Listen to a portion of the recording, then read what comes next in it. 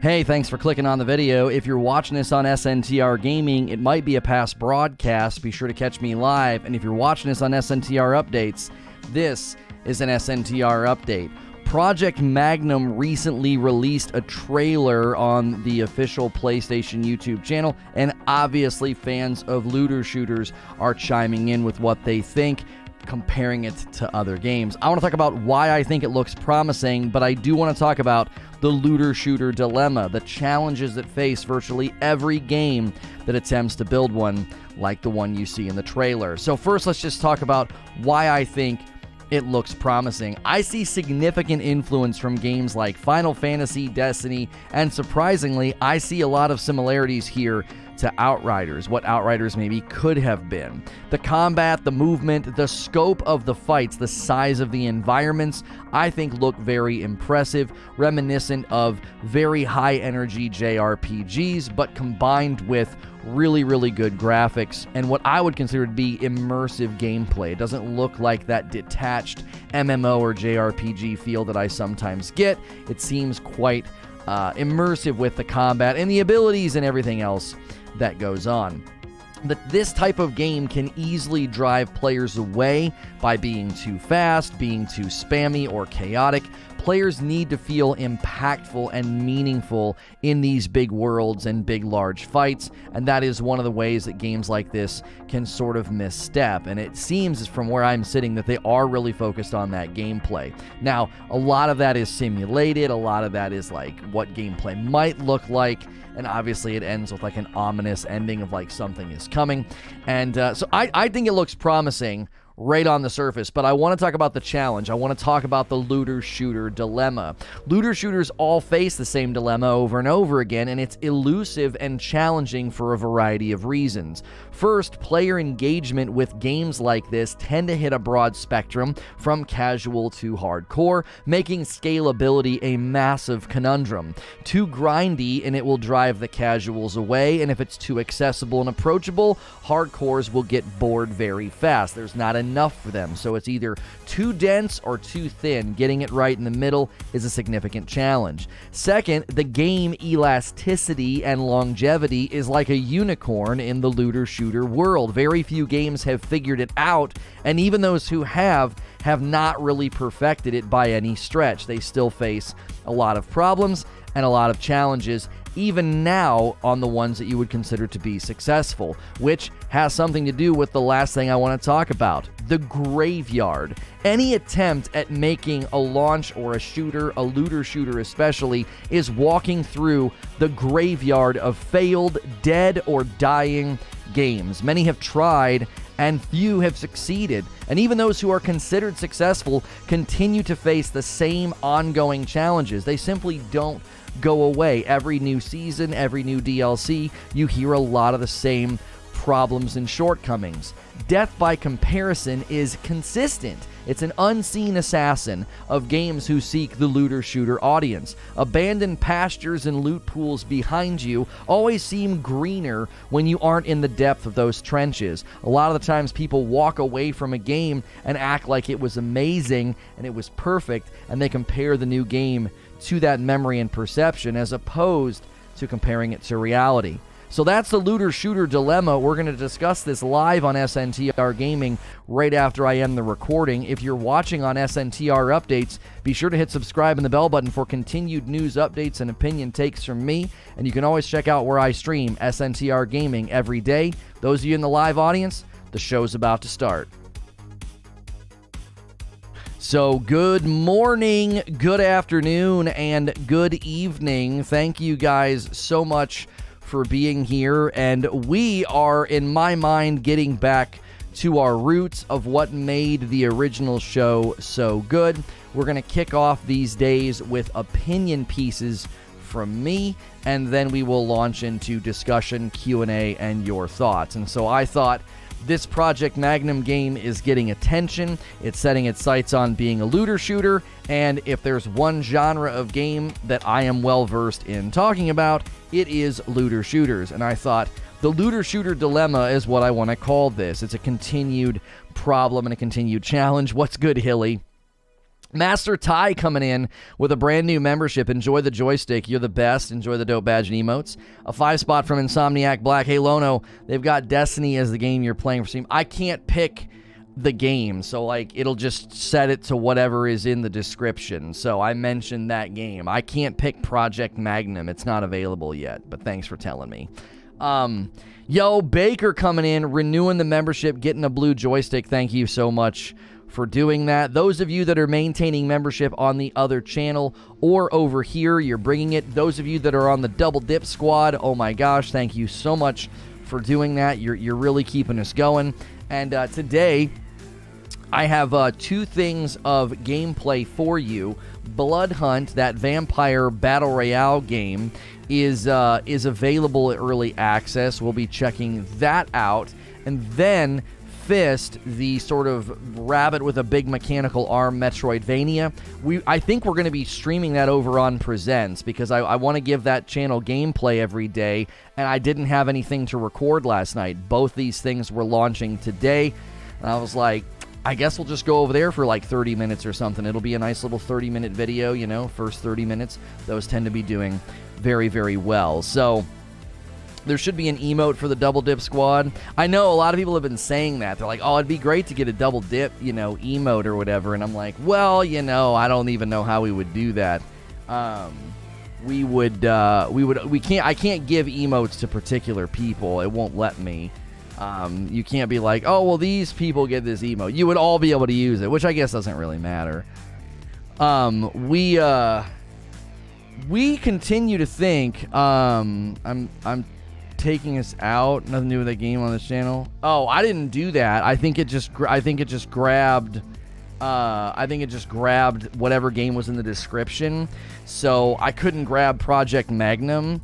So I think that's what it does. If you use certain words in the description, it just grabs them. And so people have compared Project Magnum to Final Fantasy, Destiny, and Outriders. So I guess you could throw us in Outriders, because if you don't pick a game, it's going to pick a game. Quiet Shy Girl coming in with a membership. Thank you so much. You weren't kidding when you said the coffee shipped fast. Ordered yesterday, shipped same day. Can't wait. Yeah, we print the labels that night. So, good morning, feed. Good to see you in the chat. If you guys have thoughts, questions, or comments about looter shooters in the topic today, be sure to put those in the chat. We are attempting to say, look, this is the topic for today. This is the subject. And hopefully you guys come in and enjoy maybe getting back to what we consider to be our roots of the show.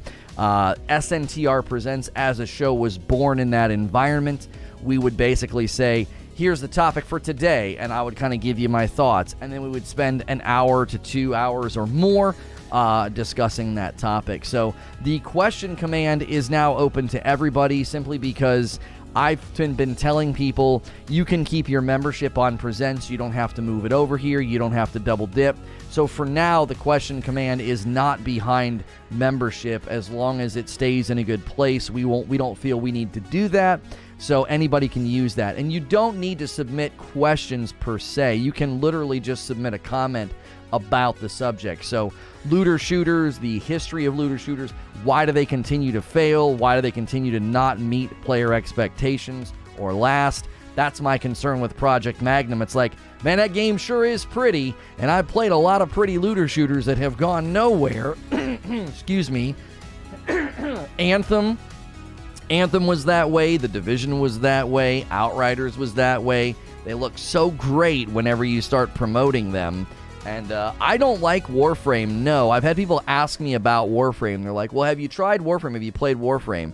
I feel Warframe is super grindy. I don't think that the content loop and the combat, it doesn't feel satisfying. It doesn't have I don't know. It doesn't have a hook, you know? Whenever I play a game, I need the content loop to hook me almost instantaneously, or I'm going to have a really hard time enjoying it.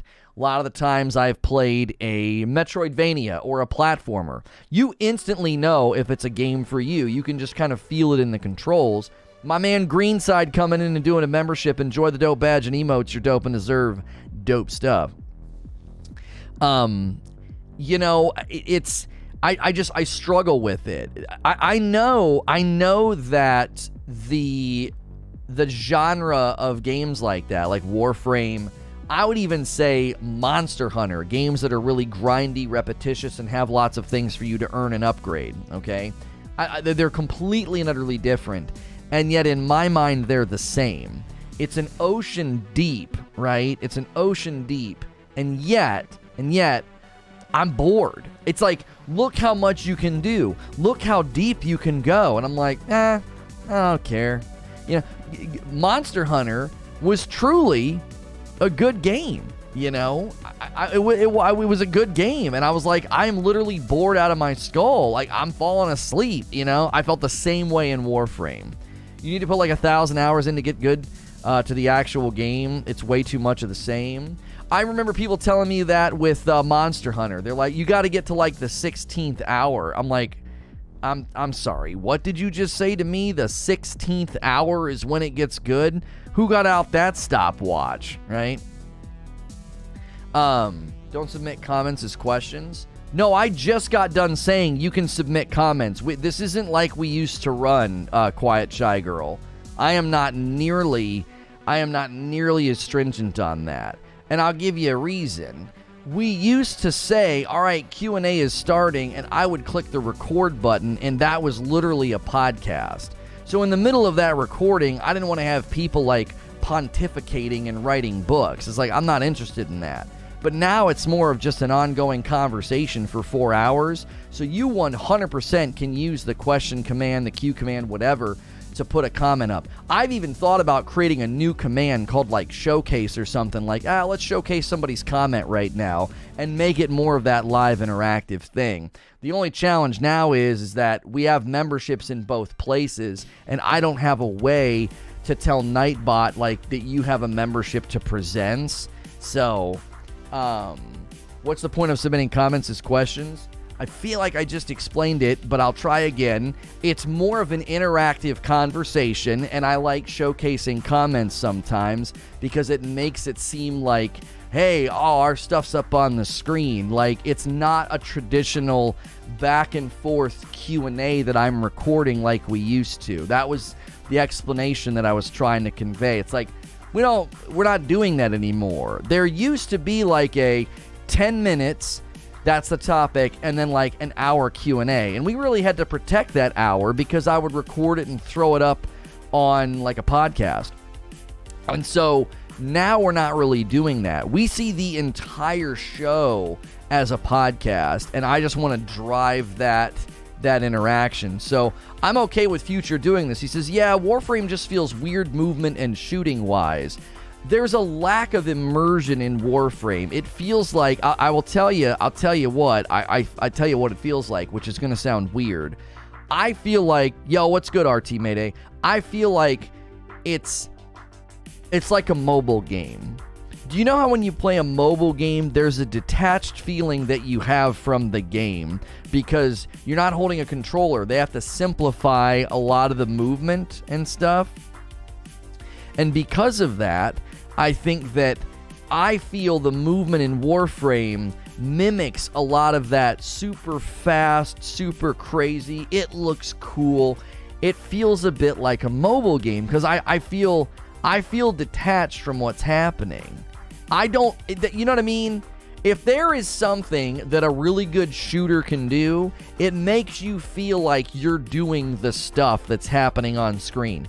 Ghost of Tsushima and God of War are other really good examples of, even in a third-person adventure game, action-adventure, you can make it feel like I'm the one doing it. My man Chris coming in and doing a membership, thank you so much. Those of you that are either moving, maintaining membership, or doing the double dip, we greatly appreciate that support. Does Q not work anymore? It's just being slow, Ashen. Your question came through. I don't know why Nightbot didn't respond to you, but your question is on the board. It's Nightbot's being kind of funky. I bet you get a response in like 10 seconds. All of a sudden it's like, oh yeah, I got your question. Double dip champion, that's right. We got to think of what a good double dip emote could be, you know, and just make the emote Lono dip. Lono dip, so you don't have to type that much. Nightbot doesn't like Souls players. Yeah, that's the truth. That's what it is. Creature says, seeing how others have come up short, is the amount of content the biggest challenge a new looter shooter faces? Oh, it's multifaceted. It's multifaceted. If it was just a matter of quantity, then all you'd have to do is give people endless questing. But that's not the issue, is it?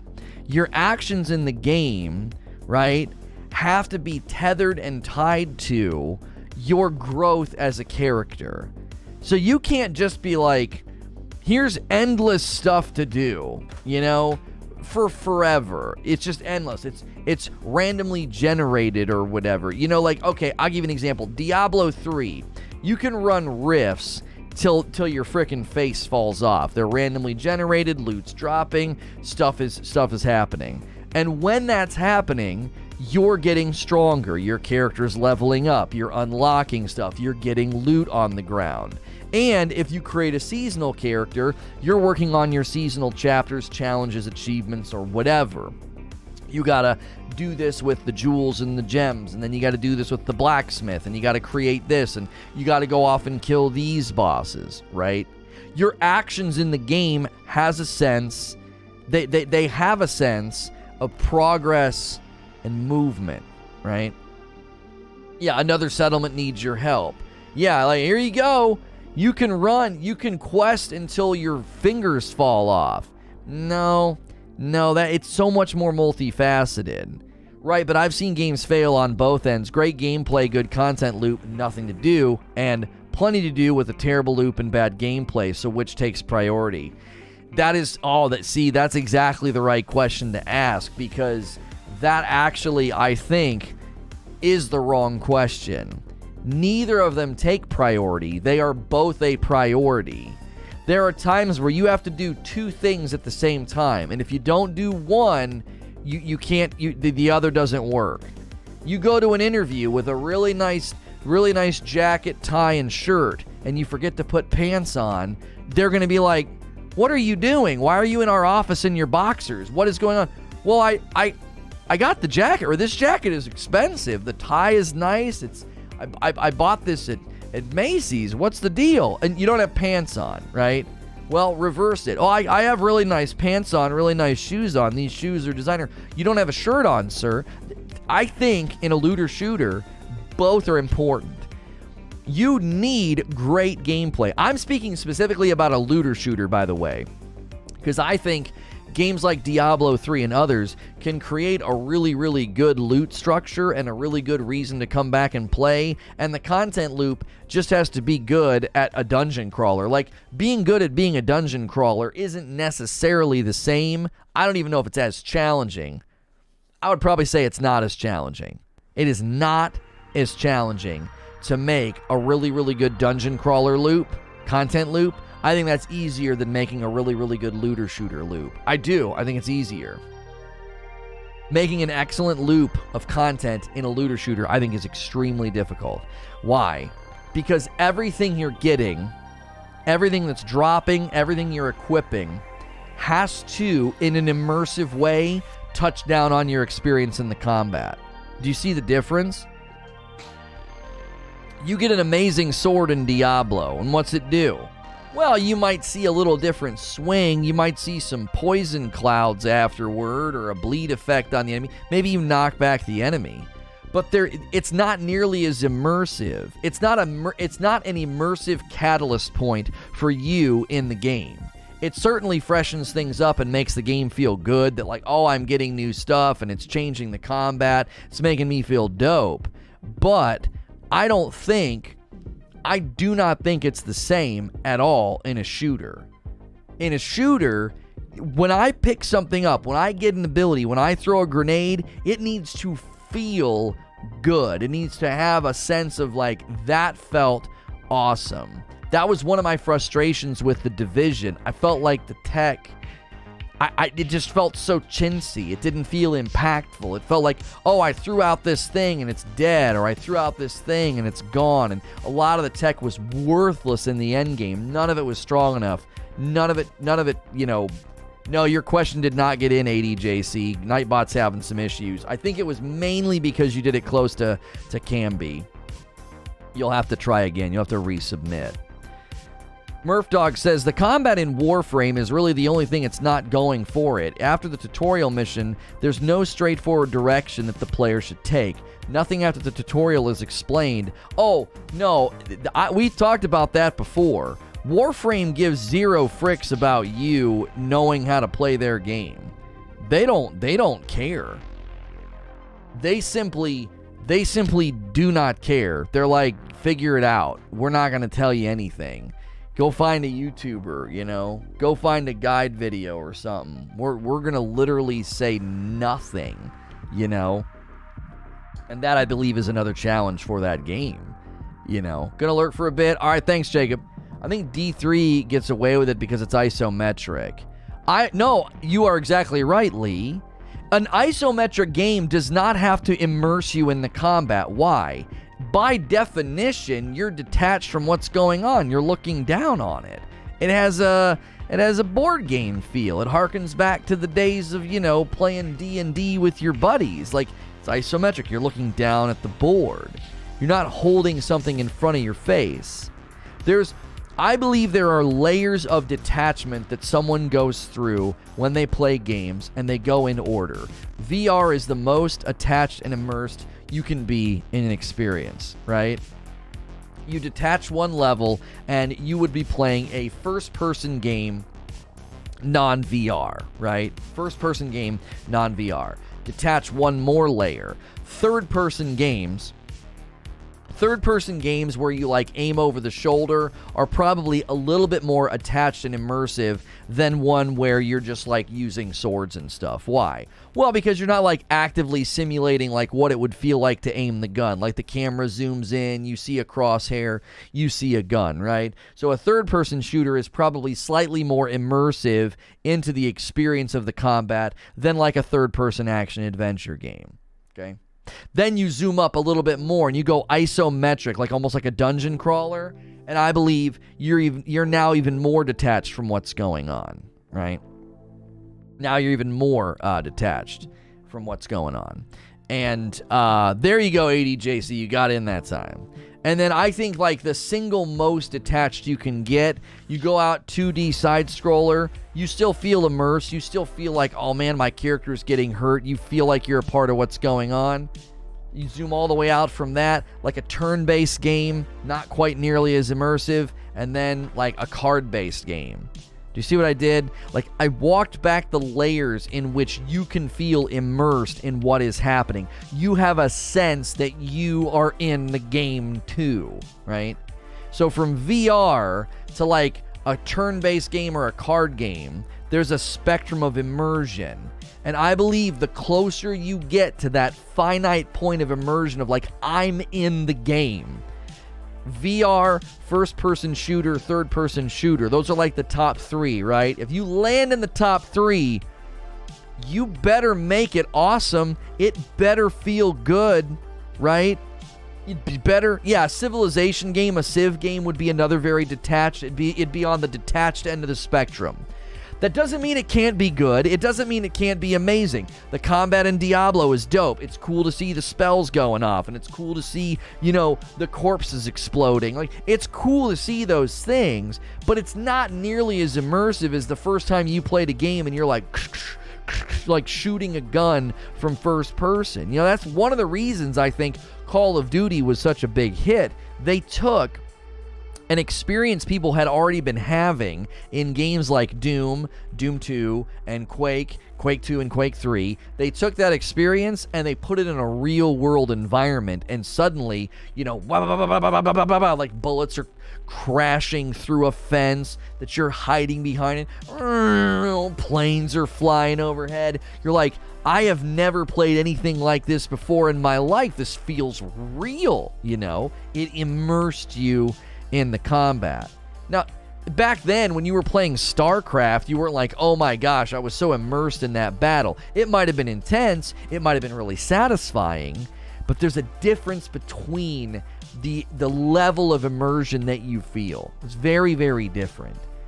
And I think that is maybe layer 1 of the looter-shooter dilemma. That's layer 1 that I've just outlined. Like, I'm writing a thesis right now, right? Like, layer 1 is the point of immersion is a challenge. You have to make the game feel really good.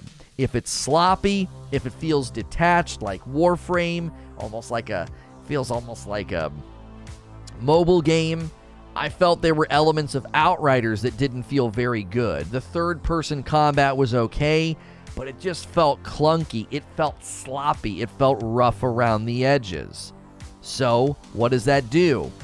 Makes it less inviting to go back. You're like, I don't know, that was okay. When you nail the combat, like if Outriders felt as good as like Titanfall feels, then it would have been different.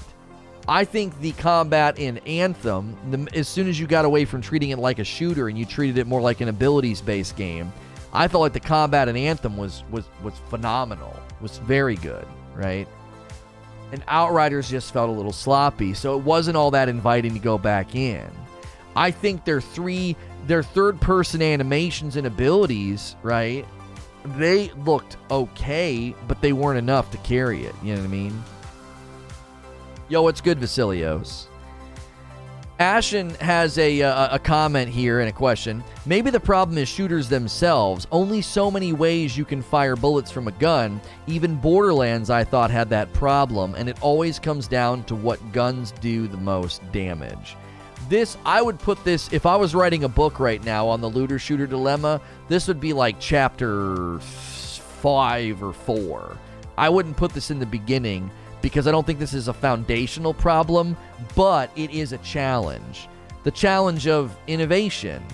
Like, how do you innovate on a shooter? It's a shooter. We talked about this yesterday. Dr. Disrespect is huge on this. He's like, where's the innovation? Why does every shooter feel the same? Why do they all do this? Why do they all do that? And I'm like, all right, two-time, I'm going to be watching for your game because I am extremely interested in how you innovate on such an incredibly long-standing and saturated market. I will give you a real-world example. You guys love my food analogies? I'll give you one. I love to get ground beef from a local butcher and make my own burger patties. And you want to know what I discovered when I was looking up, like, the best burger recipes, the perfect burger recipes, da-da-da-da-da. You know what I started to discover? They were all really similar. They were all very, very similar. Egg in this one, breadcrumbs in that one, Worcestershire in this one, maybe A1 in that one, some salt, some pepper, some onion powder, some garlic salt. It's all a lot of the same stuff, right? Because you start with your basics. Meat, salt, and pepper would be like, that's the basics. Then maybe you throw in some Worcestershire, right? And then maybe you throw in a little bit of this or a little bit of that. But basically, all the recipes looked and probably taste pretty samey, right? Yo, Noberto, upgrading to a tier 2. We're thinking through how to do video game voting here on YouTube, since a lot of you don't necessarily dip your toe in the Discord. We would love to have way more people in the Discord. If you use Discord and you like it, we're going to start to use that as a central hub for, Halo Infinite and other things. Make sure you're hanging out in there. They do community game nights on Friday night. So for me, I feel like that's what a shooter is. A shooter is a burger recipe. It's like, you got to get the base meat right, and we know that, right? If I go get this ground beef from the butcher as opposed to the grocery store, it's been sitting there for 2 days and, it's shrink wrapped, the difference in quality is noticeable.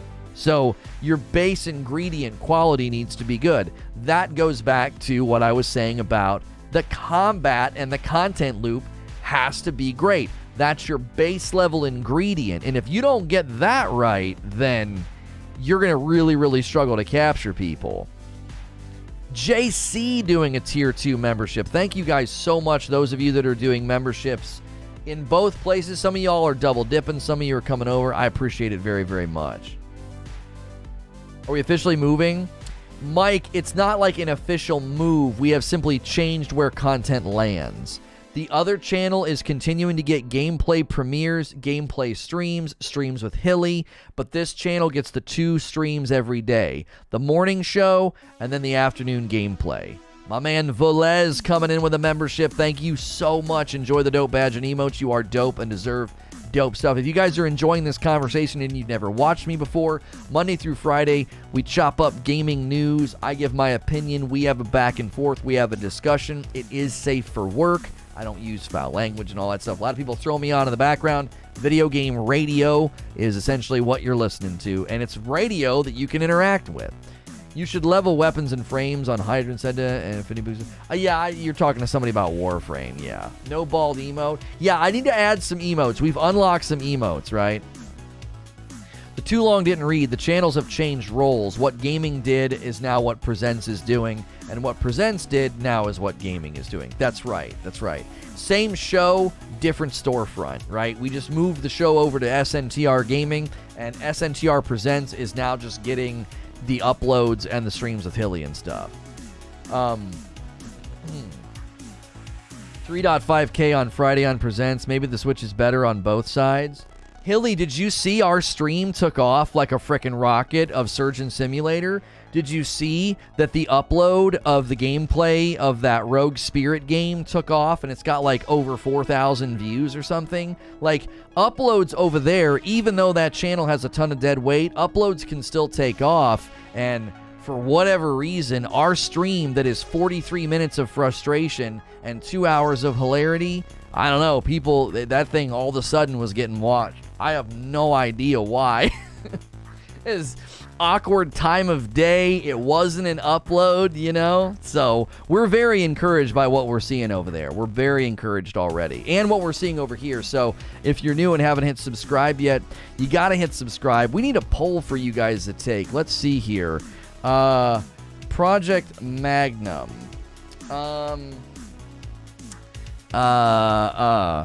Thoughts on the name. Let's just do a thoughts on the name thing because we don't know enough yet. Love it. Hate it. And then we'll put indifferent. I want to know because love it, hate it, or you're indifferent. So I was looking up stuff on Project Magnum, and I opened up my Facebook app this morning to check my memories. I like to check my memories. I do not post on Facebook. I don't comment, nothing. I like to check my memories because there's usually really, really cute pictures of my kids when they were babies because my wife posted them and she would tag me. So I open up Facebook, and like the first thing I see in the news tab is an ad for Magnum, but not the game. I was like, come on, that's not what I was looking for, you know? Project Magnum, it's a video game. John Collins coming in with a tier 1. Can you leave the door open? I am roasting down here. The air is not kicking on, and I'm dying in here. YouTube algorithm makes no sense, but in my opinion, that has to be the case. Yeah. I think Mark and Jack and other big content makers are helping to push this idea of long format videos, and that stream was perfection for that sort of content. Hilarity for hours. Yeah, it was really, really good. It was really, really good. It kind of fell off the rails at the end because it gets more and more complicated. I need like an arcade mode in that, you know what I mean? We might check out the PvP, you know what I mean? We need something that's more simple and stripped down. I don't need to like solve 18 puzzles in 4 different rooms, you know what I'm saying?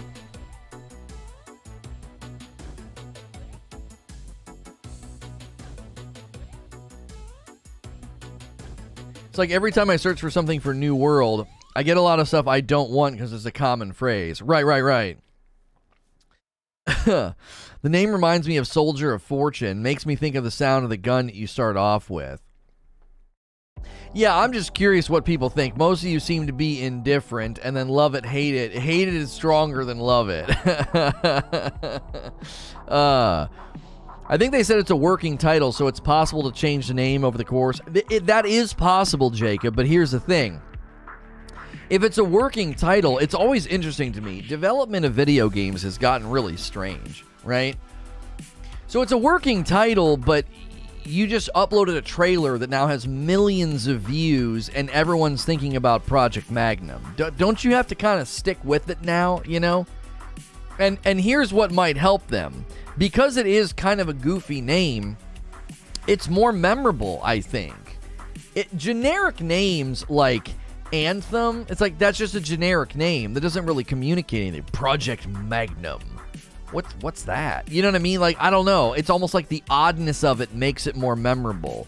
Have you ever seen any of those specials on the psychology of advertisements? And they would make an advertisement look off. They would like, there was like a Pepsi ad with a girl on a swing, and they gave her an extra leg and things like that, because it would be dissonant enough to get your attention and then be memorable. You'd be like, what is that? And you'd look at it, and then you'd remember it because there was something off about it, right? Forspoken had a way different working title. Forspoken is a really, really good game name. It really is. I like that. Like, that just sounds cool. Forspoken. It just sounds dope. That's a good one.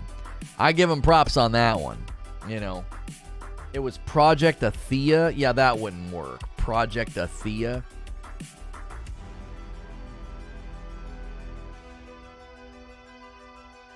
They put project before a lot of the games they're making. Oh, I mean, it makes sense. It makes sense because it communicates working title. When you hear, like, you know, Project Nexus or Project Unicorn or Project Magnum, you're like, oh, it's a working title. They've not settled on a title yet, you know? Future has a comment about Outriders. The thing that makes me sad is that Outriders promised so much on launch, so I pre-ordered it. Almost half a year later, it's been uninstalled for quite some time. That's the last time I'm pre-ordering. Well, and the thing about Outriders, I think that really took people's legs off, is they were like, it was so enjoyable in the beta. They were responding to player feedback in the beta. They were updating the game in the beta. The beta was good. I was like, this is a promising game. Do you remember the Titanfall 1 beta? You played it and you were like, wow, this game is so good. It runs so well. The Titanfall beta was rock solid. That was an anvil of a beta. You could throw... nothing could phase that thing. It just ran really, really well.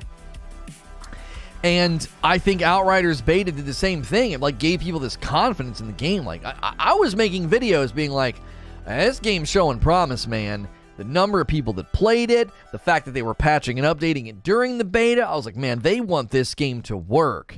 And then the game launched, you know? Rageous Roast equals good. Thank you, Die Bear. For those of you that don't know, we do have our own coffee, and it comes in a light roast and a dark roast. People in chat will tell you how good it is, how fast it ships, and how adorable my kids' drawings are. They send drawings with it. It is a balanced acidity coffee with honey undertones and a smooth finish. It's medium-bodied light roast or full-bodied dark roast. That's the main difference. The balanced acidity is one of the main reasons I think people like it so much. It's a very versatile coffee. People drink it black. People do a cold brew. I drink it with creamer. It's a very, very drinkable coffee. You can use the coffee command or go to ragelessroast.com if you want to order some. It's ours. We're not working with some other company and I'm getting like a kickback. No, it's literally in my house. It gets shipped here on like a flat, like a skid, right? And my kids ship it to you. I was going to say, as parents, we're cashing in on our kids working for us. That's what I was going to say. But I said, no, my kids are shipping it. You know, I got my parents down here too. You know, they're in the basement working for me. I'm just kidding.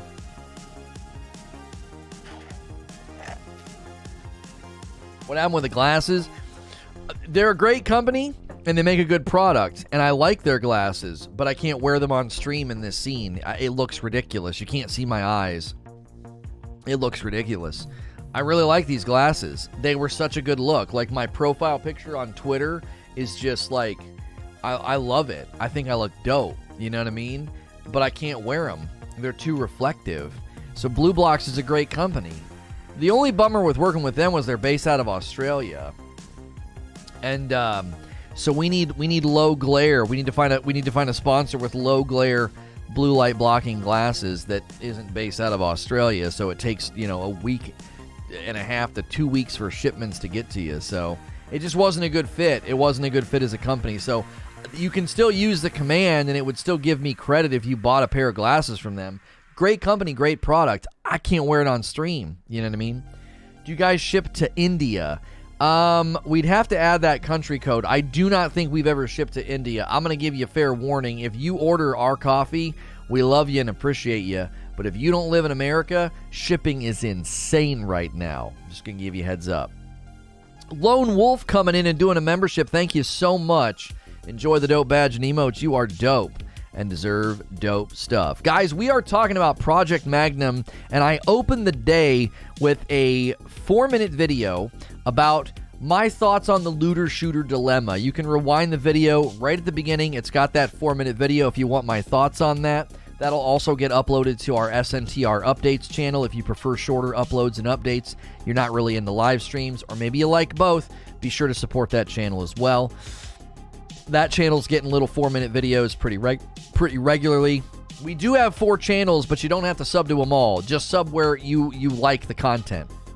Because YouTube added shorts, and we have a channel dedicated to that. And this channel is dedicated to live streams. And if you don't break up the content like that, no one would want to sub, because they would get like 9 videos a day from us. So they'd be like, this guy doesn't stop. To be honest, when shipping calms down, we'll order some more. Thanks, Hilly. I appreciate that. I do. You know it's good if a Brit's ordering it. You know what I'm saying? You know, if he's going to betray the Queen and order some American coffee, I mean, that, you know it's good, because he can be arrested for that. So that's true. You don't need to look that up. No, they knock on his door. Hello, sir. We're here to take you away. Word on the street. You're a defector. They have the tall hats and the billy club, and they like hit you with it, you know, they take you away. They have a mustache, they speak very haltingly, you know. God save the Queen, and they just take you away. Oh man. In local news, a young man in London was arrested this afternoon for ordering American coffee. He was taken away in a bus and beaten promptly. I couldn't continue. I ran out. I didn't know what else she would say about it. I nailed the voice. I was happy with the voice, and then I completely lost the words. I'm very, very disappointed in myself. That could have been a good bit. That could have been a much better bit. Yo, what's up? Is No Man's Sky still glitching out? I mean, what do you mean? Glitching out how? I played it the other day. I'm going to start playing it whenever they launch the next expedition. I think I'm going to play it on my PlayStation. There's so much hitching on PC. It freaking does my head in. I have like $180 million on PC, and I'm like, I don't want to play over here. Could you please give me cross save? I'm just going to play on console. It doesn't run good. It doesn't run good. It doesn't run well on the PC, you know? My day is ruined. Ruined. The feast is ruined. Wasn't that like a Snickers commercial where that guy said that? The feast is ruined. That was good. That commercial was good. Brand new subscriber. See a couple new subscribers this morning. If you subscribe, you can talk in my chat. I'm a Safe for Work broadcaster Monday through Friday, variety gaming channel, and you can have your comments show up on the board right now. We're talking about looter shooters, and Camby says, what do you think caused Division 2 to fail, or what caused you to drop it? So we've been moving through my thought process this morning on the looter-shooter dilemma, and we talked about immersion, and I outlined how, like, a first-person shooter and VR games are the most immersive, and you dial back the layers of immersion, like, all the way to, like, a Civ game or, like, a card game, right? So immersion is key, I think, for a looter-shooter. And both first-person and third-person shooters are more immersive than like an isometric game, you know, like a dungeon crawler. So I believe they face significant challenges there because the weapons and the guns and the combat have to be good and immersive. Like what you're finding in the world has to be good and immersive. This question, what caused Division 2 to fail? This would be like Chapter 3. So Chapter 1 would be immersion, Chapter 2 would be content loop. You got to nail the content loop. It's got to be addicting and satisfying. And number 3, you have to nail the end game. If you don't nail the end game, you don't have a looter shooter. What you have is a tutorial, like prologue. You don't have a looter shooter. Anthem is the best prologue I have ever played. It's the best prologue I've ever played. There's no game there. There's nothing. Amazing world and graphics. Now, it was buggy when it launched. Ignore all that. Once they got that thing running, okay, it was beautiful. Loved it. World was awesome. Combat was awesome. The javelins looked cool. Anthem was literally, I just came up with the best way to phrase it. I've never said that before until this morning. Anthem was the best prologue I have ever played, because that's all it was. There was no end game. Did it really fail though? People still play? Maybe fail's the wrong word, Paul. In his mind, he said fail or what caused you to drop it. So let's just answer it in a more personal way. For me, I felt like Division 1 and 2's endgame was thoughtless. It was thoughtless. It felt thrown together. It felt like an afterthought. It was like, well, we built... Division 2 is more close and personal. It's got more distance. Division 1's endgame was just awful. It was like, what the frick is this? Division 2, it was like they learned, but kind of not. It was like, okay, so the first playthrough of Division 2 was great. I loved clearing the map. I thought the content loop was excellent. I thought the inclusion of more tech was better. I still think Division's biggest failure is that it's not 50% tech, 50% guns. It's like 80% guns, 20% tech. And if you really want some of the tech to be worthwhile, you have to grind your face off and spec into it. It's not by default, right? When you played Anthem, it was like 80% abilities, like 20% guns. And a lot of people didn't like that. They played Anthem like a traditional shooter, and they're like, these guns suck. And it's like, well, you got to be using the detonators and the primers and your abilities, and the guns kind of complement that. They're not the main cores. Division, it was like, what is this? Like, why is the tech so weak? Why is the tech such an afterthought, you know? And I believe that affected the end game, because it was like, I think Division 2 was better than Division 1, but then I got to the end game, and what was it? What was it? It was a race to World Tier, 5? World Tier 1, 2, 3, and 4 could have been an enjoyable, rhythmic, satisfying grind, and it wasn't. It was meaningless garbage. Didn't matter, wasn't worth playing, wasn't worth spending any time in. And you could cheese your way right through it, right? All you had to do was play with somebody at like a higher gear score, right? And what'd that do for you? Well, it would just drop stuff for you. Boom, up, boom, up. I literally leveled up World Tier 1 to 5 by just playing with a couple of dudes from the community for 30 minutes. I think we played for 30 minutes, and they just dropped loot on the ground for me.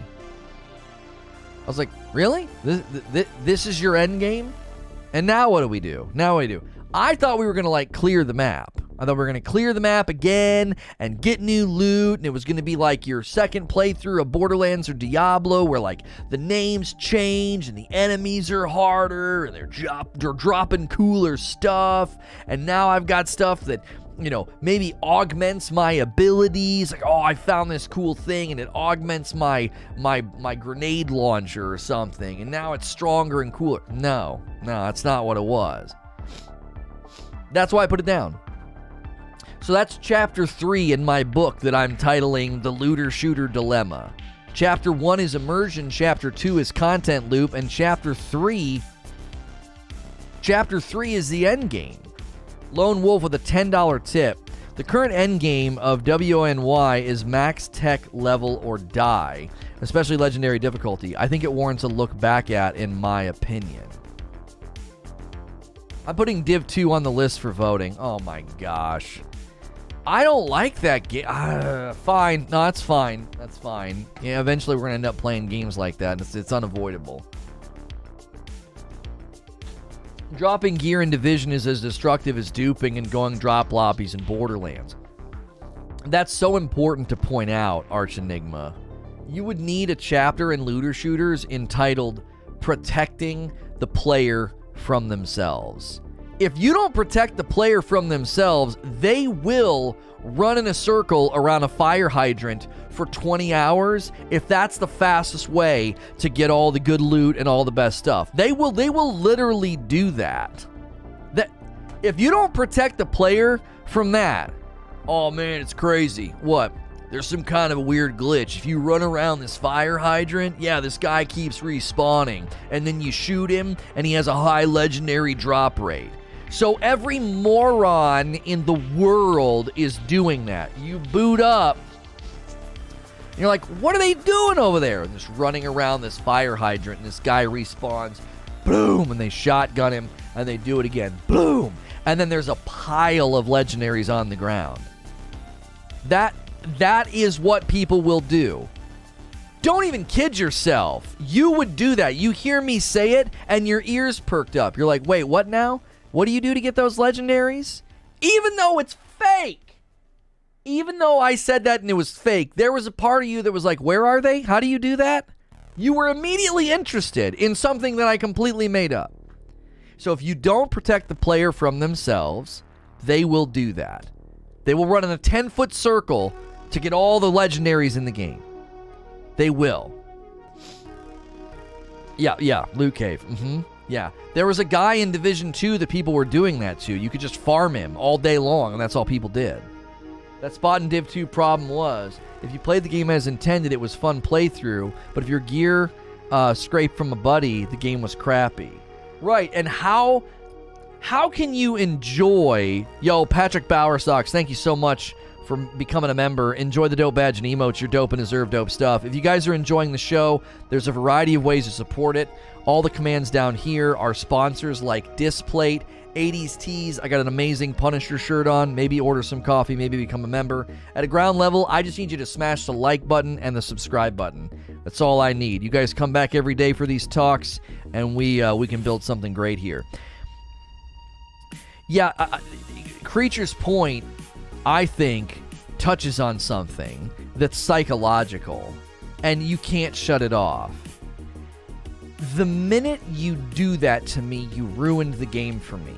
You don't even give me the gun yet. You just tell me, yeah, if I drop gear, you can skip all this. Say what? What'd you say? So you're saying you can literally just drop junk on the ground, and I don't have to do any of this. I can jump right to tier 5. Do you know what you just did? You've ruined the game.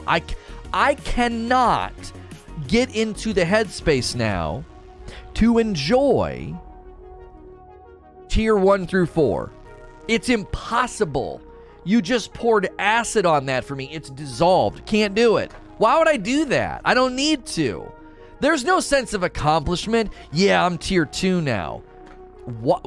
You didn't do anything that you couldn't have done 10 minutes ago by having me drop loot on the ground. There's no sense of progress. There's no sense of achievement, because as soon as you know that shortcut exists, what's the word? It diminishes the sense of achievement and satisfaction from playing the game the way that it was intended. You're like, I could have just sat there in the town. I could have sat there in the town and just had you drop stuff.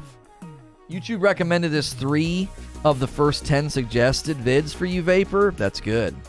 You're right about protecting the player, but then also you have to make the gameplay incentive or achievement good enough to outweigh it. This is why, Omar, the first 2 chapters in my book, if I were writing a book about the looter-shooter dilemma, chapter 1 is Immersion. Chapter 2 is the content loop. Those are foundational. If you don't get those right, everything we're talking about right now doesn't matter. Protect the player from themselves and make sure they can't do stuff. None of that matters if your game ain't any good. Like, if people don't like the game, think about it like this. I did not enjoy Monster Hunter. Great game, lots of depth, lots of customization, but the content loop didn't hook me. So do you think it matters if the developers at Monhun are like thinking about ways to incentivize me to play or better loot pathways or upgrades, and then they like send me an email and they're like, hey, you know, hey Lono, we made these updates to the game to better increase drop rates in the end game. I'm like, brother, I'm not even in your end game. I didn't enjoy the game. Do you see? Like, it wouldn't matter. Now, when I'm saying this, I'm acknowledging that Monster Hunter is a really, really good game. It just didn't land on me. But the point that I'm making is that if the game doesn't land on people, if the content loop and the immersion isn't there, you can have the most elaborate end game ever, and it just doesn't matter. It doesn't matter. Can we get you consulting somewhere so we can get some good games? I would love to consult. I would love to consult on a looter shooter or a shooter in general. It would just be a friggin' dream come true. They couldn't afford me, though. They couldn't afford me. Because if I got to take time away from my business, that's very valuable time. You're gonna have to write a fat check because that's going to be long hours. That'd be so much less streaming and so much less content creation. You better be writing a big old check if I'm consulting on your game. You can't afford me. You can't afford me. Consult for or with Dr. Disrespect. That'd be a dream come true, but again, I don't think you can afford me. I played Div 2 for 5 minutes max gear because my friends dropped gear for me. And I'm telling you, the minute you know that, it ruins the game for you. You're like, well, I couldn't conceivably do this the right way. Why wouldn't I just take the shortcut? It's an instinct. It's an instinct to choose the path of least resistance. And the minute you realize there's a path of least resistance you can take, boy, oh boy, not taking that path just feels dumb. Right? Project Magnum looks real interesting, but with the history of looter shooters, it does lead to concern. That's literally what my entire video, my entire opener today is about. The looter shooter dilemma. It is a graveyard of games right now. Nobody's figured it out. Even the ones that have figured it out, still, every time they release something, they face the same challenges, the same concerns, the same critiques, the same problems. There's a game I used to play and cover, and I saw screenshots of guns, and I was like, I've gotten all those before, right? People are going to say that. People are going to point that out in the forums. Why? It's an ongoing problem, you know? You don't get to shake that problem, just be like, well, just push out another update. Like, no. You're always going to run into this problem. Looter shooters are massively challenged in this regard. They're super addicting. People play them for super long periods of time, so it's so hard to stay ahead of their player habits and their player patterns. It's really, really challenging. Did you get like another 4 games with Surgeon Simulator 2? I did. I didn't install them though. I only wanted Surgeon Simulator 2 to install. That night, I owned them, but that night we were in a hurry, so I only installed Surgeon Simulator 2. Surely 1 should make it through the cracks eventually. It's the only thing that keeps me going. Homie, I have said time and time again that somebody right now is making the next greatest looter shooter. Somebody's making it.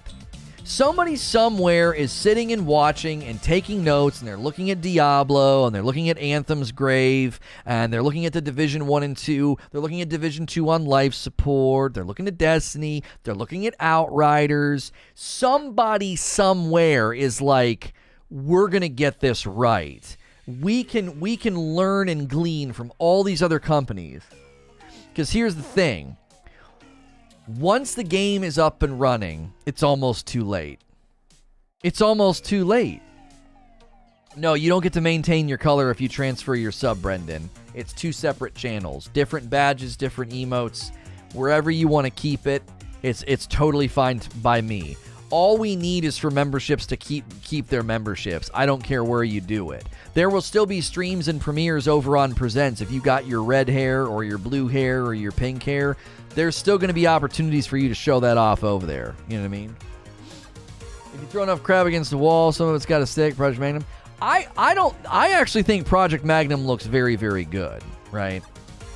I think it looks good. I think the combat looks good. I think the one turnoff for people is that it has similarities to the speed and the intensity of a JRPG. And I think JRPG combat turns people off because it has that Warframe, frivolous, fast, detached feeling. You need to feel impactful in the game or it just doesn't work, right? It just doesn't work. Like, if I blow something up or shoot something, I need to feel like I did it. If it feels detached from me, that was one of the things that Anthem somehow pulled off. To this day, I will defend Anthem's combat and content loop for one simple reason. It felt good, and there was no other game I could play like that. I could not play another game and jump in a mech suit or jump in an Iron Man suit and feel like that. You couldn't get it anywhere else. It felt really, really good. And that is a significant challenge to make a third-person game feel good in the combat. It's tough. Ghost of Tsushima, incredible.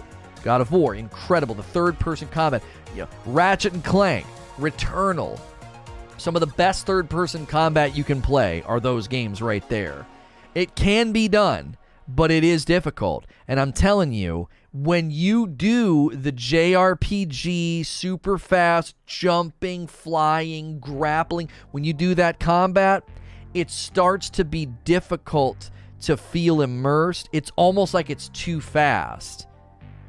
It's too fast for every little thing to be meaningful, right?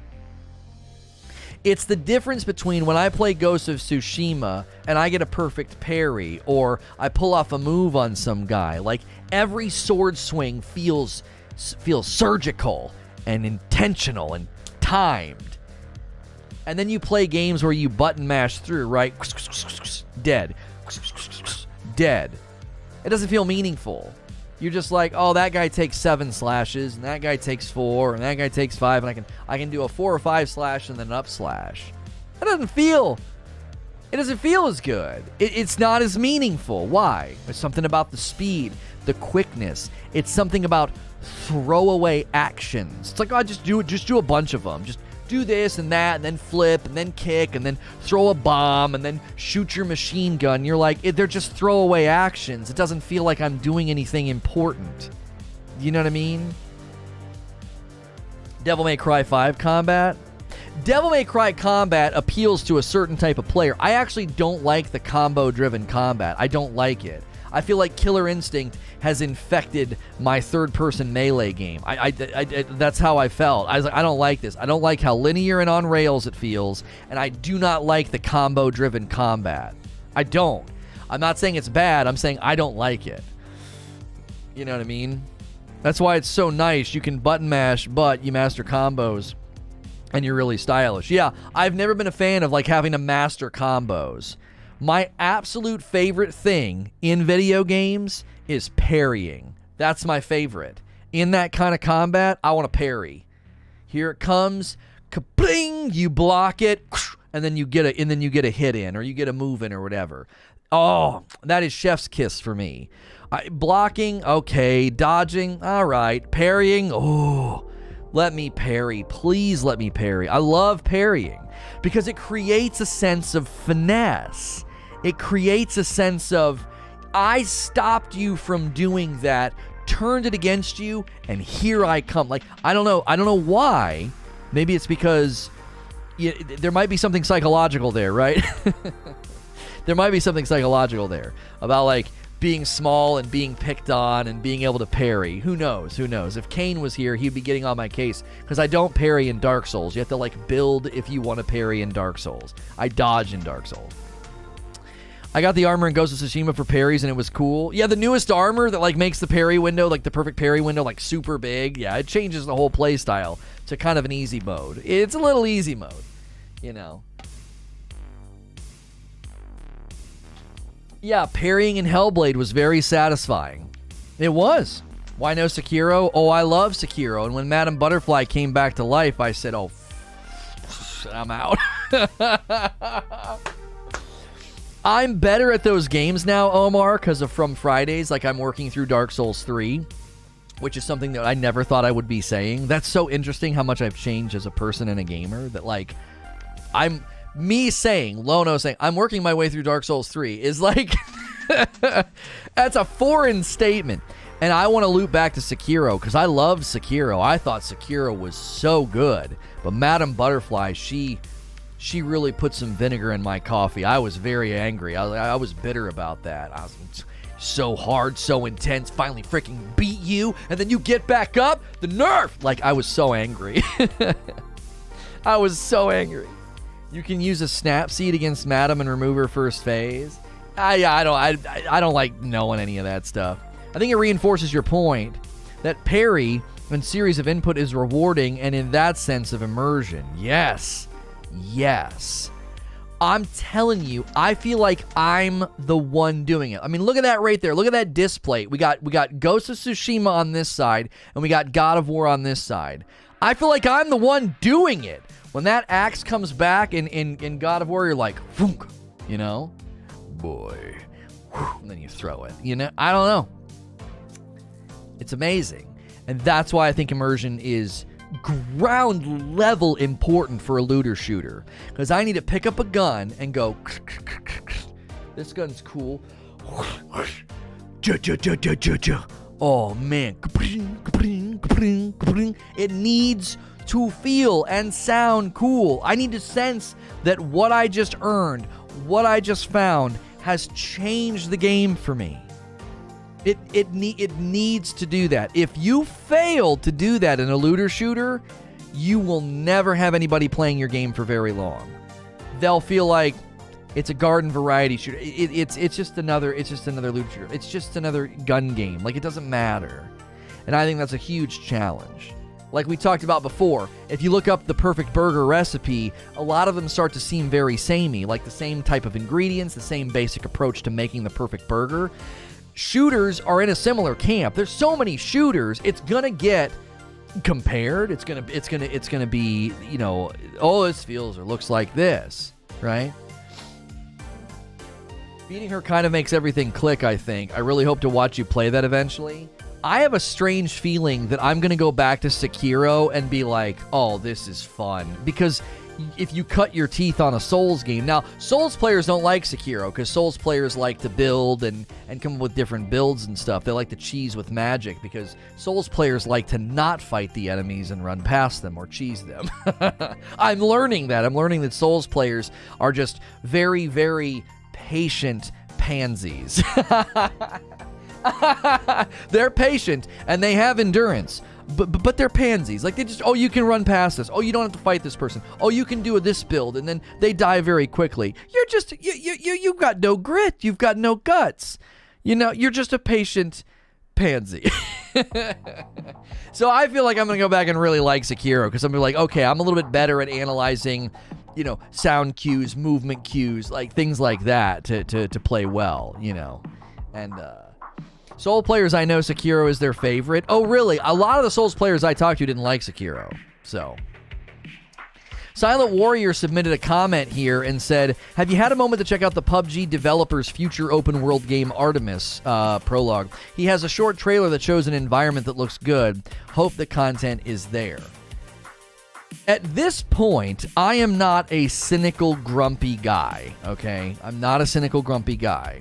But I continue to say this. If your game is really, really pretty and you show me a really pretty trailer, I kind of don't care. Do you see? Do you see what I mean? I don't care. I know you can do this. I am well aware that you can put together a trailer and blow my mind. I know you can do it. You've done it many times. You can make a sword shine, and you can make explosions happen. You could put a dinosaur in the room and have it, you know, eating and speaking French. You can do whatever you want. That doesn't matter to me anymore. All that matters, games rise and fall on the content loop. That's all that matters. I will sacrifice so much, I've said this before, on the altar of the content loop. Everything lives and serves the content loop. What are you putting in the game right now? Oh, we're putting in these guns They're basically sidearms, but they infect the enemy. Okay, how's it serve the content loop? What kind of doesn't? Make it serve the content loop. If it doesn't serve the content loop, get it the frick out. Orient everything to serve the content loop. There is something so satisfying when you play a game like this. Ghost of Tsushima, everything I do serves the content loop. Following a fox, climbing up this hill to find this pool that I'm going to bathe in, fighting these guys out in an open field, fighting an encampment. All of it serves the content loop. Nothing is just there to be there. Now, there are some cosmetic things and you can find to decorate your player, but that indirectly serves the content loop. I want to look good while I'm doing all this stuff, right? So to me, the minute that you create a really pretty game and I look at it and you've got like wind blowing, what is my camera doing? The minute you do that, you're like, yeah, here's a really pretty game and there's movement and wind and da-da-da. I'm like, that's great. What's the content loop? What am I going to be doing? Can I see some combat, please? I want to see what it looks like when the guy fights and gets knocked down or gets a kill or, right? That's what I want to see. Black Myth Wukong? Oh, yeah. What's it do? It does two things. Amazing graphics, and then I get to see some of the content loop. All right, you have my attention now, right? You know, camera just opened the vault doors for the first time. Yeah, it does an auto white balance thing, and it's handled this scene very well, but maybe it's the shirt, maybe it's the, maybe because I'm wearing more of a black shirt today. I have no idea. Do I need to move my monthly support to this channel? Casey, you do whatever's best for you. There's plenty of reason to maintain your paid membership on the other channel because that channel will continue to get premieres of gameplay and streams. The morning live show that you're watching right now and the afternoon gameplay is going to live over here. Both channels are continuing on. Both channels are getting content, so whatever's best for you with respect to membership. If you're new right now and you're in the audience and you're interested in looter shooters or Project Magnum, maybe you've never been in a live podcast on YouTube before, we do this Monday through Friday. It's very interactive. It is safe for work. If you want to support me, the free way to support me is to click subscribe and then the bell button. That costs nothing. If you want a paid membership and a badge and emotes, that's the join button or the join command. And then down here is all the various commands you can type in chat for our sponsors and our other ways of supporting, maybe buy some of my coffee or something. So thank you for being here as we continue this discussion. Looking forward to Cana Bridge of Spirits. Yeah. I just hope it doesn't get delayed again. I hope that's the last and final delay that they just recently did a delay. And they've always been short delays, which is encouraging, but eventually it's like, maybe you should just kick this into next year, call it a day and kick it into next year, PlayerUnknown's creating a giant world. It's going to be procedurally generated planets. Are you... Okay. You guys know I love No Man's Sky. You guys know I've always defended No Man's Sky and Sean Murray. Maybe I've defended that game and him to a fault sometimes, but I said that game was just sort of the beginning. I believe that it will influence the industry and we won't see it for a while. I said it's going to take 10 years for this to influence the industry, right? Wait, his game releases in 13 days? Oh, no, Cana Bridge of Spirits releases in 13 days. I was like, what? So if procedurally generated planets become a thing, right? If it becomes a sustainable thing, Creature, you son of a gun. Creature went and updated the emotes. He added Lono Bald for all of the members. Oh my gosh. And Madam, he added my wife's emote. It's such an adorable little emote. Thank you, Casey, for doing a membership over here. Enjoy the dope badge and emotes. You're dope and deserve dope stuff. Casey, some people are double dipping. That's not something that I expect from you. But that the people that are double dipping, doing a membership on both channels, you guys are legendary. We might actually hit membership thresholds that I was wanting to hit. We want about 1,000 members. That would put us in a really nice position to be able... This is going to be a slow build on this channel, but we're very confident in this channel. But it is going to be a slow build. And the members make that slow build a lot more, it's not even tolerable. Like, it's a lot more comfortable to be like, okay, this will take us a while, but it's okay. We'll be all right. If I may ask, this is Destiny related, and shoot this down quick. Do you feel champions help the combat loop? I felt they were a record scratch. They are the quintessential piece of Destiny content. Good idea, bad implementation. That's their MO. That's their MO. Great idea, bad implementation. Consistently over the 5 and 6 years that I covered that game. We'd read a blog post, we'd read a thing, and we'd be like, man, that's a great idea. And then it would get implemented, and we'd be like, the frick are you guys doing? Champions, sunsetting, loot system and trial. I don't want to talk Destiny. But that pattern was consistent with that game. I unsubscribed to the other channel and subscribed to this one. I still want to support and definitely don't want to detract from what you're doing. Ross, I appreciate that. The issue with the other channel was that if you're going to be subbed and show up every 90 days to be like, can I ask you a question about Destiny? I need those people to just go away and never come back. And I don't mean that in a mean way. It's like, you are bad for me. You're bad for my mental health. You're bad for my channel. Like, please leave. You know what I'm saying? So if you're continuing to support and watch and you're like, oh, I'm not going to watch this channel anymore, I'm going to watch gaming, totally fine. Thank you for moving your subscription. Has anyone noticed that if Lono actually shaved his head, he could totally say, hello, Vsauce, Michael here? I don't even know what that's from. It's such a rigid lock and key mechanism with no depth. It's like, you must have this. Yeah, it should have been more about do this thing in combat to take them down, right? So, dadgummit, I hate you guys.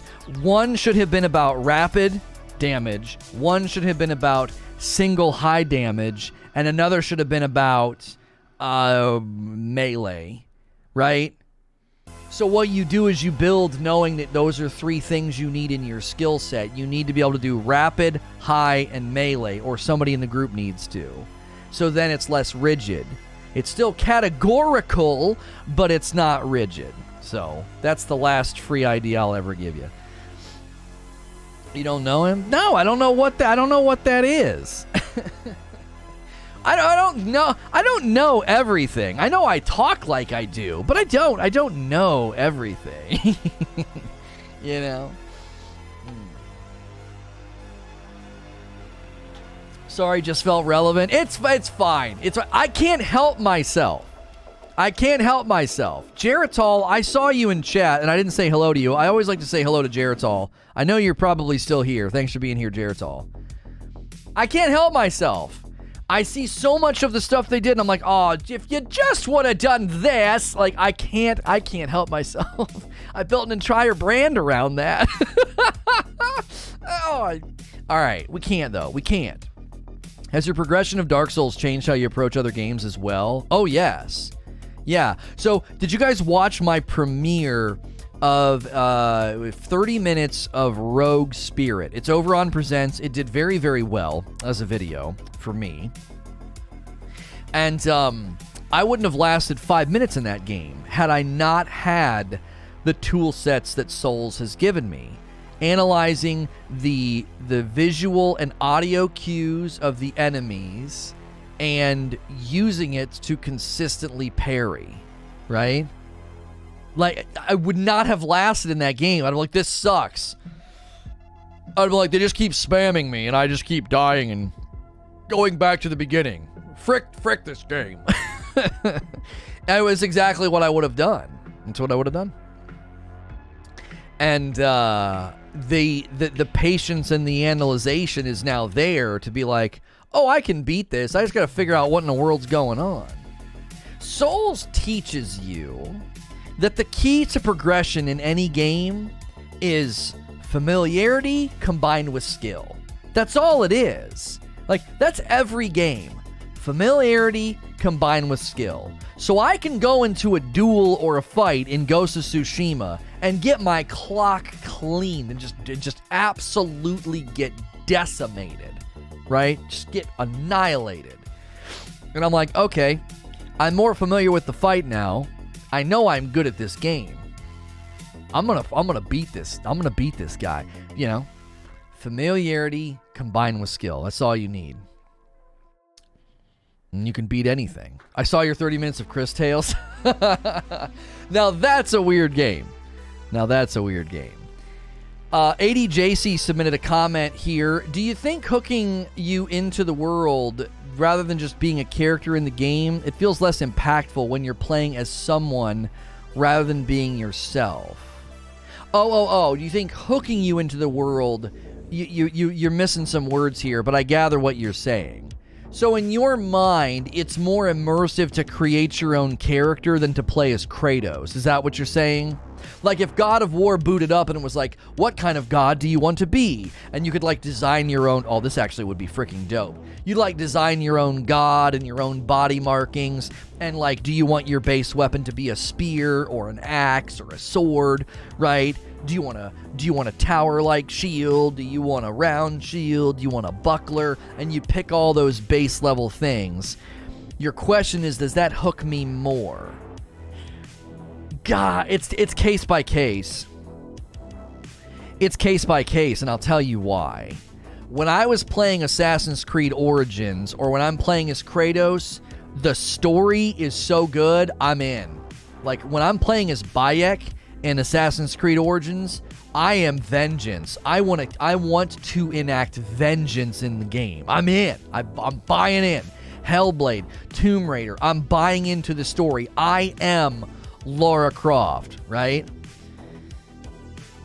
But if it's... Some games are more generic, and I'm like, I don't care about this guy, you know? I don't care about... The story's not good enough. Ghost of Tsushima is a great example. I absolutely love the main character. I love him. Like, do you know the voice actor and the guy who portrays him? He's got like a YouTube and a Twitter, and like he's doing all the stuff with the swords and stuff. He's the coolest looking dude. Like, I just want to hang out with him for a day. I have a like for him as a person, and I've never met him. And so it does depend. If it's a very, very story-rich game with a good character, I'm in. Now, under the banner of looter shooter, I think I need to pick my character, right? I do. I think I need to pick my character. I need to be able to build, right, and set up and set up what I look like, and even kind of choose my skills and stuff. Like, it's all kind of part of the same package. So I think there's a significant difference between like a story-driven game with a main character and a main narrative, beginning, middle, and an end, and like a looter shooter with the intention of like ongoing and live service. Like, well, no, then I need to make the character, because that's me in there. Let me tell you something. I'm gonna let you know a little secret. That's why Halo Infinite is already laying the groundwork and setting your expectations to care about your Spartan. Because if they want you to play that game like a live service, ongoing thing, ongoing experience, ongoing stories, new this, new that, then they need you to be in the game and not be playing as Master Chief. Long term, that's their goal. That's why they're already laying that groundwork, because that's how you get that loyalty. Jesse, if you're having trouble opening a bag of dark roast, I'll let you in on a little tip. This is the best way to open them, all right? You take your little tabs out on the side, and you roll it out, and you literally, right along the top here, where like this is like rigid, right underneath there, just a pair of scissors, right across. You could even take like a butter knife sometimes. I take a butter knife and I just go, and just saw across. If you try to pull it or tear it, it's going to tear down the side, right? It's going to tear down the side. Am I getting older, or do you look slightly fuzzy? We're not doing this again today. I don't look fuzzy. I can tell when I look at my shirt that I'm in focus. Now the lighting is doing something weird today, but I'm not fuzzy. We're not doing this today. The AC, good story, bad combat, stealth unimportant because of the bad combat. I actually thought the combat was great in Origins and Odyssey. I was one of the people that really liked the combat. Yeah. Can't open it. Bet he's gonna try and melt it. Yeah, don't try to melt it. The focusing thing in this scene, I go back and watch the streams. Some of it's just YouTube, right? Some of it's just YouTube, right? If you move forward, you're in focus. If you don't see it, you're sort of blind. Sorry. Is it forward? I set this up. This is what I do. You want to know what I do? I'll show you what I do. This is what I do.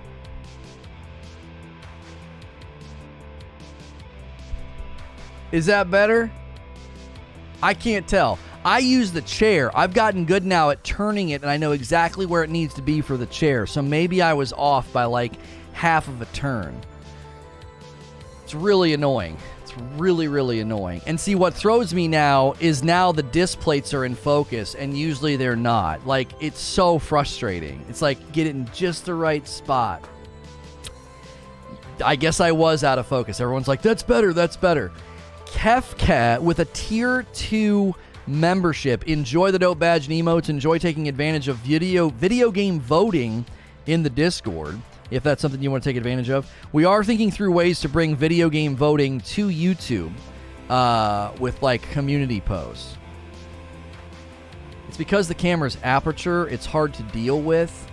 It's super frustrating. If I put on autofocus, it just always grabs the disc plates because they're so bright. Even when I tell it, I've gone in and done this. I set the zone for autofocus like on my chair, like on my stomach and my chest. Doesn't matter. It grabs the disc plates. I'm like, you frick, what are you doing? Like, I'm sitting in the center. ADJC with a 5 spot. Your character should be you, not someone not like someone else. That's why I lost interest in Outriders. Oh, I see what you're saying. Well, see, that's the difficulty of needing to tell a story inside of a game like that. How do you tell the story then? I chose my character, but then there's only so many voices they can put in the game, right? Set it to your face. They usually detect eyes better. The problem is, I could try that. I'd have to have my wife do it. Or maybe just set it to the top of the chair. I'll try that and just see if it does a better job.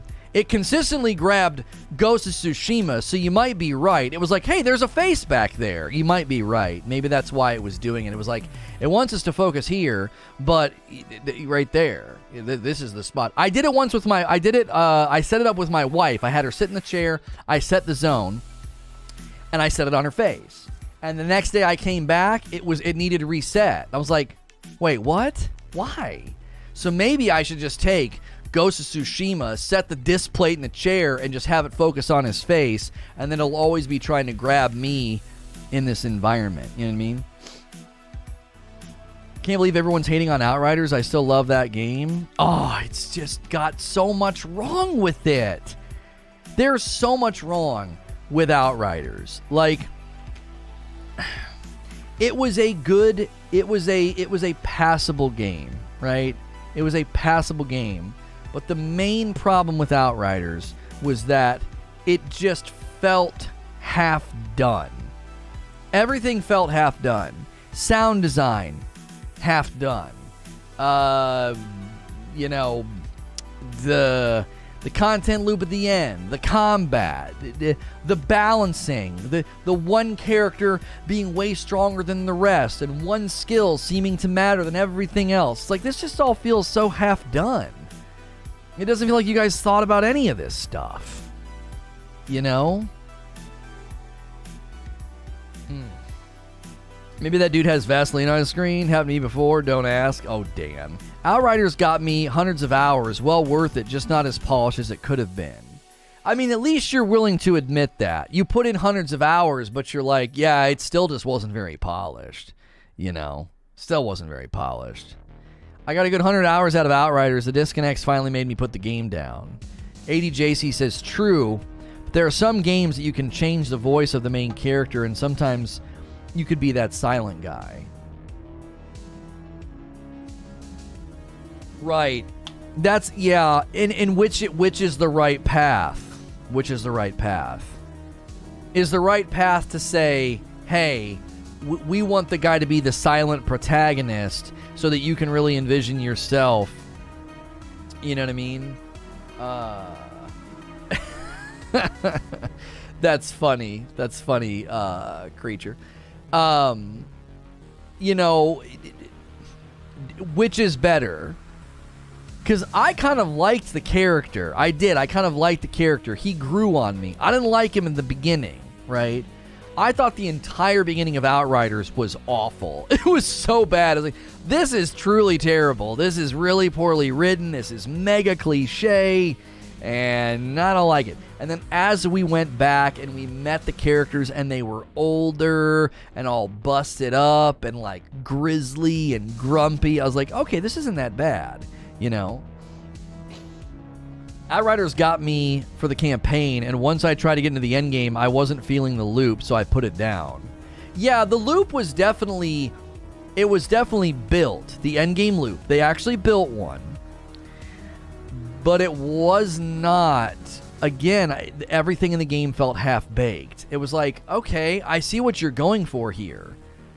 Like, somebody can bring out a pizza and set it down on the table, and you can look at it and say, I can see what you were going for. This looks like it would be pretty good. Can you put it back in the oven for another 10 minutes? It's soft. It's doughy. I don't want to eat this. It's going to be like eating chewing gum. What's going on here? Put it back in the oven. The crust is white. It needs to have that brown, like, little sense of it's been cooked. The crust kind of rises a little bit. What are you doing? Why are you putting this on the table? It's not ready yet. It could be great. I can look at it and see this would be a wonderful pizza, but not right now, not in its current state. And that's what Outriders felt like.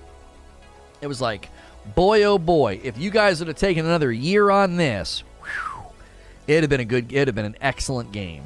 Sound design would have been better, end game loop would have been a little bit more polished, the gameplay itself would have been more polished, less bugs, less glitches, loot disappearing, what on earth, what in the frick, like, all those things could have been smoothed out. If you don't smooth those rough edges, you know, it would be like somebody making you a present, you know, and they're a carpenter. And they know that you love dragons. And they carve you a dragon. And you're like, oh, it's so nice. Ooh, ow. And you're like, it's rough. I just got a splinter. What the frick? Like, if they take the time to sand it down, right? Smooth it over. And then they put some varnish on there. And it's got like a shine. And it deepens the color of the wood. Oh, you're like, this is wonderful. I'm going to put this on the mantle. Instead of being like, it's not done yet. It's still rough. I got a splinter in my hand. This isn't a present. What in the world? It's a half-done project. That's what Outriders felt like. I can see what you're going for. Oh, man. If you guys had just in a couple more things, this game would have been, that'd have been an excellent game. How do you always have a good food analogy at the ready? Were you a chef in a past life? I don't know. I'm a skinny guy with the mind of a fat man or something. I have no idea.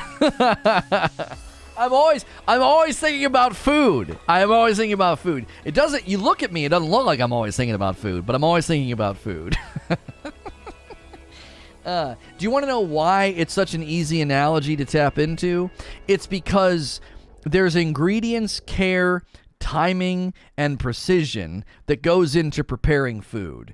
And that's the same way with making a game. There's precision and care and timing that a game needs, you know? And I just think when something comes out too early, the most readily available thing we can think of is, like, you got to put this back in the oven. It's doughy, you know? I can see...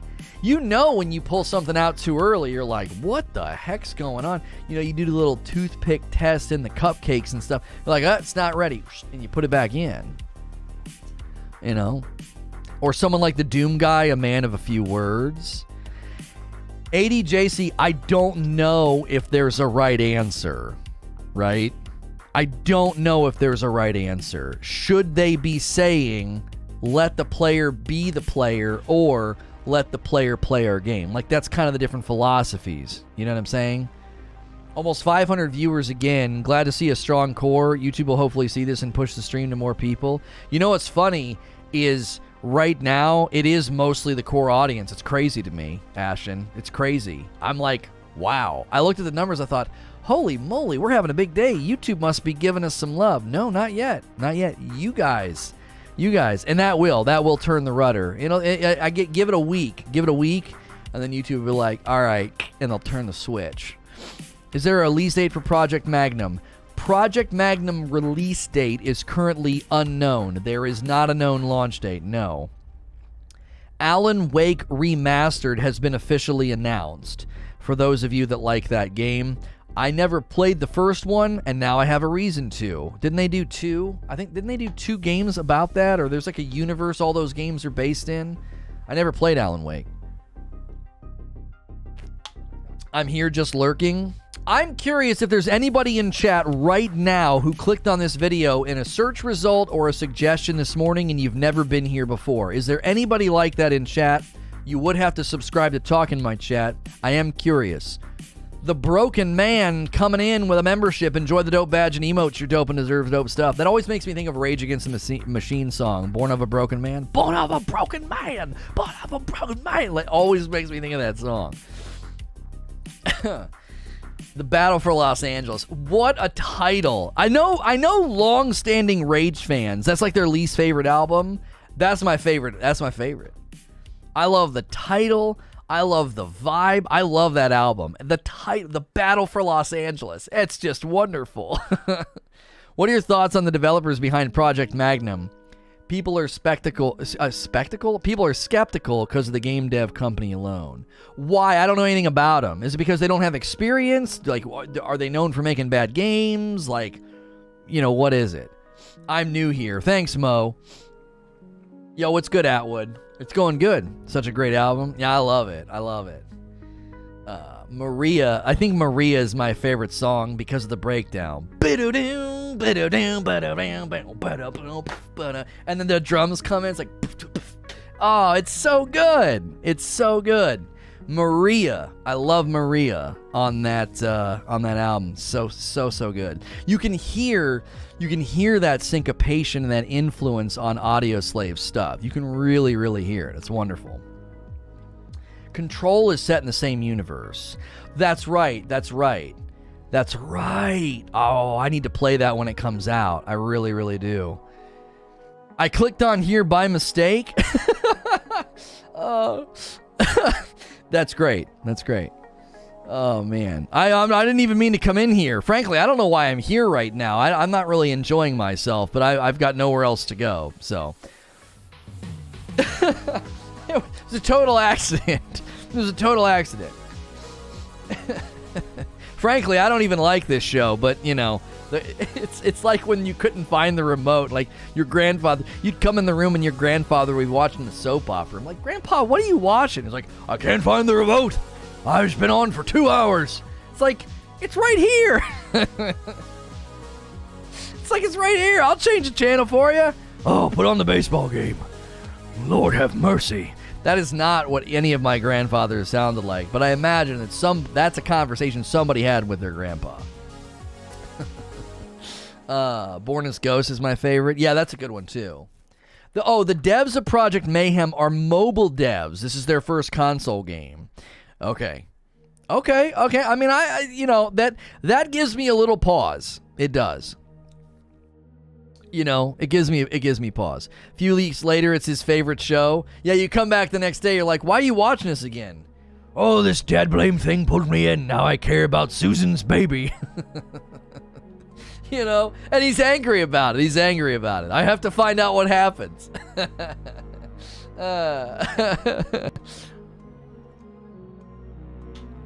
Oh, man. Let's go to another question here from Echo Hammer, Mr. Sven. Why have so many looter shooters not been able to figure out solid endgame? Do you want to know why? I will tell you why. Most developers have never made one. And so what do? They build a really great video game, and then they don't know what to do after that. Is Grandpa a pirate? No, if he be a pirate, he'd be talking like this. That's not a pirate voice. I just said a gruff, grumpy. Don't do the voice thing with me, okay? I can do 100 voices. Don't do the voice thing with me. Don't do it. I read Redwall to my kids every night, and I gotta remember what, like, Dury Quill, the little hedgehog, sounds like. My Nuncle Gabe, oh, I need me my Nuncle Gabe. And I know what the hairs sound right, you know? Like, Bollywell, good show, what? I know what my voices sound like. Don't even try. Don't even try. It's the same? No, it's not.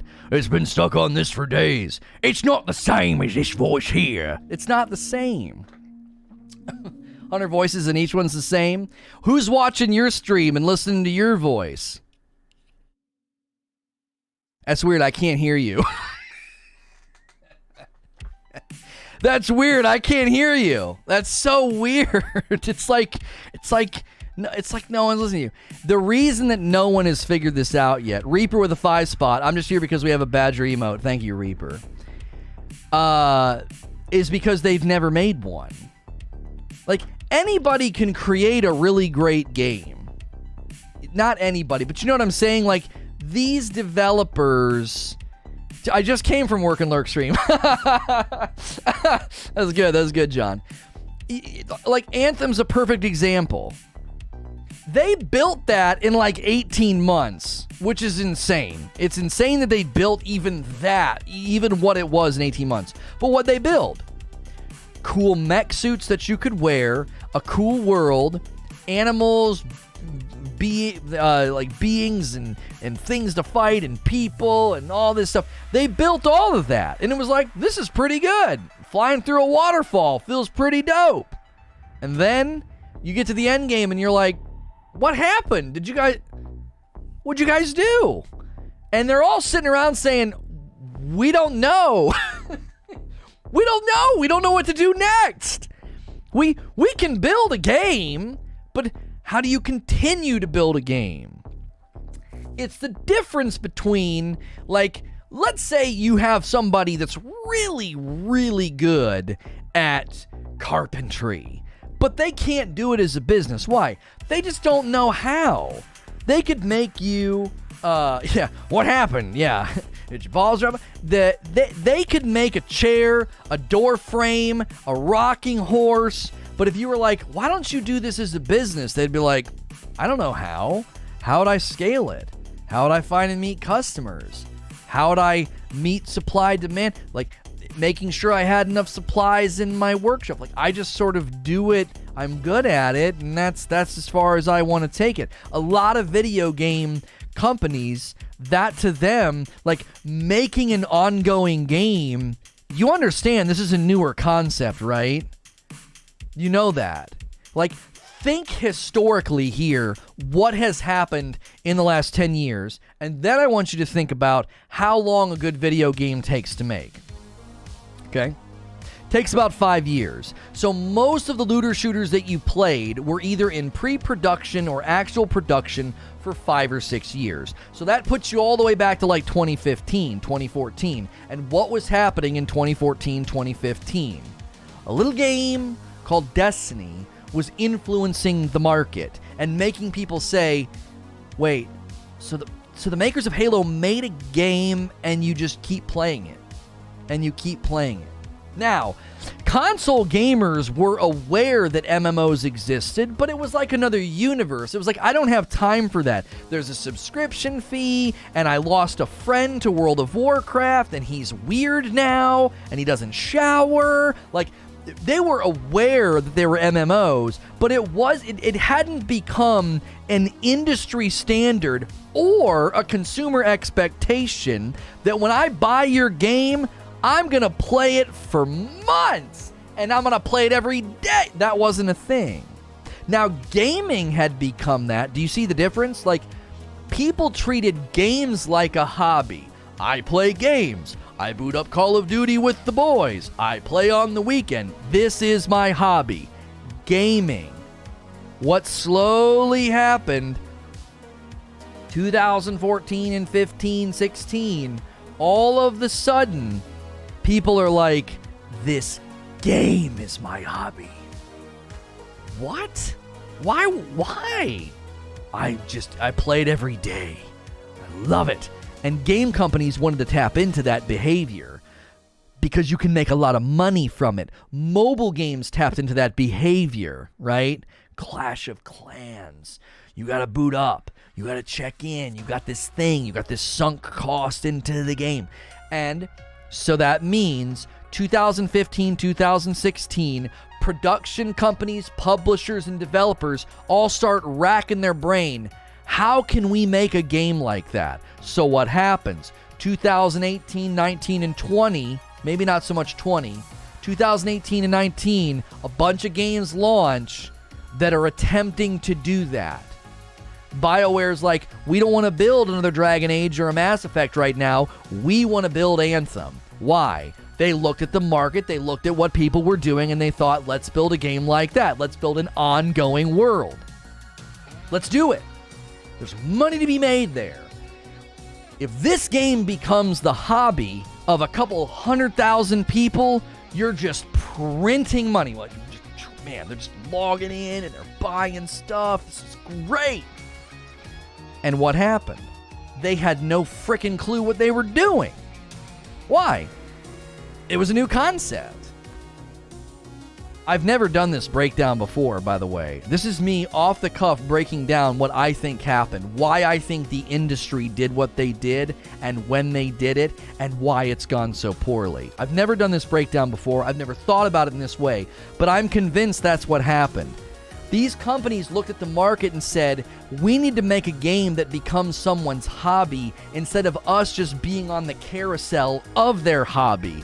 We want to become their hobby. That's what we want. Like, I don't want to be on the carousel of some guy's hobby. I want to be his hobby. I want him logging in every day, every week, and doing the things, and buying the stuff, and checking the stuff. And 3 months later, I want him to do it all over again. Give him more stuff, give him more content, give him whatever. And so, this is one of the reasons that the games are terrible.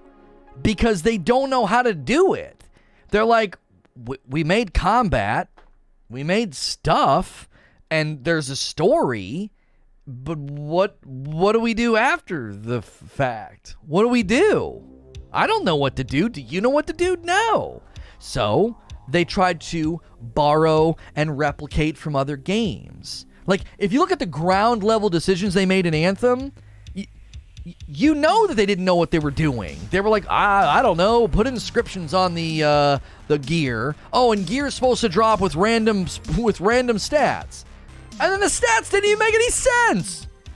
You'd have stats for a shotgun on like an auto rifle. It was like, what? Why is this even here?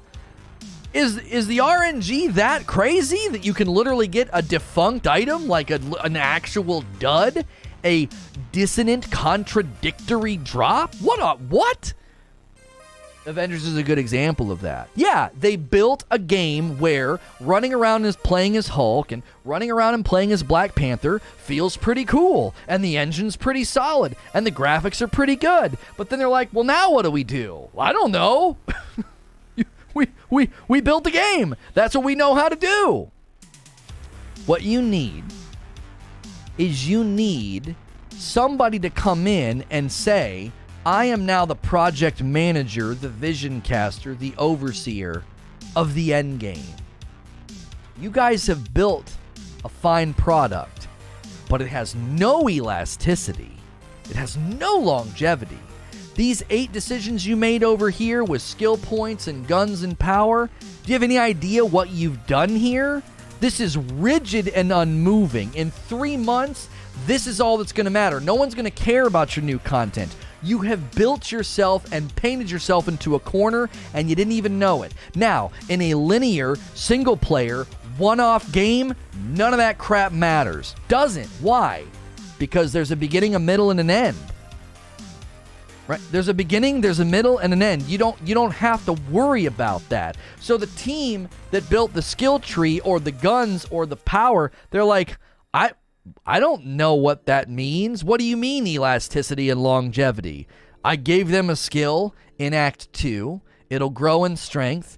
so that by Act 4, it's amazing and awesome and capstoned. What's the problem? The problem is it's going to take people 2 weeks to get there, and you want them to play for 2 months. You've built no elasticity or longevity. And the guy's going to be like, well, I don't know how to do that. I don't know how to do that. That's not what I'm doing. That's not what I build.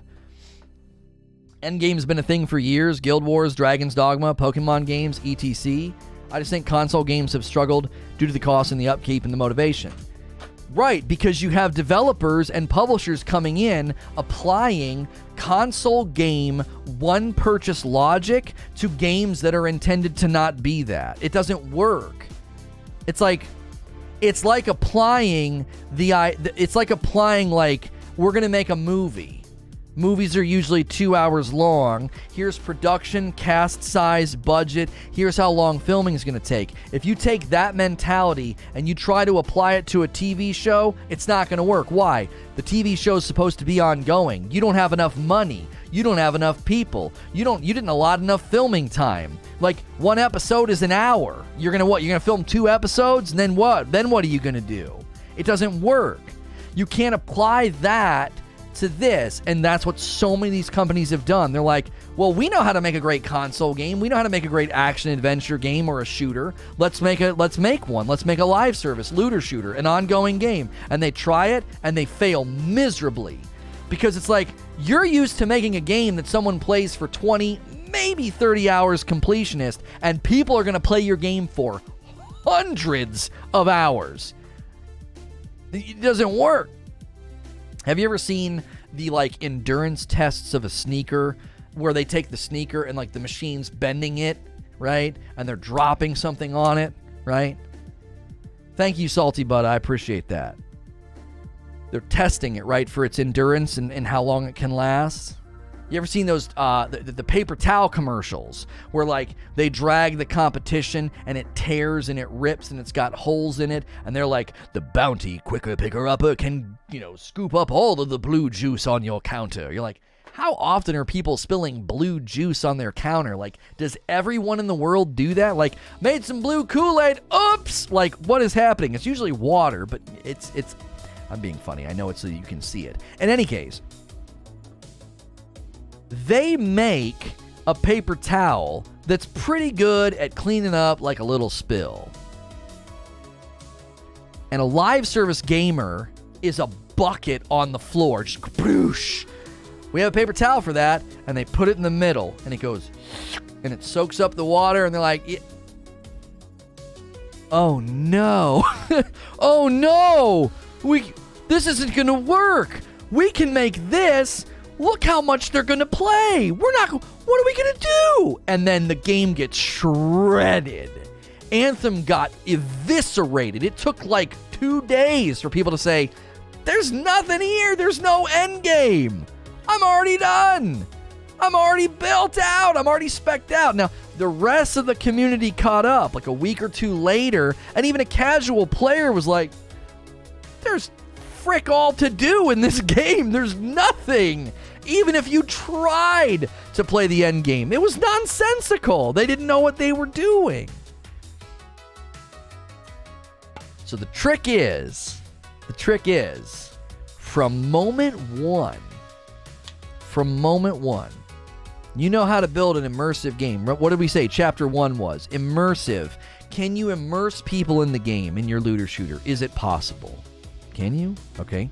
Number 2, if it's immersive, can you make a content loop that's worth playing? Is it really enjoyable? Is just running around the world and shooting stuff really satisfying? Is just swinging the axe? Does it feel good? And can I do it 1,000 times? Yeah? Okay.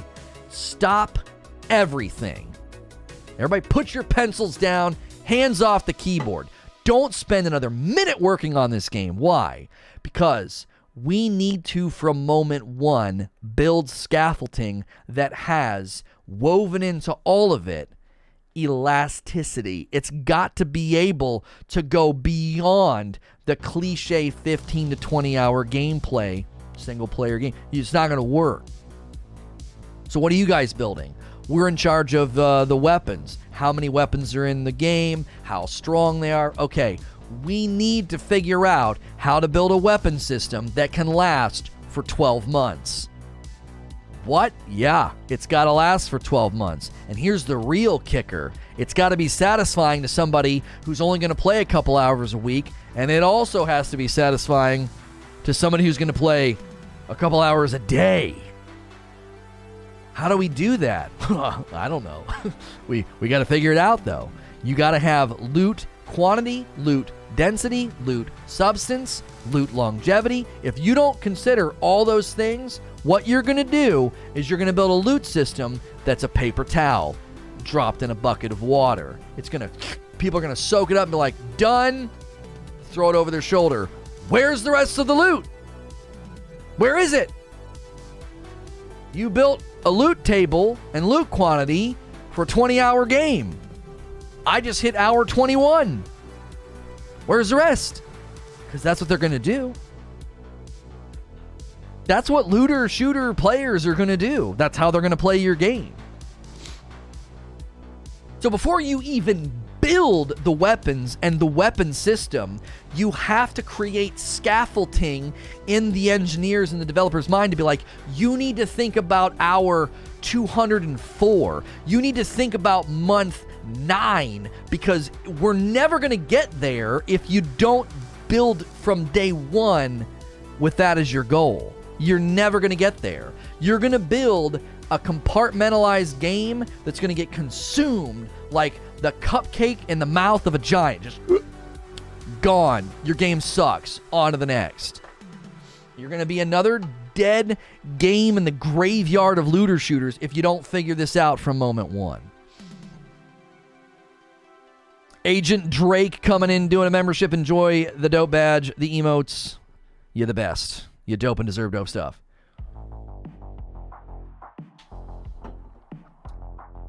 Now, do other games struggle with this? No, they don't. Why? Because they're happy to sell you God of War Ragnarok for $70. They're going to blow your mind with cutscenes and meaningful moments, and Loki's going to kill his dad or something. And you'll remember that, and it'll be awesome. You'll play it for 25 or 30 hours, and you will say, that's fair. That's a fair transaction. I got my money's worth. And the same person and the same gamer will drop the same amount of money on a live service game, and they'll get to hour 28 and they're bored, and they'll say, what a ripoff. Put that in your noggin and let that rattle around for a while. How frustrating that is. Like, wait a minute. So you played our game longer. Yeah, I did. And you spent the same amount of money. Yep. And you think their game deserves an award and our game sucks. Yeah, pretty much. It's because you're promising something different. And therefore, you got to meet that expectation or you'll be destroyed. They won't, says Reaper. Most of the project managers I've worked with have no idea how basic coding works. They know nothing. They just push. Well, I mean, there's a difference between going for efficiency and going for, quality. We just need to crank this out. We got a deadline. I mean, that certainly probably has happened.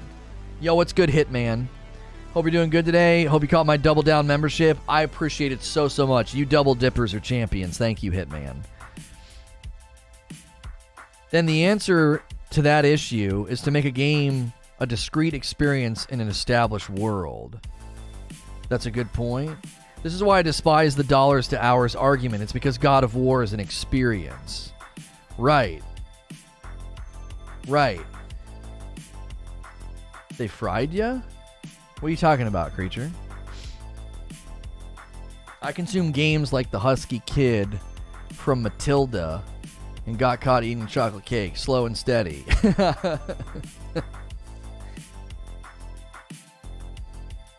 Yeah, this is, I'm telling you right now, you're not going to see a well-built looter shooter probably for another 4 or 5 years because they're probably just now sitting down to build it. All the game companies that wanted to get in on the looter shooter crowd and the live service shooter crowd, no. They failed because they didn't know what they were doing. They literally had to get their head taken off to figure out, like, oh, wow, yeah, there's a swinging guillotine of a community, right? There's a swinging machete of a community, right? At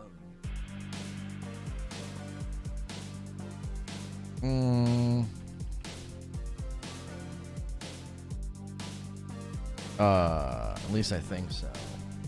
Yeah, I've seen the video. I'm pretty sure, unless it's a different one. Because I saw the one. I saw the one. He admitted playing somebody who was toggling. I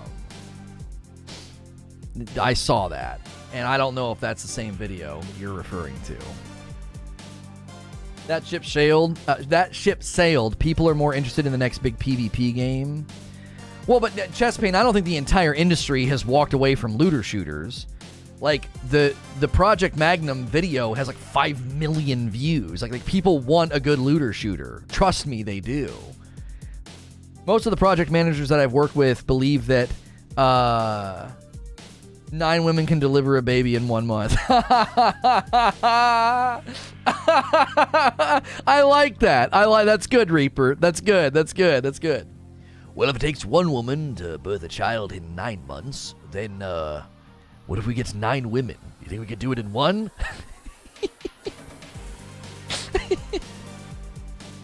I can hear it.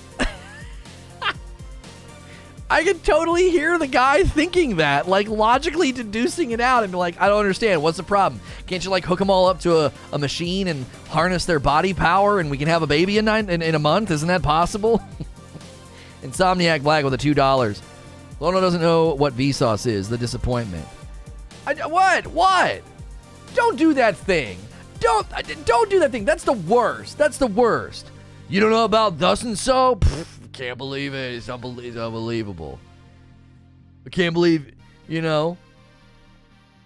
it's a new video sacrificer.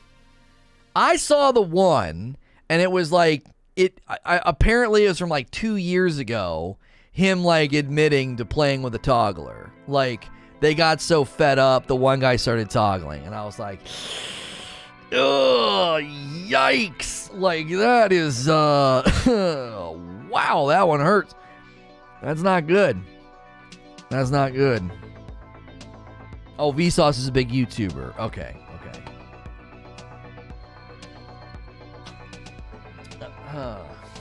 So, yeah. I don't have all the facts yet.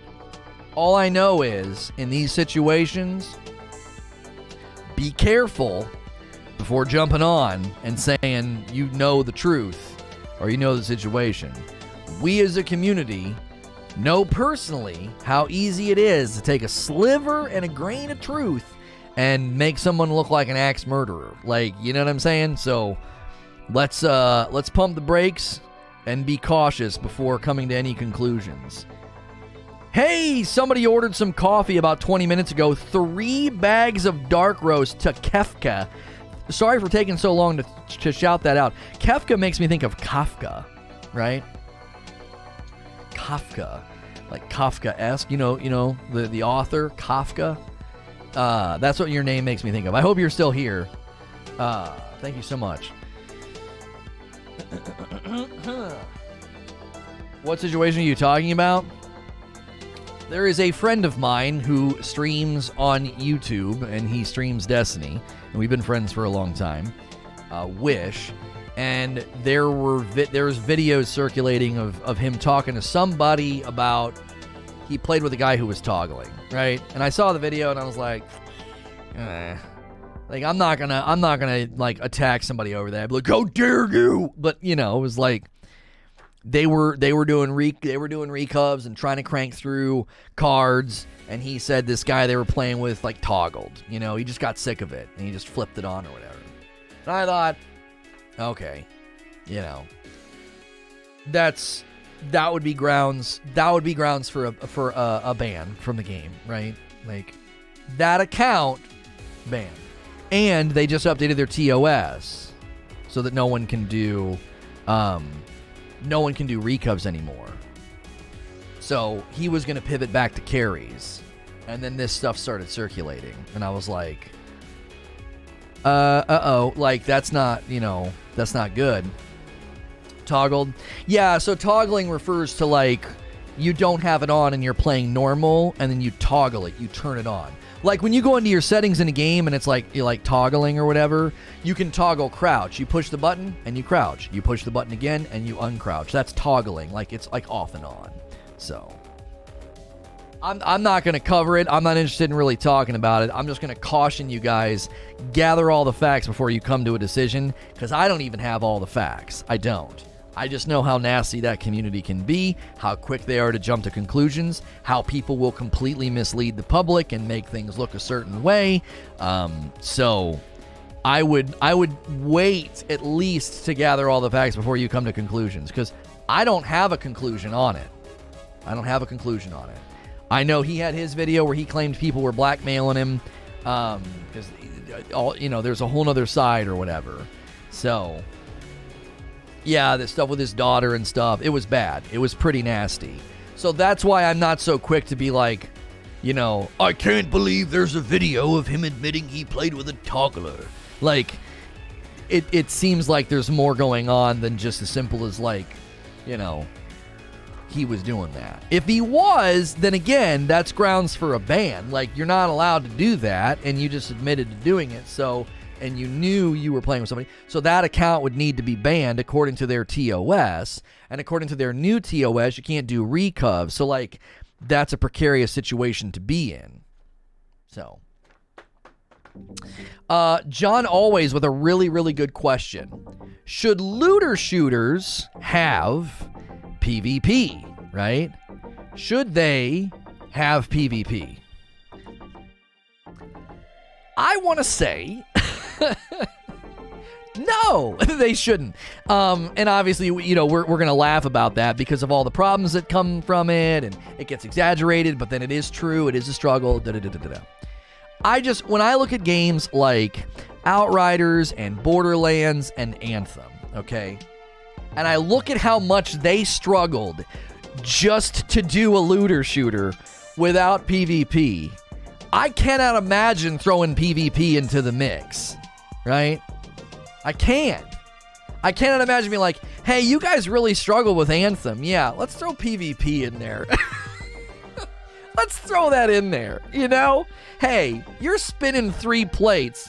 Can you juggle a chainsaw at the same time and just throw it at them? Like, I don't think that's the right call, because in general, it would be one thing if Anthem was amazing, if Division 1 and 2 were amazing, if Borderlands 3 was amazing, if the sea of games was just flourishing, just these looter shooters were just awesome.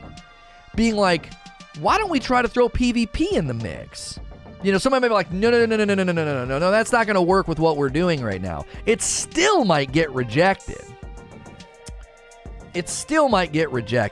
Yeah, Division 2 had PvP, but it didn't affect the main world that much. I mean, I guess it probably did, so maybe I shouldn't have included Division 2 in that little rundown. Right? I just don't think so. It's not like Anthem pulled off an amazing looter shooter and you were like, man, you guys should try a PvP mode. It's like, they didn't even pull off the base game. They didn't even do it.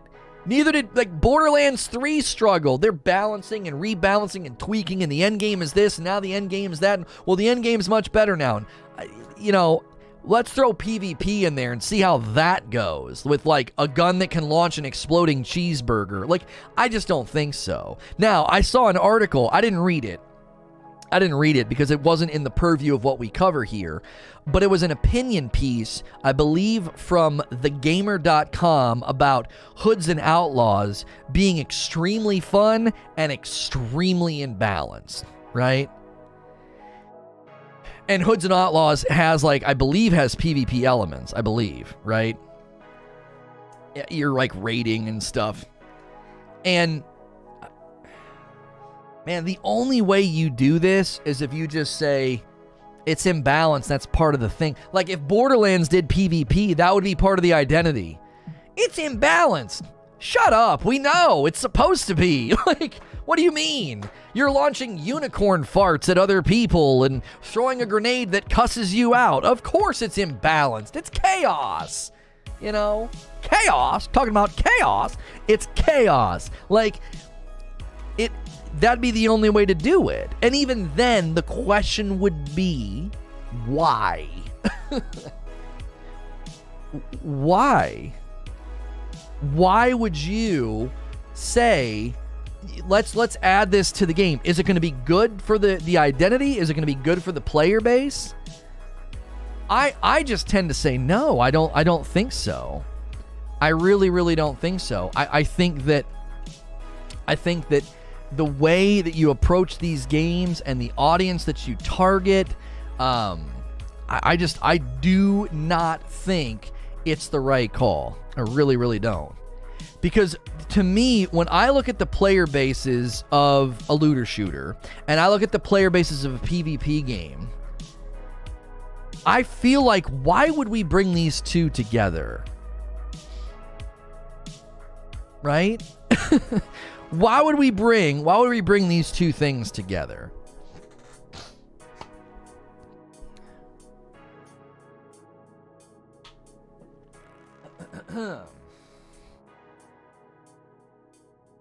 Why? It doesn't seem like the right mix, you know?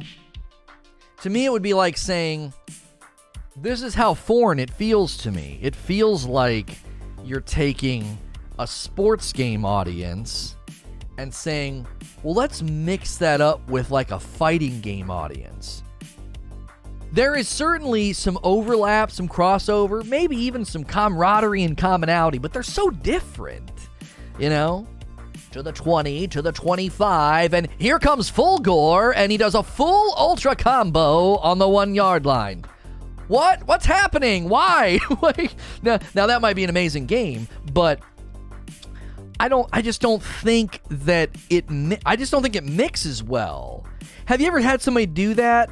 Have you seen the video on Instagram? This girl puts mustard on a watermelon. It's so tasty. No, it's not. Shut up. No, it isn't. It is not. Why are you mixing those two things? That's what I feel like you're doing. Here's a looter shooter. Here's a long tail RPG play for hundreds of hours, and we're throwing in PvP. Why? We don't need it. Get that out of here. I'll tell you this. This is my charge to the companies that are making these games. Why don't you get the looter shooter right first before you set your sights on something that's already ridiculously hard to build, which is a balanced and enjoyable PvP game? Why don't you become a master of one first? Master this, you know? My kids are playing soccer, and I have been practicing with them in the evenings. Now, I'm not a soccer coach, but I understand the game. I watch the game. I'm not too bad at the game. I can play, right? Not been professional in any sense, but I can play, right? So, my daughter really struggles with doing a big kick. She goes up to it, stops, and then like kicks up in the air. And I'm trying to teach her, like, you run, you plant your foot next to it, and you bring back your other foot and swing through, like kick through. It's all one motion. And she struggles with that, okay?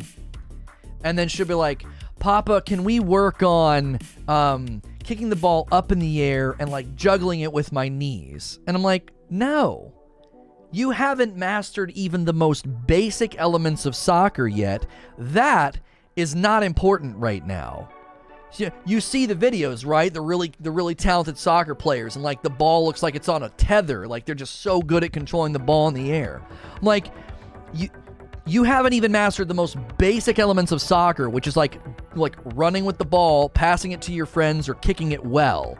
You don't even kick it well. You got to work on that. Lean over it, right? You lean over, right? You like lean over as you like you kind of like point your head down. Like, I understand the basics, and so that to me is what this sounds like.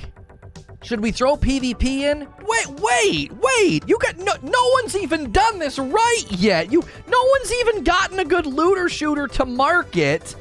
And even the one that we would say is the most long-standing and the most successful has been fraught with problems for years. And a lot of those problems have stemmed, not all, but a good portion of those problems have stemmed from PvP. You know? Yeah, I got to appreciate, like, people only poke their head in today to celebrate that. Like, take a frickin' walk out of my Discord, please. Take a frickin' walk. Like, take a frickin' walk. I'm doing a show right now. It's supposed to be all one motion. Major League Soccer player, here I come. Papa just schooled me on my technique. Like, if a company came out and just nailed it, and whenever people were like, this is the most well-built looter shooter, it's got longevity, it's been going for 8 months, they would say, other game companies take note, like, this is the way, right? This is the way. Then maybe then I'd entertain being like, now let's talk about how to implement PvP. Now let's try to implement PvP.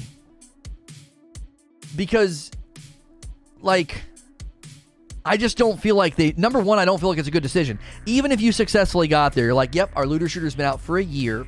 We've learned some great lessons. We've had some good seasons, bad seasons, good expansions, bad expansions. We're getting ready to start year 2. We really want to launch a PvP mode. I would still slam on the brakes and be like, why though? Why? You don't want that audience. You don't want that engagement. That audience is not the audience you've appealed to up to now. They're very different. They're a different animal.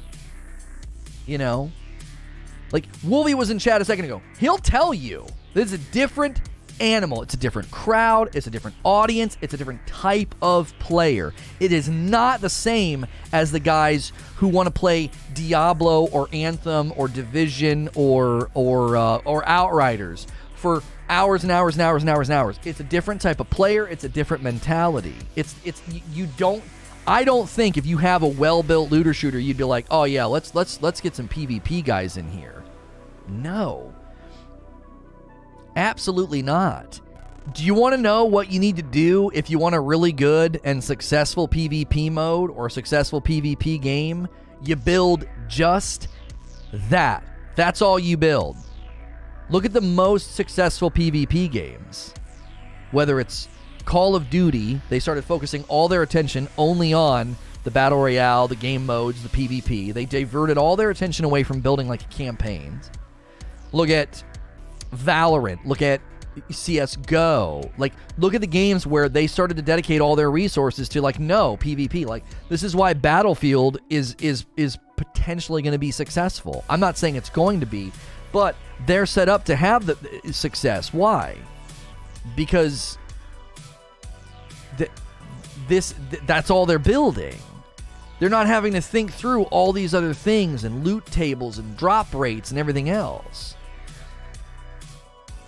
New World, okay, the MMO, has massive potential, but it also has the potential to just totally run aground and be like, boom, the ship just hits rocks and can't go anywhere. Why? Because they're trying to do something that's very difficult. Interweave an open world MMO with PvP. People are like, well, there's PvP in other games. There's PvP in games like ESO and other games. Well, yeah, but like that's not the main course. That's not the main draw. That's not the main draw. That's not the main thing. So you weave them together. They're normally very separate. Do you see? Like, if you want to do PvP and ESO, it's totally separate from the main game. It's not even really in your it's not even in the frame. New World is weaving them together. Just, it's happening around you in the world, and people are taking over the map, and this faction's doing that. Like, that, I think, is going to be a significant challenge for them. A significant challenge, because you're having these massive, huge battles. You're having different builds and different fighting styles emerge as the meta. That will happen 100%. And that could take that game and just run it right into the sandbar. Just, yeah. We've run aground. We can't do all the things we were hoping we could do. It's too interwoven. We've painted ourselves into a corner, you know. So, yeah, just so we're clear, people in the Discord, it just isn't, we're just not talking about it. Like, it's never helpful for me when I look at Discord and you guys are like off on some other thing that I made it clear I wasn't really in the mood to talk about, you know.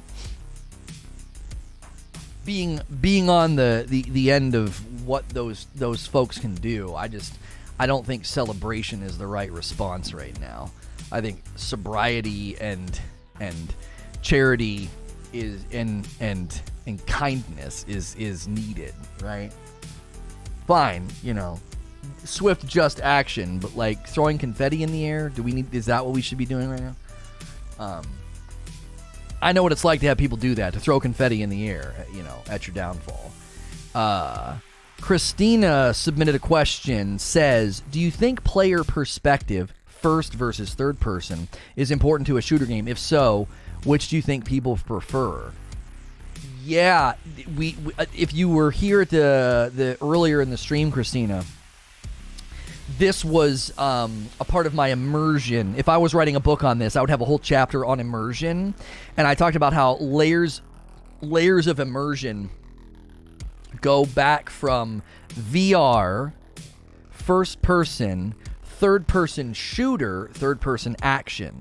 Because I even think a third person shooter is more immersive than a third person like action adventure game where you're like throwing an axe or swinging a sword. Why? Well, because the camera kind of comes over your shoulder and simulates as if you're holding the gun. So even a third-person shooter has more of an immersive level. You go down a deeper level of immersion than you do in like a third-person action-adventure game with like a sword and a shield.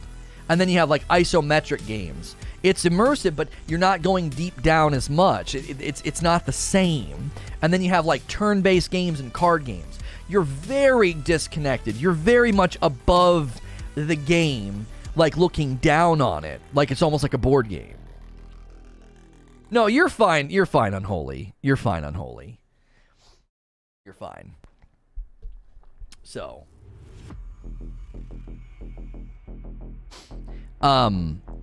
so I think in this category, Christina,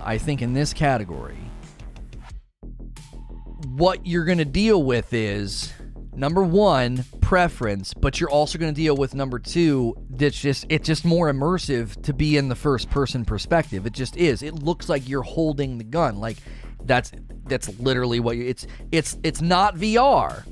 It's like one step back from VR. Like VR, I'm like in the world and I'm moving my hands, right?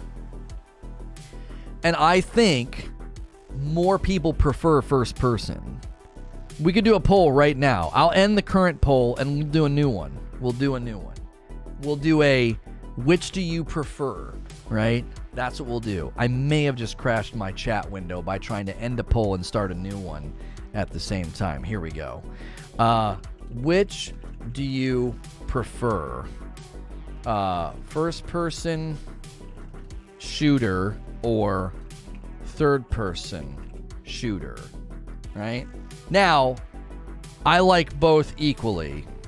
I'll give you a third option, just in case there are people that are like, I like both equally. Because I like both equally.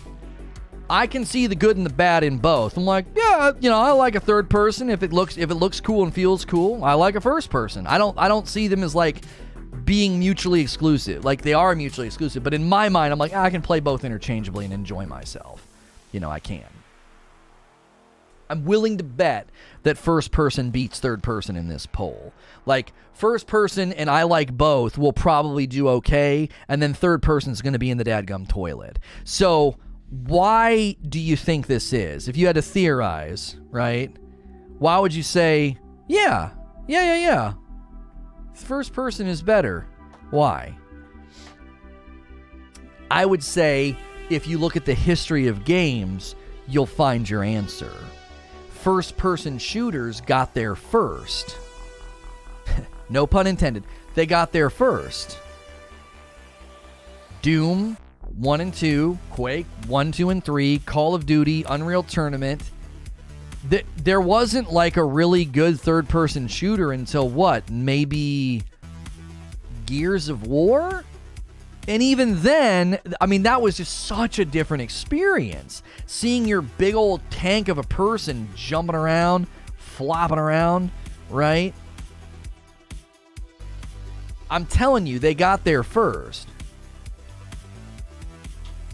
If the first time you ever played a shooter, you played third person, and then another one came out and it was third person, and then another one came out and it was third person, and then all of a sudden there was a first person shooter game, you would like it, but you'd be like, this is weird. You know? This is odd. I don't like this. Why? Hey, you wouldn't be accustomed to it. If the game has cosmetics, I prefer third person. Oh, I wish Sea of Thieves had a third-person mode, Ashen. I don't know why they don't. It doesn't make any sense to me. It would make the combat and the shooting feel so much more fun. It would be wonderful. I don't get why. I don't understand it. I don't know. You would still see your guns that you spent all your gold on. You would still see your stuff, you know. You would still see your stuff. Looks like he's trying to decipher how his name is pronounced, Jeff. That's right. That's right. That's right. Yeah, he's trying to figure it out. How is my name pronounced, Jeff? Jeoff. Geoff. It's Geoff. Geoff is here. Gradius and stuff used to be called shooters before FPS was a thing, but now they switched up the namings. Depending on the type of game, PvP, I'd rather be first person. PvE with fun combat, I'd rather third person. Yeah. Yeah, like rolling around on the ground and like getting behind stuff. Yeah. You could have your gun on your back and your saber on your belt. Yeah, so you could see it. Yeah. Third person shooters are lame, but not to confuse them with third person shooter RPGs. With like other superpowers and stuff. Wait, what? I don't understand what you just typed. I don't understand what you just typed. Guys, the support today has been incredible. Could we get 500 likes? I really like that we're coming over here and just having, like, we're just having a day about my opinion. And to have this many people here, I greatly, greatly appreciate the turnout. Thank you very much. Greatly, greatly appreciate it. Thank you. Make sure and slam that like button.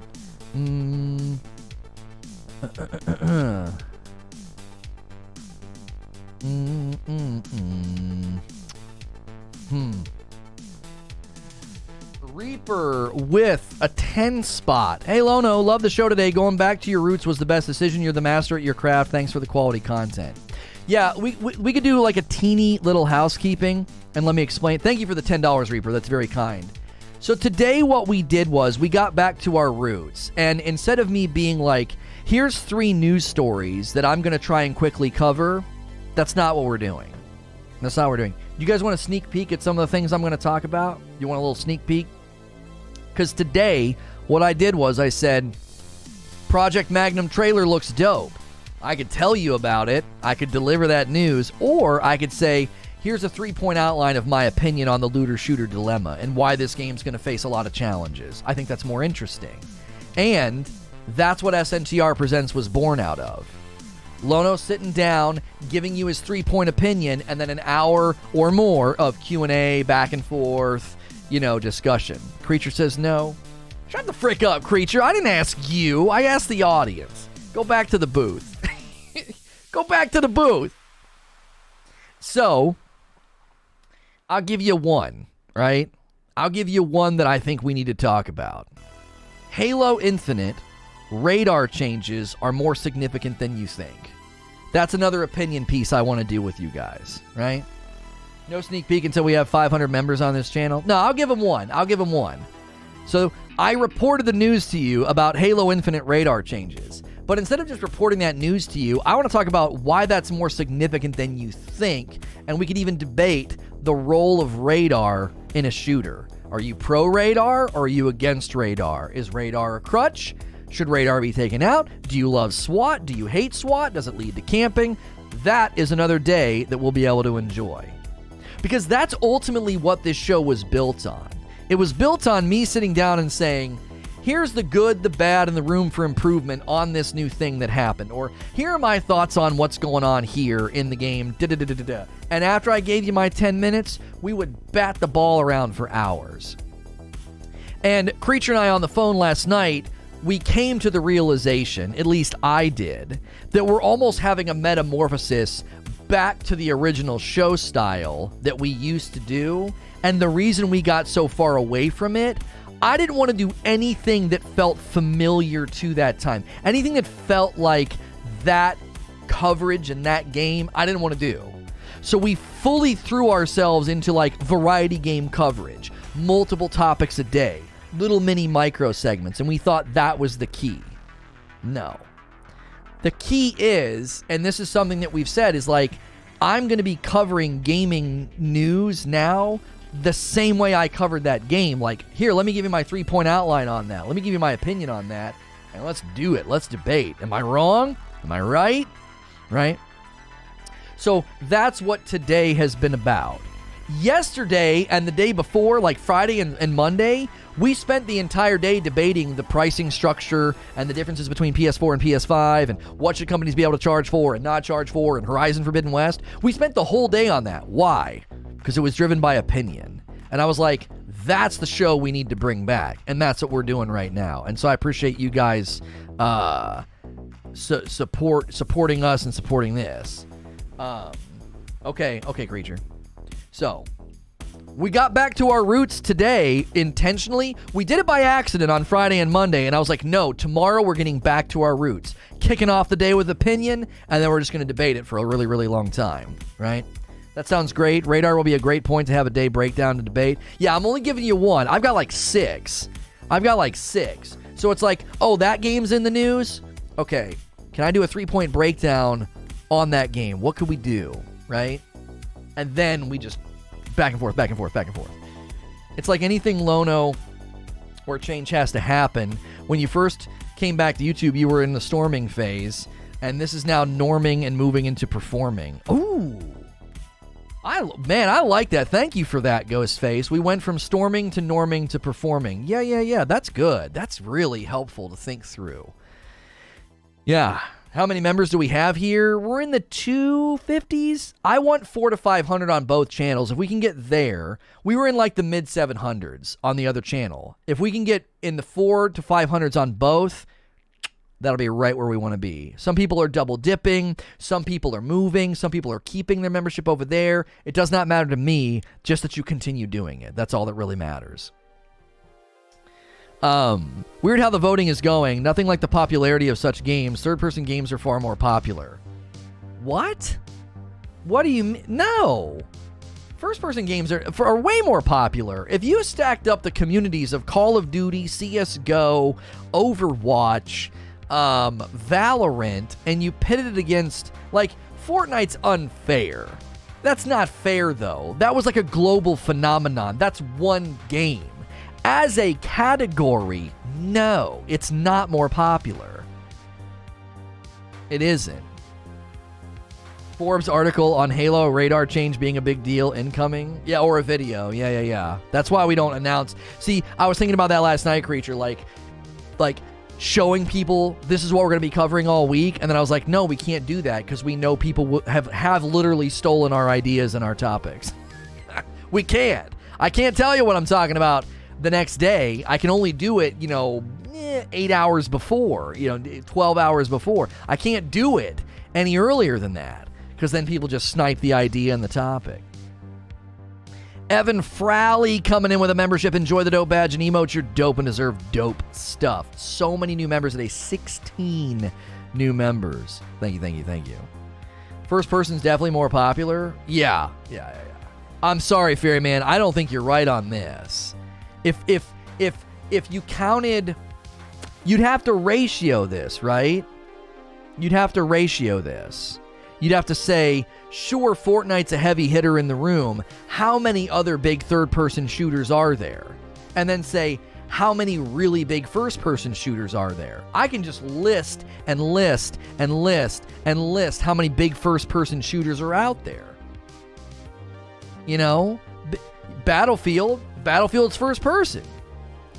Battlefield, Call of Duty, even once Halo is here, Valorant, Overwatch, CSGO.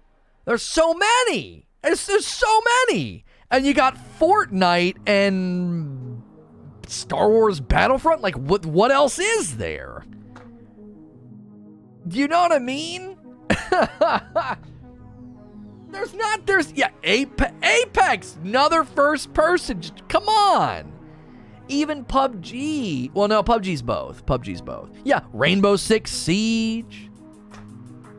And you got Fortnite, Gears of War, and Battlefront. Come on, you have lost this contest.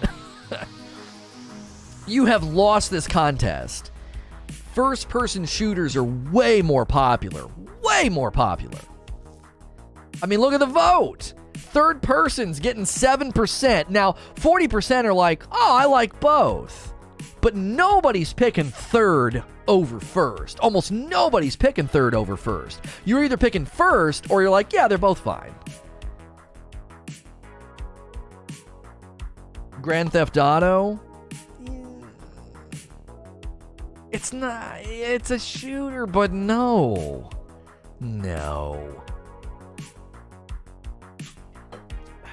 Death Stranding, God of War, Dark Souls, those aren't third-person shooters. We're talking shooters, homie. We're talking shooters. Yeah. And there's a reason for that, Unholy. I'm not being nitpicky. There's a reason for that. A first-person shooter versus a third-person shooter, it messes with the immersion. You can have an amazing third-person game like God of War, Dark Souls, and it's like you want to see the character. It's a part of the combat. It's part of the feel. This man left out Division. I did. I left out the Division. Dan upgraded to a tier 2. TY, dude. Thank you very much for upgrading to a tier 2 membership, Dan. We want people to take part in video game voting, especially if you upgrade to a tier 2, and we're trying to think through how we can do that on YouTube and Discord. Like would there be a way to do like a post or whatever? Did you miss your question? I just answered it, Christina. It's right here. It was just up a second ago. Yeah, you missed it. Sorry. I basically said, and that's, you actually are the reason we have the poll. You're the reason there's a poll in chat right now. What do people prefer? I think people prefer first person. Big time. They either prefer, if you look at the poll results, they either prefer or don't prefer. But not very many people prefer third person. They're not going to like pick third person. Right? So, what about Anthem? Here's a question from ADJC. Have you seen the Saints Row trailer or played the games? I played Saints Row where everything was purple. I don't know what number it was. I don't know what number in the Saints Row lineup it was. But I played the one where everything was purple. And it was I enjoyed it, but I'm going to be honest. There are something about those games. There's always something about those games that feels frivolous. There's something throwaway about it. It's hard. It's really, really hard to put my finger on. It is. It's really hard to put my finger on. I want to play a second person or I'm out. What would second person be? Like, what would that be? Wouldn't second person be I'm just watching someone else play? Like, is that how it would be? Is that what streaming is? If you watch someone else play a game, you're playing Second person, you're that's what watching a stream is. You're like, oh, you're doing great, man. Over the shoulder would be second person? No, it's not. You're still controlling the person from outside the person. Second person would be you watching someone else play. Yeah, cutscenes are second person. That's right. You can't control what's going on. You're controlling a character that's being watched by another character. Wait, but you're still controlling the character, so that's not second person. Watching a stream should be another dimension. Your view and another character's view. I don't know. This is what a second person game would look like. I've never watched that video. I've seen that video before in feeds, and I've never clicked on it. Second person is watching someone else do first person. You can put Warframe in there too. The thing is, in shooters, the gun is an extension of you, which is why I prefer first person. Right. No, you're controlling the character in front of you, and your view watches. But that's third person. That's a third person game. You're outside. Right? It's like speaking in the third person. Right? I'm getting confused now. Second person in a book refers to a character out of their POV, but still gives insight into their thought process. Why not control in second person? Second person is use the claymore. That's good. That was good. That was a good callback. That's one of my favorite things on I pick up on that now in streaming, callbacks, because they do that in Comedians in Cars Getting Coffee. They'll call back something from earlier in the episode, and I pick up on it. I'm like, oh, that was a callback. Like, that's something that we do here. That's what memes, like chat memes are. Chat memes are the callback, right? You're calling back something that happened earlier in the day. Ashen says, I played Halo 3 for hours and hours and hours with the only intention of getting myself to general. I got stuck at staff major, but now games need to hook me with constant content. Why? Because you got a taste for it. It's that simple. You got a taste for it, and now it wasn't in your mind, right? Why do you binge watch TV shows now? Because you got a taste for it. You couldn't do it before. It never in your mind growing up would you have conceived of like, man, I wish I could watch every episode of Boy Meets World's new season right now. I wish I could do that. You didn't know. It was a ritual. TGIF. Everywhere you look, everywhere. And you'd sit down. There's a heart, a hand to hold on to. Like, you'd sit down, and that's a different show, right? That's Full House. But that was a ritual. You sat down, you got the popcorn made, everybody's on the couch. You would like run to use the bathroom to get back in time during commercial breaks. But when you got a taste for binging, you're like, well, this is the greatest thing ever. Right? This is the greatest thing ever. Next episode. And now, look at how people react. Look at how people react when they have to wait a week for an episode. They are incensed. Eugene's in chat. Aren't you the one? I think he was the one. He was like, I can't believe they're making me wait week to week to week for the Disney stuff that they were doing, the Marvel shows. Only in the last few years have I started watching serially, and that was with The Walking Dead. Eugene, weren't you one of the people that hated the week to week with Disney and the Marvel stuff and Mando? Was that you or somebody else? I thought it was you. It started with DVD box sets. Yeah, but DVD box sets, like, you probably had already seen it, you know what I mean? And now you wanted to own it and rewatch it, and then you got a taste for like, oh, this is so cool when you watch the episodes back to back. Like, they did that with Ted Lasso? Okay, yeah, like, waiting week to week, people are like, why? Because the shows weren't good enough? Whatever. The point is, until it enters your mind, you don't realize how good that, like, oh, that's so great. That happens with food, doesn't it? Your friend's like, brother, you have got to try this burger at Red Robin. Why? They put a fried egg on it. Oh, come on. The frick? I have never woken up on a Saturday morning and thought, that's what I want for dinner today. Never. And then you bite into it and you're like, oh, man. And then that becomes the thing you order every time you go back.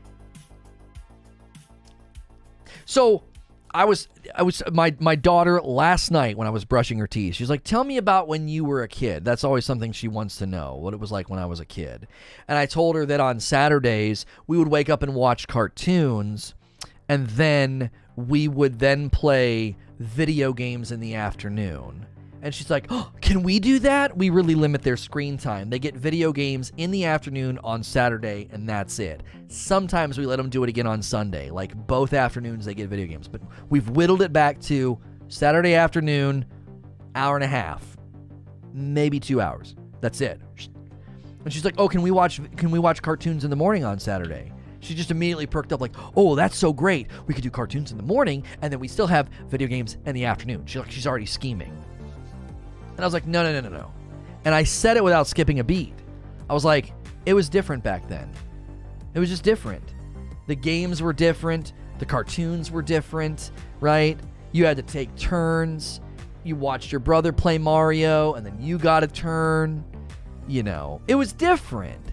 Now it's like they watch the cartoons. It's like, ding, ding, ding, ding, ding, blah, blah, blah, blah, blah, blah. And then they play, Overcooked with me. And it's like, it's intense. It's intense, which if you have never played Overcooked 2 with a 5 and a 7-year-old, you have no idea what management skills are. You know nothing. Trying to get my son to put down the fire extinguisher and stop spraying me and his sister and wash the plates has been a task. It has been a task. It's really enjoyable. It's adorable. I wish we were in a place a couple years ago where I could stream with them, because you guys, oh my gosh, it is comedy gold. Me playing that game with my two kiddos, it is hysterical. But the point I'm making is that growing up, it was like I didn't even conceive of playing video games the way I play them now. That's the reason I told you that big long story about what I told my daughter. I was like, it was different back then. It was different. Now it's like, imagine telling an adult, yeah, you can only play video games for 2 hours on a Saturday. The average adult who games as a hobby would be like, what in the frick are you saying to me? No, I'm playing every night. This is what I do. This is my hobby. Games are different. Games offer you more. They're longer. There's more to them. Even a single player game. Just go play God of War. Go play Spider-Man. Go play any single player game right now. They're so much longer than, like, if you would have played, and I've made this analogy before, like, it's like playing The Legend of Zelda: A Link to the Past. If you play that for like an hour a night, and you're not very good, and you're kind of confused on where to go next, you'll get 9 hours out of it, maybe, once you know what you're doing and you replay it. It's like a 6-hour game. Then I want you to play The Legend of Zelda: Breath of the Wild. It's not even the same. It's the difference between a go-kart course and a NASCAR race. It's not even the same in size and scope. The vehicles are similar. The idea is similar, but it ain't the same. It is not the same at all. And once you get a taste for Breath of the Wild, if the next Zelda came out and was like top-down isometric dungeon crawler, and it was 6 hours in length, you'd be like, what the frick is this? What is this? Was that a DLC? That was a snack. What was that? What was that? What did I play? Back in the day, me and my brothers would play 3 or 4 different games in one session. You couldn't do that now. No, yeah. 20, 30 minutes. Yeah, all right, that's enough. Let's play something else. Yeah, it was very, very different. 20 or 30 minutes in a game now, you're like, well, we got through the tutorial. I now know how to crouch, sprint, shoot, and jump. We can play the game. 20 minutes, you're just done with the intro. You haven't even seen the big text to the game's title pop up yet. You know, you run up to some hillside and it's like, ding, like, you know what I mean? You haven't even had that happen yet.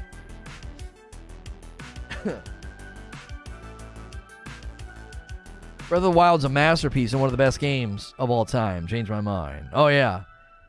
I'd really like to hear your thoughts on this gaming law. They're playing the long game. It's scary. Our kids are going to be so far behind in 20 years. I feel like they... I feel like they watched one of my streams because I talked about that once. I said, listen. I said, if you limit your kids' screen time and you make them read books and you work on...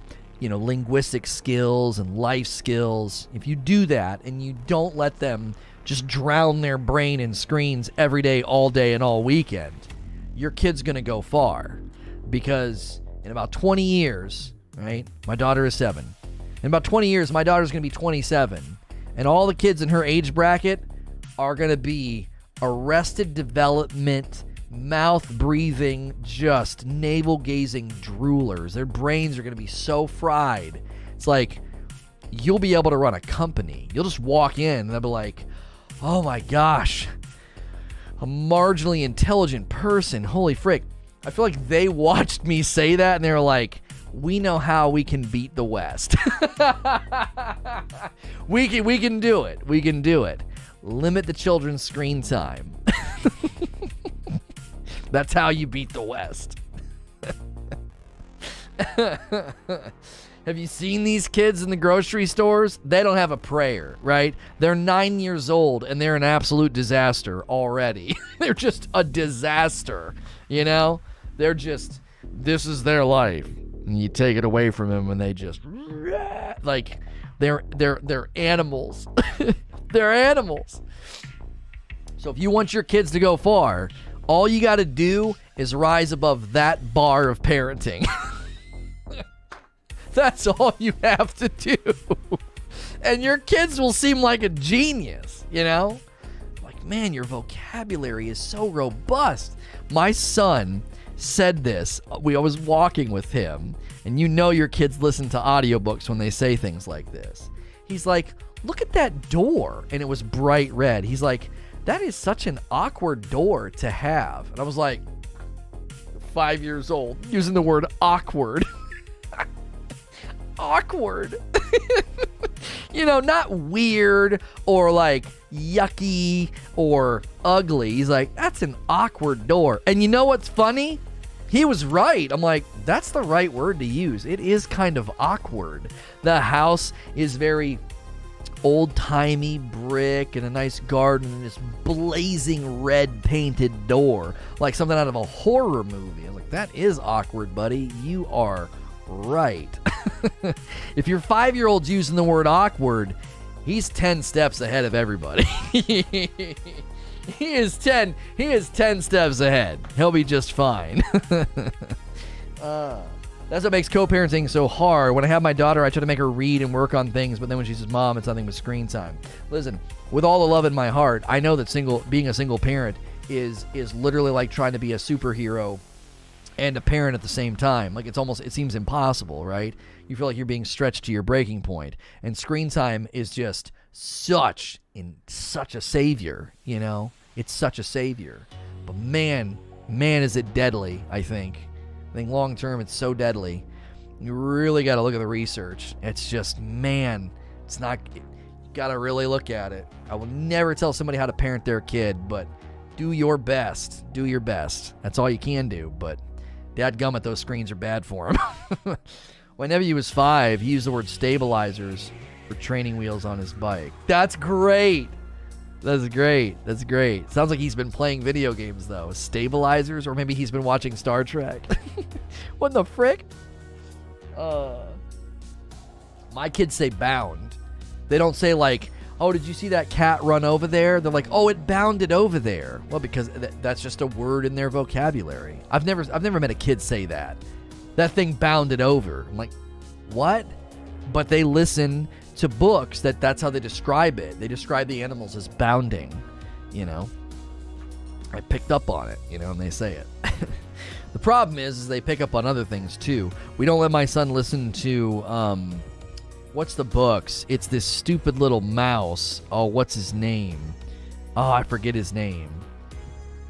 It's not the mouse and the motorcycle. It's not Ralph S. Mouse. It's something else. It's and he says things like cheese and crackers and calls people cheesehead and he always gets into trouble.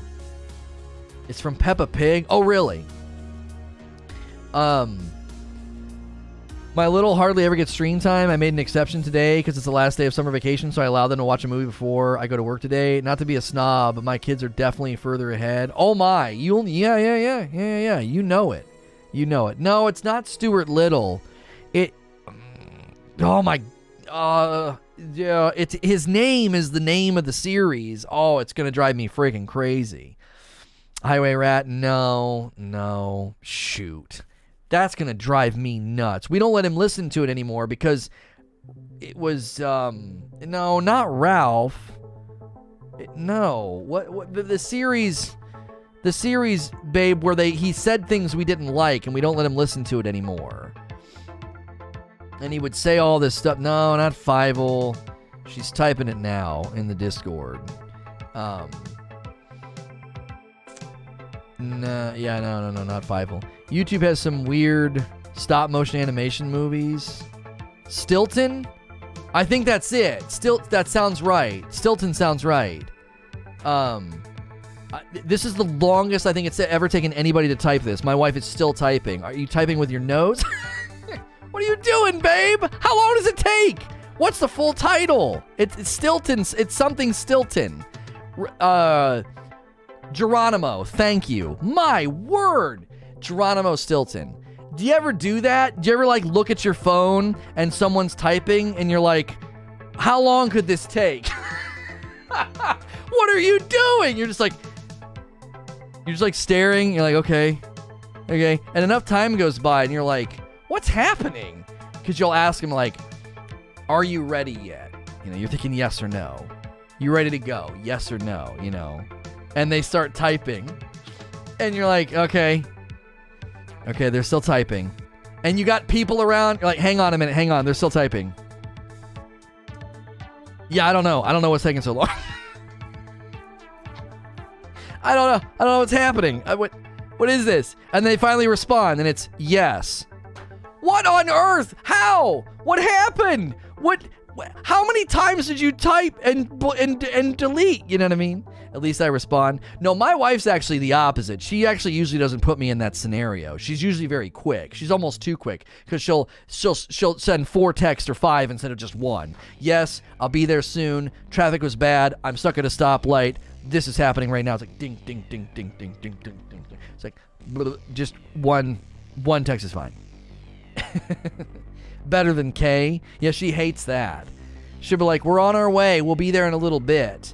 And I am like, K, to quickly acknowledge, got the text, and I have seen it. K. To me, that feels polite. That feels responsive, But I'm supposed to be like, I know you got it. No, there's a difference between delivered and read, mama. You know this. There's a difference between delivered and read. I want to be like, okay, but I'm supposed to be, okay, thanks. I got the message. Why? I don't want to do all that. Every letter is pain. Why are you making me type more? You might as well send the middle finger. No. You're assigning an attitude to K. My intention is politeness. A very quick, K, got it. Got the message. I know you're here. Pull the dinner out and put it in the oven. K, run upstairs. I quickly acknowledged and responded, but it's not good enough. We have to assign an attitude to the letter. Right? K.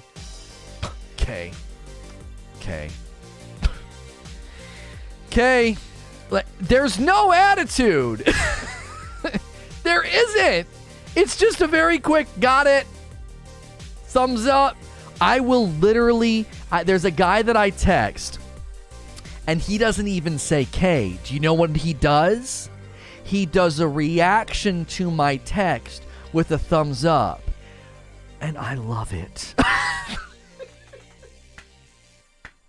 I love it. I love how efficient it is.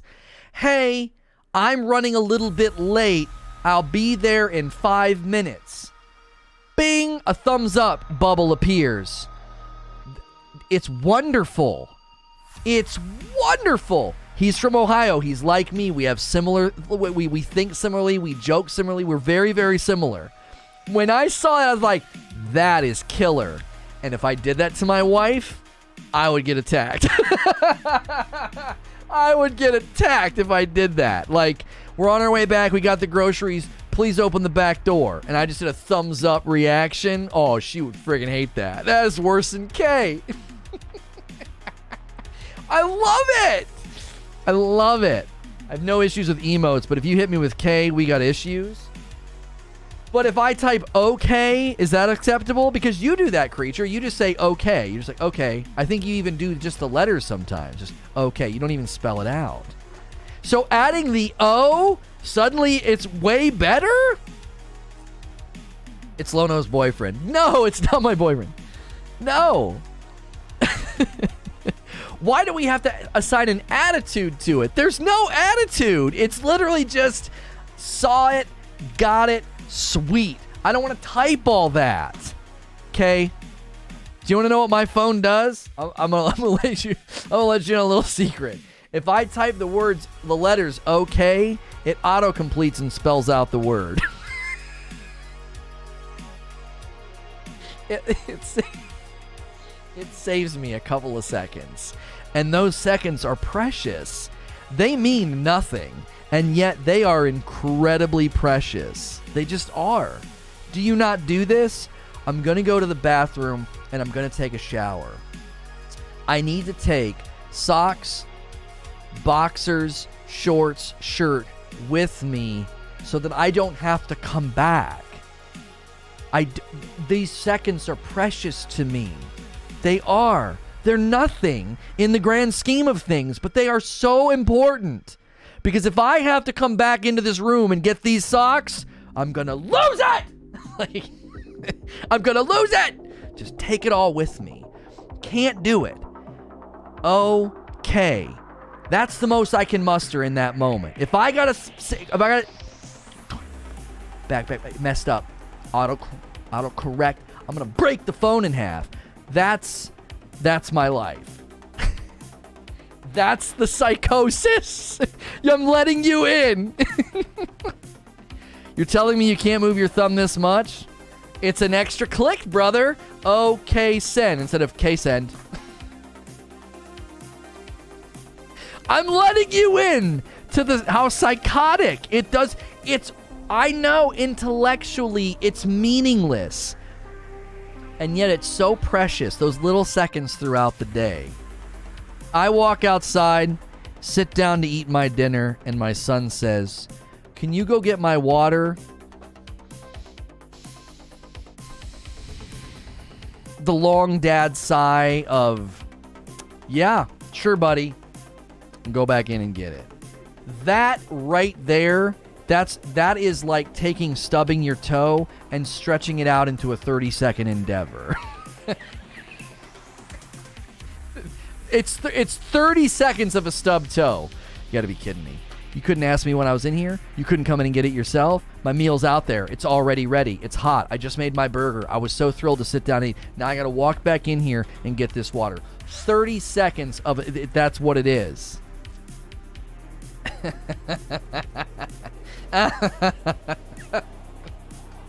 These seconds are precious, and they don't matter. Both statements are true.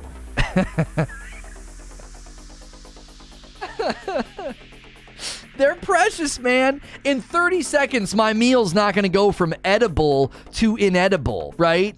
It takes me longer than 30 seconds to eat. You know what I'm saying? It takes me longer than 30 seconds to eat. It's completely illogical. It is not rooted in fact, and I feel it strongly.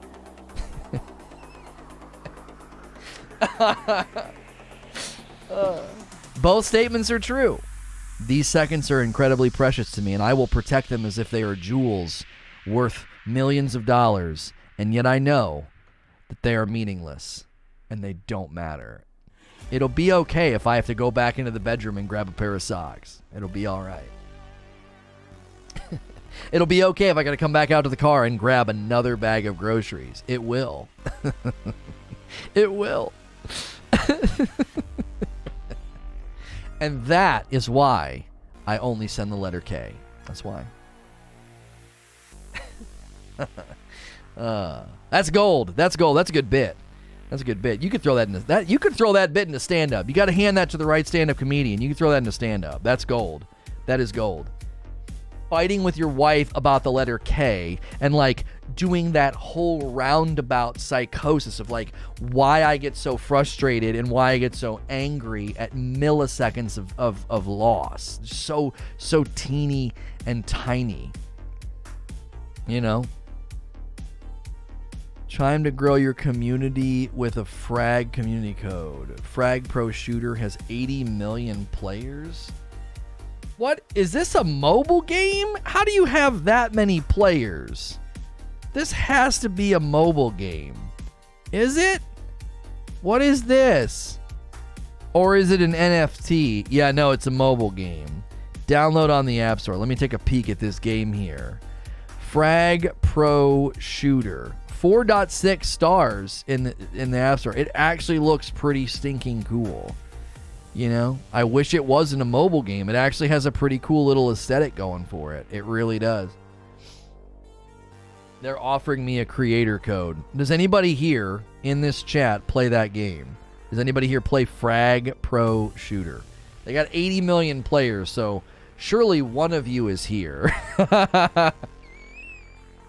Surely one.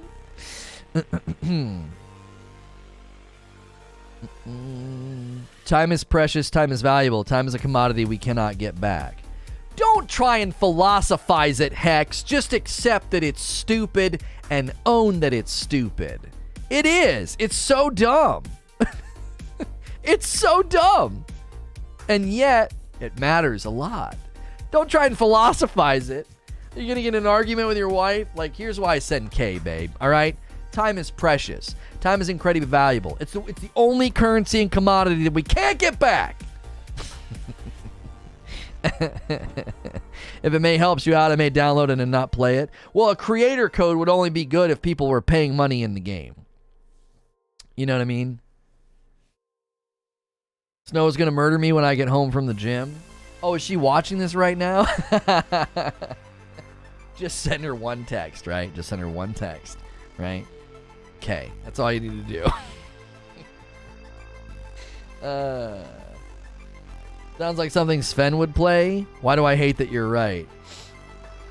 Yeah, I know. You throw out a game like that. You're like, Frag Pro Shooter? Sven's like, yeah, I'm level 9 on this season. It's okay. It's not bad. It's like, why do you play all these games? Yeah, the sniper's a little overpowered. I'm sure she feels a disturbance in the force. Yeah. Have you ever tried playing Warframe? Yeah, we had somebody ask me that earlier, and yes, I have, and I don't like it. I did the same thing with Monster Hunter. Played it, saw the value, saw why people liked it, and I was bored out of my skull. I was like, I can't play this game. And I had people very interested in me playing Monster Hunter. Like, they wanted me to play it. You know, they wanted me to play it. They were like, yeah, you should definitely play that game. And I was like, nah, I don't want to. So, a content loop, right? It's because you suck at Monster Hunter? That's the difference? Shut the frick up, Wheezy. I was fine. People told me, yeah, you're playing well. You did really well. I fought like 4 Mons, and I was like, this is boring. I'm falling asleep, you know? Trust me, as a content creator, I had a lot of reasons to play that game. I was like number 3 in the directory. We were getting followers. Like, I had plenty of reasons to play that game. Couldn't bring myself to do it, you know? I tried multiple times to get into Warframe. And I was just like, no. Oh, there's a beta? When I looked it up, it wasn't a beta. It was like a full-on game. The 30 today, Fist. So, Creature, we're going to do something that you're going to be like, don't do it. But we're going to do it because I do what I want. No. We're going to play Blood Hunt over here. And then we're going to go over there and do a 30 of Fist. But I'm going to have to do it as a live stream because there's no other way. There's no other way to do it. So the end result will be the same. It'll be a 30-minute with good velocity. It won't be much different than a premiere in my mind. No. I know, you're going to tell me that it needs to be upload only over there, which means then I have to shut down with a live audience in Blood Hunt, record a 15 to a 30, and then upload. It'll get terrible velocity. We do streams over there periodically. We do a stream with Hilly. I'm going to stream over there periodically. I don't think it's a problem. I don't. And look at how the Friday Night with Hilly stream performed. It got treated like an upload. Took off like a rocket in the days that followed. It'll be fine. It'll be fine. There are no rules here. Don't act like there's some rule that I'm breaking. What the frick? We don't even know. We don't even know anymore what works and what doesn't. He and I streamed late on a Friday night, and it's gotten like 2,000 plus views after published. It doesn't make any sense. Doesn't make any sense. Okay, that's right. Did I quit before it gets really good? How much Hellblade do I have left to play? I lost interest while unlocking the levels around the trees that has the sword in it. Get out. Have you ever seen Have you ever seen that video? It's like an older sister and a younger sister in the bathroom, and the younger sister's just, she's brushing through a rat's nest and getting angry, and she like hits herself with the brush. And the older sister's like, "Are you okay?" And the little sister gives her the stare of death and says, "Get out." I'm like, I was scared for the girl. I was scared for the older sister. I was scared. To be fair, I've watched it back like 1,000 times. Well, that wouldn't count. If you're watching from the same device, it wouldn't count. That video has definitely it's done well. So, I'm all for trying it out. Both Blood Hunt and Fist released today, and Fist wasn't supposed to release for like another month, so I don't even know what in the frick's happening. All the launch dates said October 7th, and it hit PlayStation 5 today. So, we're doing it. We're doing it. And we're gonna see how it goes. We're gonna see how it goes. I have a good feeling about it.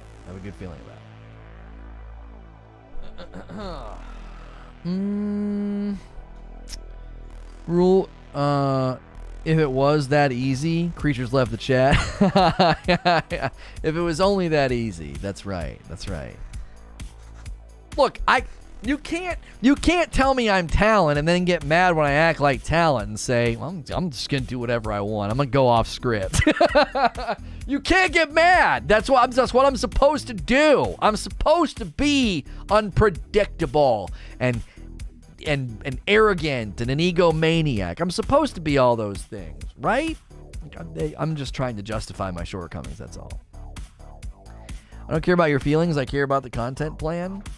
Yeah, and a premiere of that game is marginally different than a 30-minute live stream at the end of the day. And if we're going to stream on Friday nights with Hilly and get the performance we got last week, I don't see the problem. We've told people, keep your memberships. There'll be premieres. There'll be periodic live streams. I'm holding to that commitment. You know? Lono is Brittany? That's right. That's how this works, right? That's how this works. You tell me what I should do, I kind of do it, and then we revisit. That's how this relationship works, you know? Lono's having his diva moment. That's right. What do we got here? Oh, let's take this next question. I'm going to take a little bit of a break here, and then we're gonna get ready for some gameplay. Google Beats says, after finishing Ratchet and Clank yesterday, do you think it was worth the $70? I think it was. Yes. And as much as I love Mo, I was like, are we really going to have this debate about how groundbreaking this game is again? Like, I love Mo. Mo's a good sparring partner and a good debate partner. But it just, some of you guys like Xbox a little too much. Like, Ratchet and Clank's groundbreaking. It's going to win tons of awards. Whether you want to admit it or not, you can cross your arms and shake your head and say that it doesn't deserve it. But that game is incredible, right?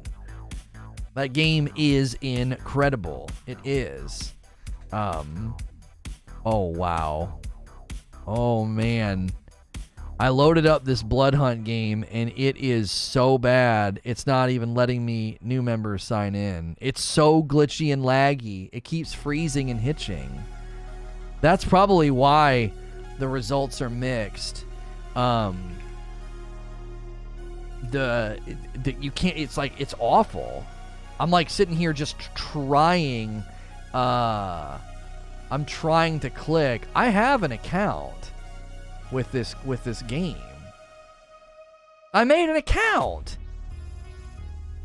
I guess I don't have one. I can sign in with Steam. What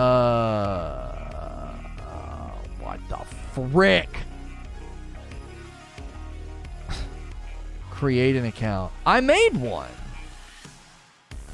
I swear to you, I made one.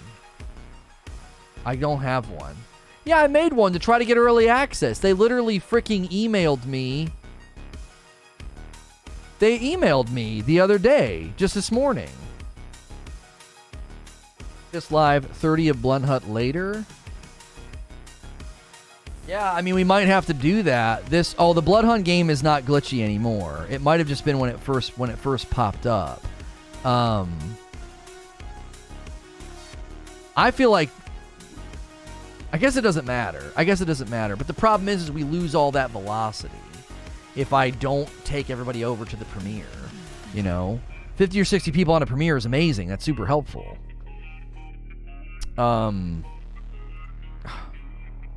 Stupid. Listen, I'm just going to say this.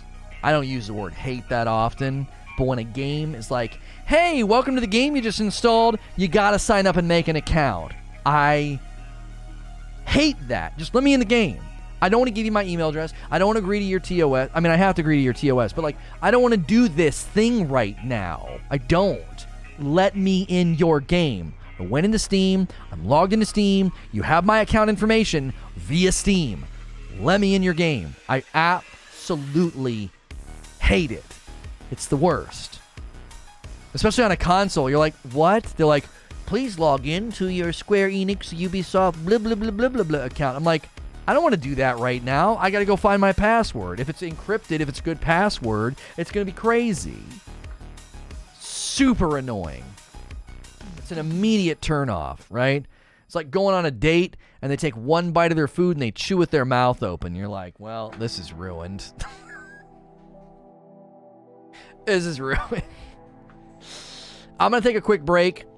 Hit like. We got 500 likes. Keep smashing like. Keep smashing subscribe. Members, coffee, all the things. We've only gotten one coffee order today, and my wife insists on getting at least 3 orders. So if you've not used the coffee command or checked out outrageousroast.com, try out some of our coffee for the first time ever. Most people buy a bag of light and a bag of dark to try the both. Same flavor. One's just roasted longer than the other to give it a bolder taste. So I'll be right back. You might see some ads. Give me just a second.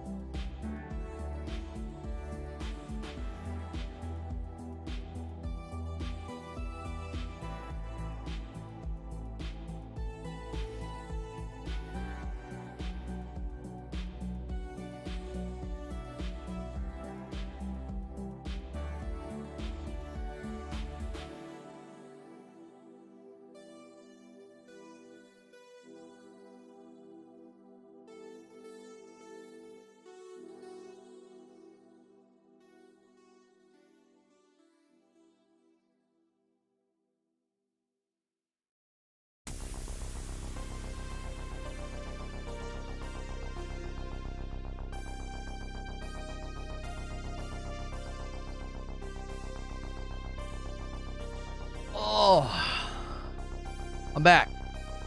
Yeah, if you guys don't subscribe to the Shorts channel, you've missed some gold, man. You have missed some gold. There's been some really great shorts over there.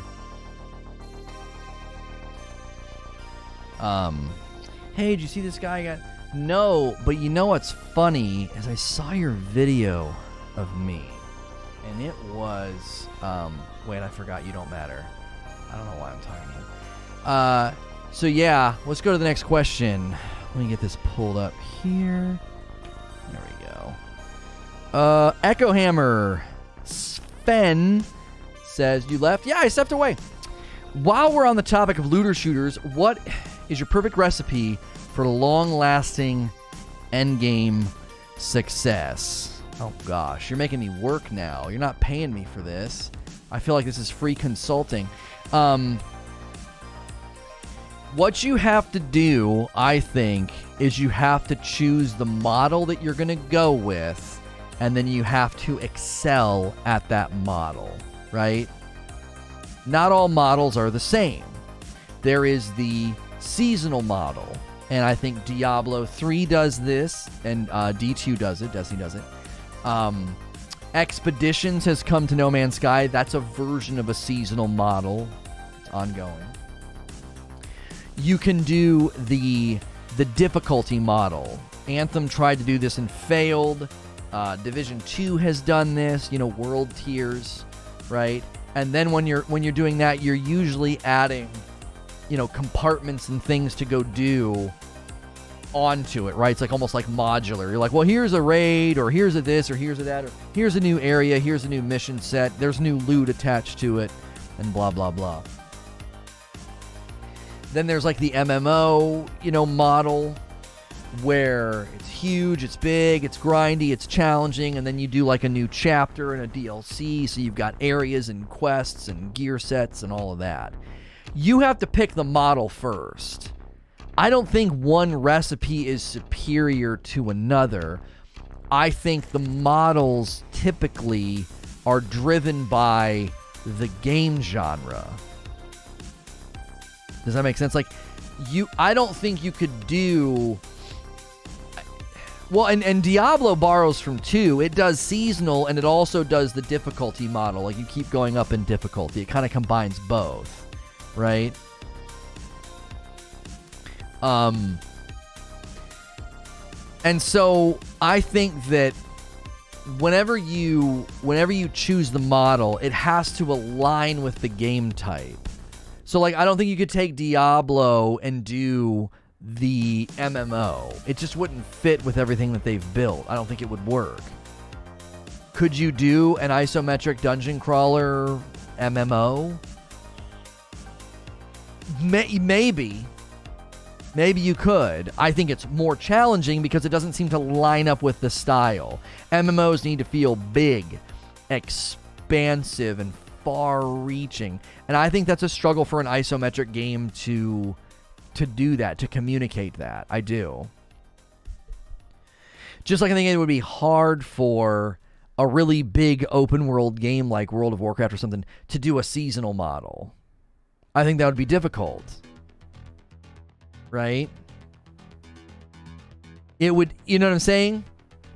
It would be like, well, it doesn't necessarily feel like it fits the seasonal model. It feels like it should be more modular and expansive, like new areas should open up, new missions and quests should open up, as opposed to like, start a seasonal character in our MMO. You'd be like, why? It's going to take so long to get anything done. The game's huge. So the model, I think, dovetails with the genre. And then what you have to ask is, how do we innovate on the model? How do we make the model better than it is? You'd have to examine all the individual parts. I'm not a details guy, I'm a big picture guy. So I can outline all this for you, and I can provide feedback once details, ideas, and innovations are fleshed out. But I can't dig down in the trenches and say, well, if we're going to do this model, we think that, these innovations here are going to be great for, weapon depth and weapon diversity. I'm not going to be able to do that. That's just not how my brain works. I can zoom out and give you big picture, and I can outline these are all the various models that these games attempt to tap into to continue the game going and to feed it as a live service. And here are the models that seem to do it the best, and here are the models that seem to fall flat on their face. You know? I can't give you what the best recipe is. I can say what models I think are becoming maybe more popular and more palatable. I would say seasonal is becoming more popular and more palatable. I think people understand it, especially when you like dovetail it with like a battle pass of some sort.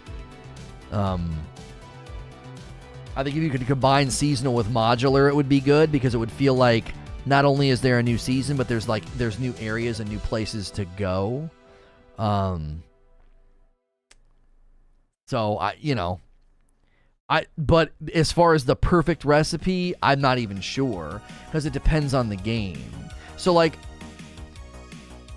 Assassin's Creed Infinity, or some of my theories about what's going to happen with Ghost of Tsushima as a live service game, as the potential of a live service game there, or, Assassin's Creed Infinity. Let's just take Assassin's Creed Infinity.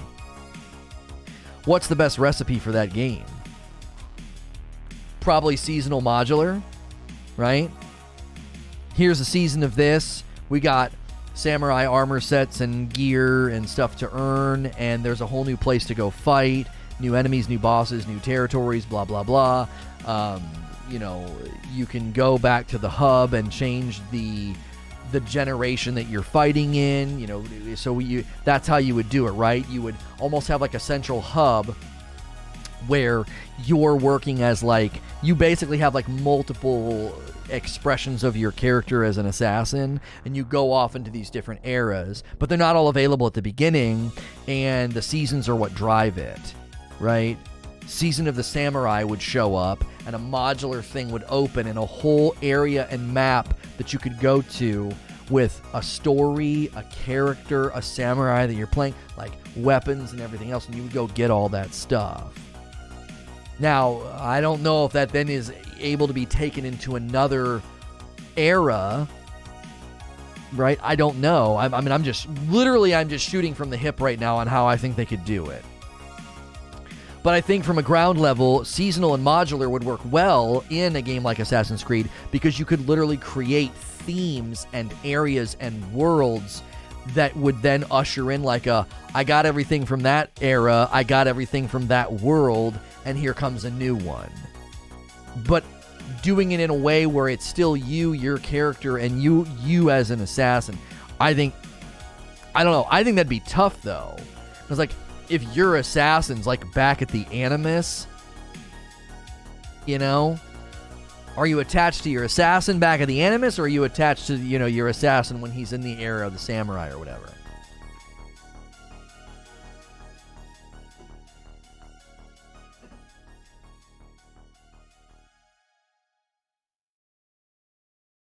These are recipes for live service shooters. Any game could use any of these recipes. Seasonal, modular, MMO. Yeah.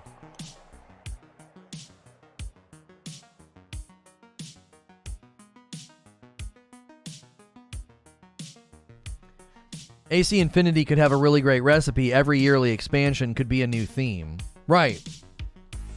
Again, how do you do that and have the character feel like they're still investing? How do you have the player still feel like they're investing in their character?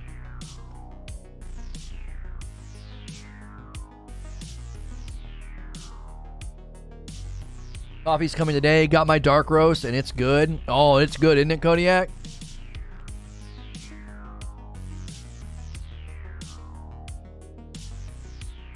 If you guys need testimonies about the coffee, all you gotta do is check chat. All you gotta do. They will tell you how good it is. They'll tell you. It's excellent. Let's see here.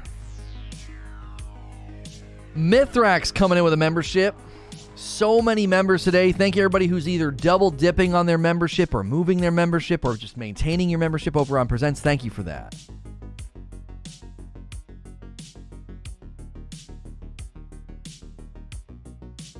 Holy cow, it's good, man. Love the little drawings from the kiddos. Oh, thank you. Thank you. I'm only here for the coffee, says Zubair. That's right. You'd have to have the investment tied to your character outside of the animus and not the character in that era.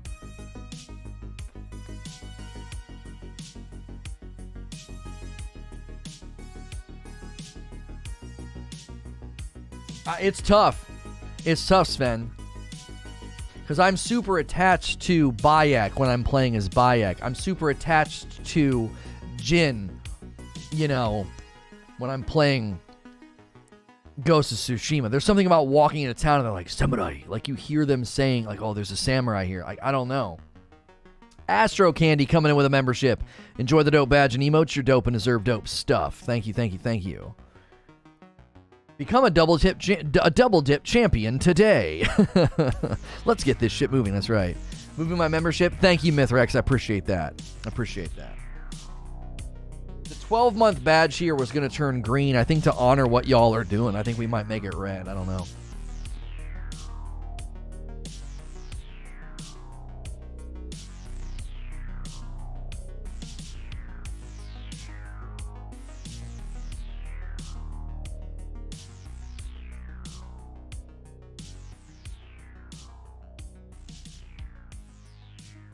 Yeah, I finished Ratchet and Clank. I managed to finish it and then watch the first half of your stream. Yeah, I finished it. Yep. It was good. It was good. I liked it. I want to order my wife some light roast, but I need the K-Cups. Which ones do I need to buy? You need reusable K-Cups. They sell them on Amazon.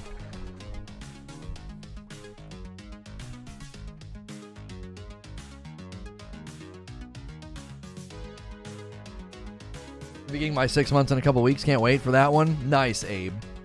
I just finished Ghost of Tsushima. Not sure if it was Game of the Year, but it should have been. No, it lost to The Last of Us 2. We've debated that before. I think fundamentally, even without playing Last of Us 2, Last of Us 2 should have been at a disadvantage since it was a continuation of the franchise.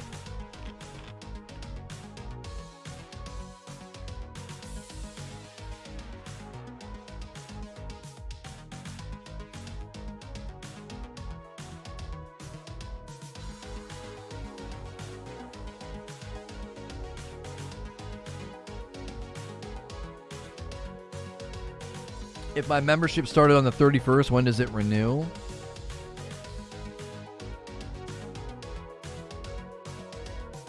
Probably on the 1st then? I don't know. It's 30 days later, I would imagine. Akuda Papa says, I'm not a big coffee person, and I absolutely love the roast. Waiting to try the dark roast.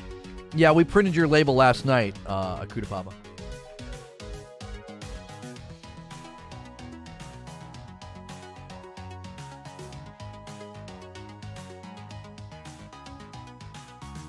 Yeah, Silent Warrior says, make sure if you get reusable K-Cups, it'll fit your coffee maker. And Mo is saying Walmart has special ones made for Keurig. It's a universal one.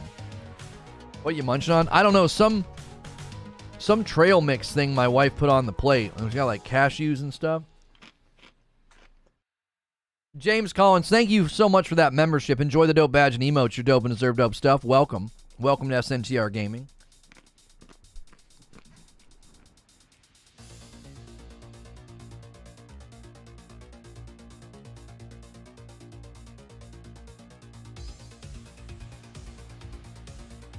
Light and dark on Friday. I couldn't decide which I liked more. You know what's funny is even though it's the same flavor palette, Abe, they're so different. It's like, it's hard to choose.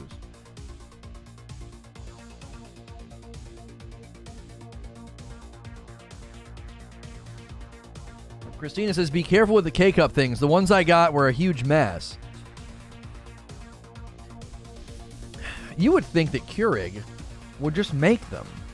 Like, if you buy a Keurig, just go to their website, put in your model number. I don't know, why wouldn't you just make reusables that people could buy?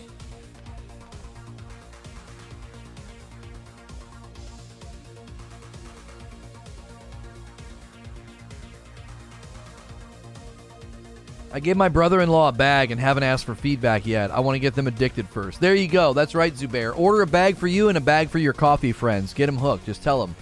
If you liked it, it's very affordable. RageousRoast.com to order more.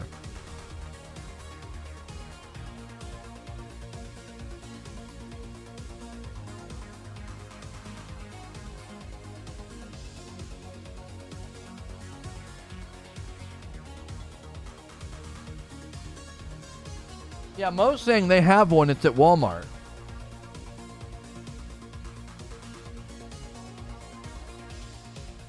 They're not making money off the cups. No, I know, Christina. You would still think there's a portion of the consumer base that are going and buying reusables made by other companies. So what? At least make money. Does that make sense?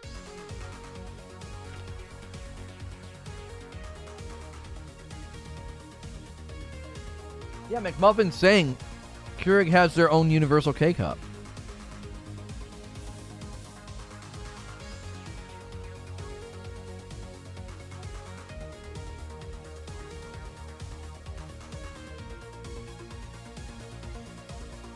This snack is too salty.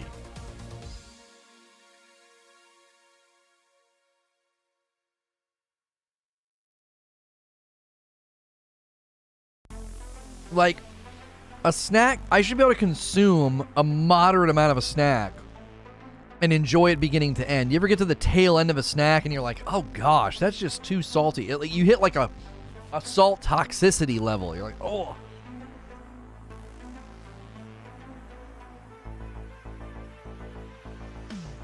Kuda Papa says, I use the Keurig filter. It works really well. The Keurig Universal one is called My K-Cup, says Kirky. It has a good branded version. You need to know how to use it, otherwise it'll make a mess.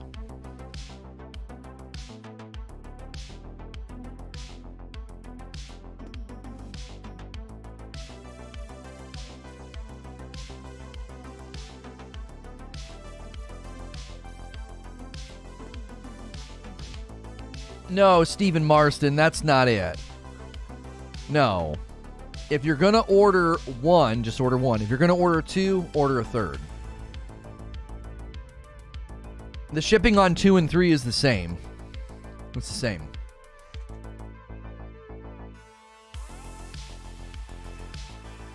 And then, like I said, you have an extra bag to give to a friend. You know what I mean?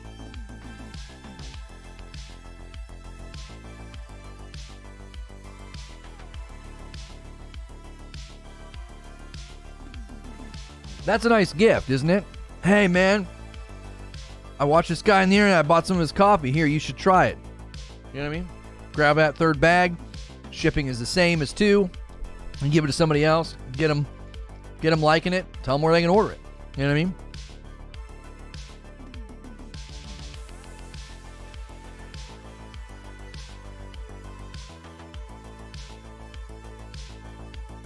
My buddy likes the coffee. I told him he has to subscribe in order to get more. I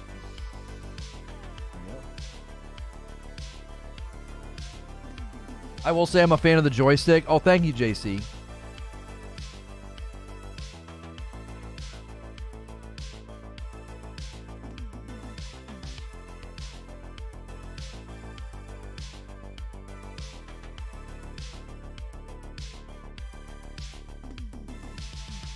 Matrix Resurrections is going to have a full trailer on Thursday.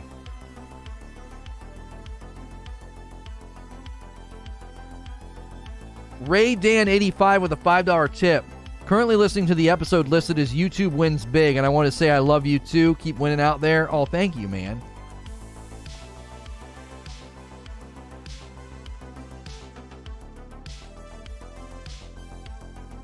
It's releasing this year?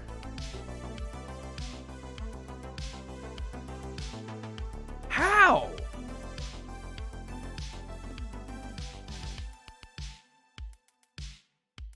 How did they do that?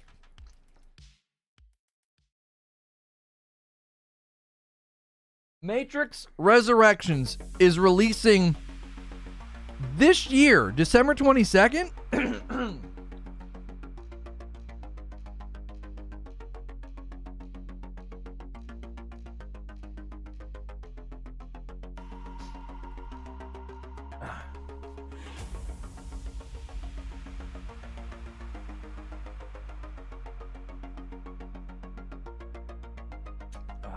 Insomniac Black with a question. What game would you say has the best opening title sequence? I would say Ghost of Tsushima is number 1. Hellblade. Yeah. Hellblade's opening sequence is just...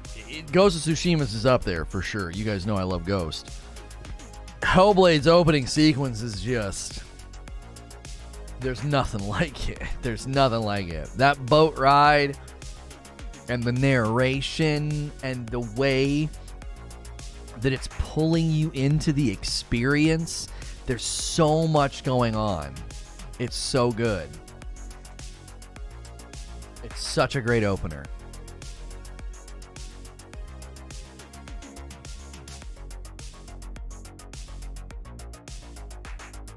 Oh, The Last of Us opening, I hate that. Oh, I couldn't even do it. I hate that. As a dad now, especially. Oh, no.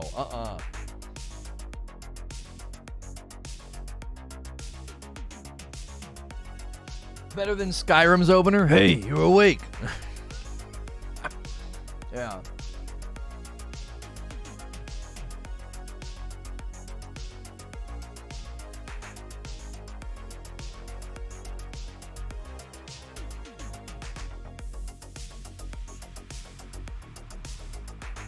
What is it?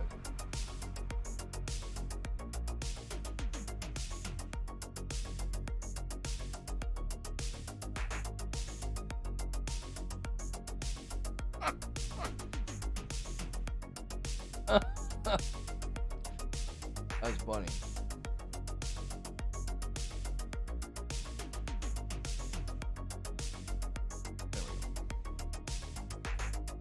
Sorry, I got a text from somebody.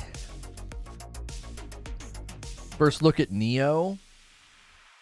So they made him John Wick. Why is his hair long? He looks like John Wick. He should have. His hair needs to be short.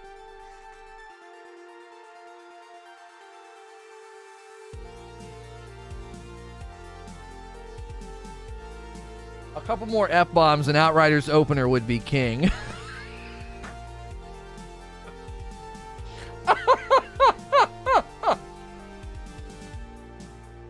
Oh, man.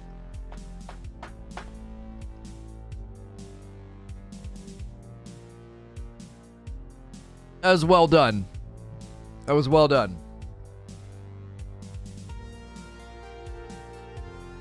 Yeah. Last of Us opener was great, right in the feels. I personally think it went hand in hand with the ending. I liked Days Gone's opening. I thought Days Gone's opening was good. When he feels forced to pull the gun on the helicopter pilot, oh.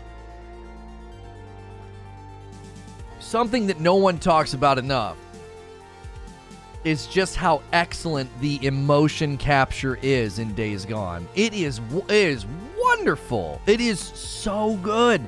The severity and the seriousness in that moment, it's excellent.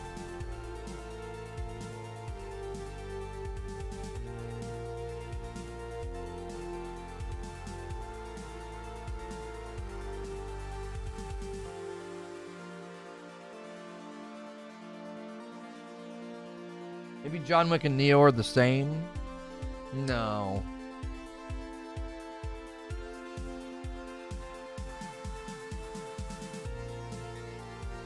No. John Wick just works because of the, the idea of somebody at that skill level coming back for vengeance. It's very different tone and execution. I don't think they're similar. I just don't.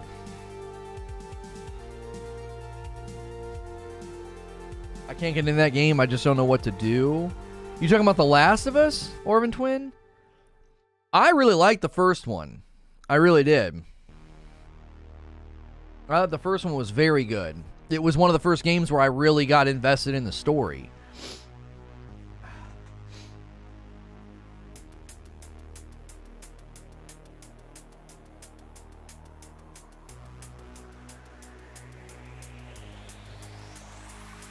Oh, Days Gone.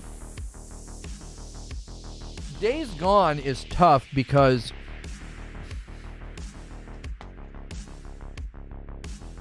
they do a lot of piecemeal storytelling, so it takes a bit. It's a slow burn.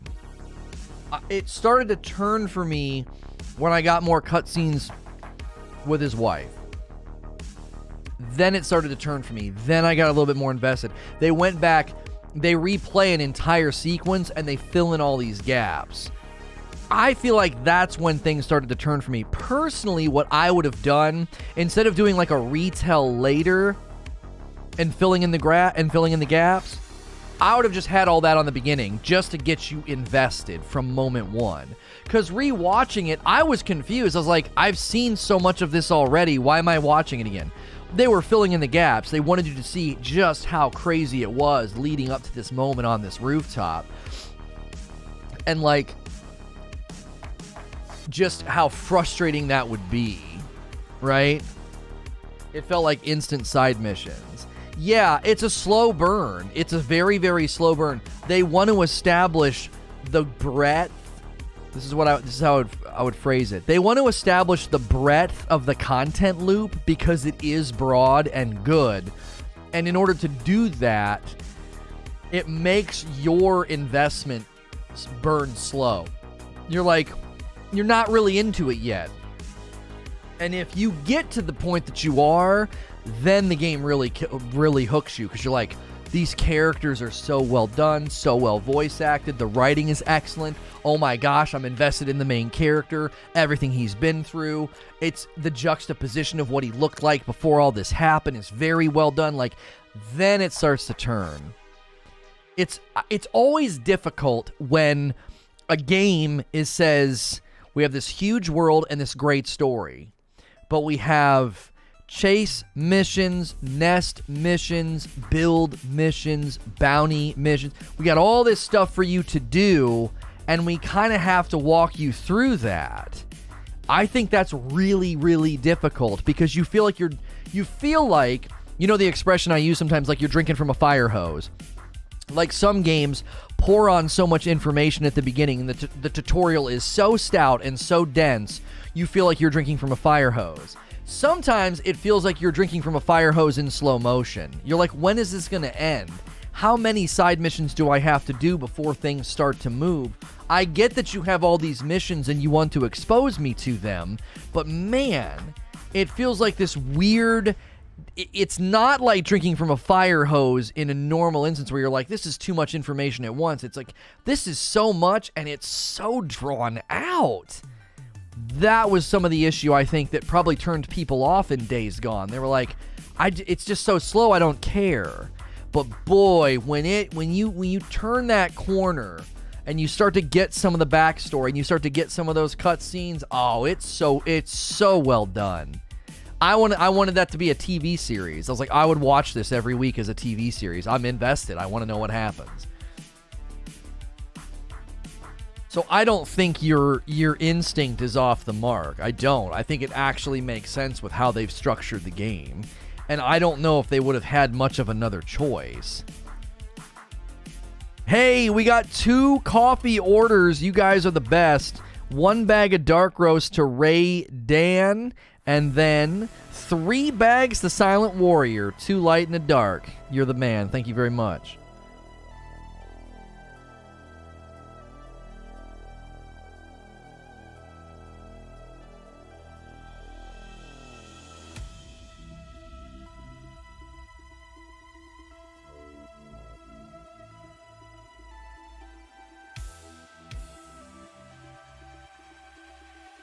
I'll have to go back into it hearing your take. No, I never got to finish it. Once I get like everything done in Ghost of Tsushima, I might go back to it and play it.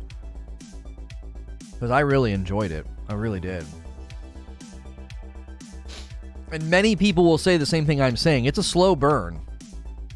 It doesn't hit you in the gut like The Last of Us. Like immediate emotion, immediate sadness and trauma and anger. And then you're like, that's how you start the game? Like, The Last of Us is like, yeah, come on in. So, at the beginning of this game, we really want to boom! And they just punch you in the stomach. And you're like, why'd you do that? Because we want you to care.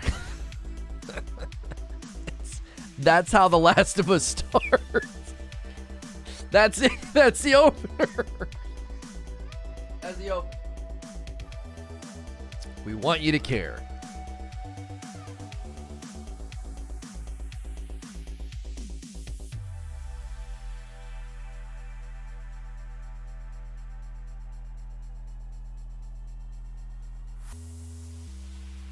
My wife made zucchini bread, and it's good. It's good. I think Days Gone will do well on the ballot box for Tier 2 voting. Oh, yeah, when it's on there for like a Rewind Wednesday. Yeah. Excuse me. All right, we need to...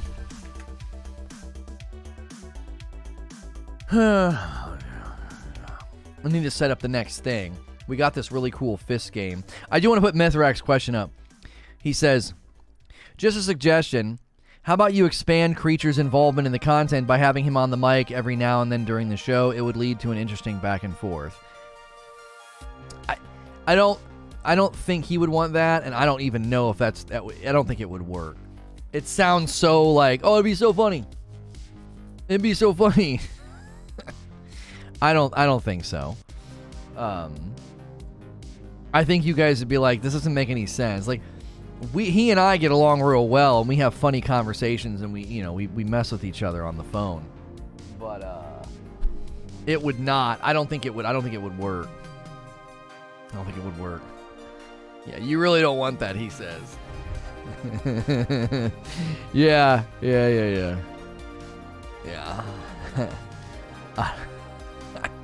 It would be, I think it'd be funny maybe like once, and then after that it'd be like, why are we continuing to do this? You know?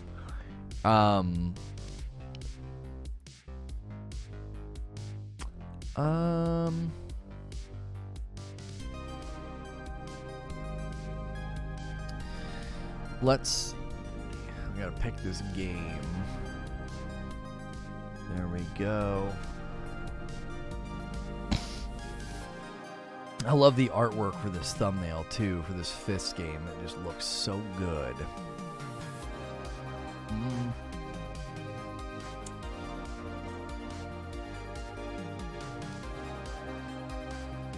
Throw it in new gameplay. Where's our tags?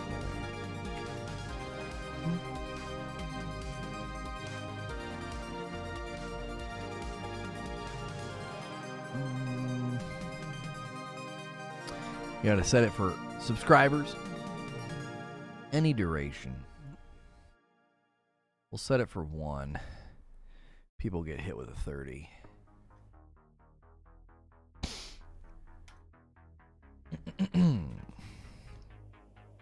When you play Ghost and Goblins Resurrection, those old, I just don't think those old games ever translate into a good stream. They just don't. Somebody had me play a super old game, and I had to download like the Blizzard collection to even play it, and I got like a headache. After like 10 minutes, I had like a headache. It actually hurt me. It hurt my eyes and my head to play it. I did not like it. I did not like it. You know? What about co-hosting with different higher tiers? I really enjoyed that in the past. No. We're just not going back there. There was something charming about it and something very, community driven by it. But I don't like it now. I don't like the idea of having to go through, like, sharing the space, getting through mic checks, doing this, doing that. Like, I don't know. It just doesn't fit with where I've come and what I enjoy. I don't know. Maybe someday. I do a podcast on Saturday mornings, and I'm 100% the heel. Yeah. I just call-ins and co-hosting. Yeah. It's a lot. Like, I don't know if you could pay me enough to invest in that kind of like show takeover element. You know what I mean? Whether it's a call-in or whether it's a co-host, it's just so not. I just don't vibe with it anymore. Yo, Nighthawk just ordered 3 bags of light roast. My wife and I can't get enough of the coffee. We're here for you. I listen and lurk most days, and I appreciate what you offer. I think it's refreshing and informative. I can't wait to see what's in store. That is so kind. Thank you, Nighthawk, for ordering 3 bags. There's a niche for that. In this format, it rarely fits. Yeah, like, I don't know. I don't know how to phrase it. It's like we're all the co-hosts. I think that works, Zubair. That's exactly right. I think that's the problem, is like we're all hosting and co-hosting the show together as a group, and suddenly shoving someone in the mix that can like hop on the mic, it just doesn't, I just don't think it goes with the flow. I'm sure Tier 5's wizard power could be able to convince him to do a co-host. Dark Rose is better, says Spawn. Thank you, Spawn. All that worked in the beginning as a form of rallying our community to get back into a groove as a unit. Yeah, it felt more like it felt more like a step in the evolution, not something that was stayed. Right? Chad is the co-host. Exactly.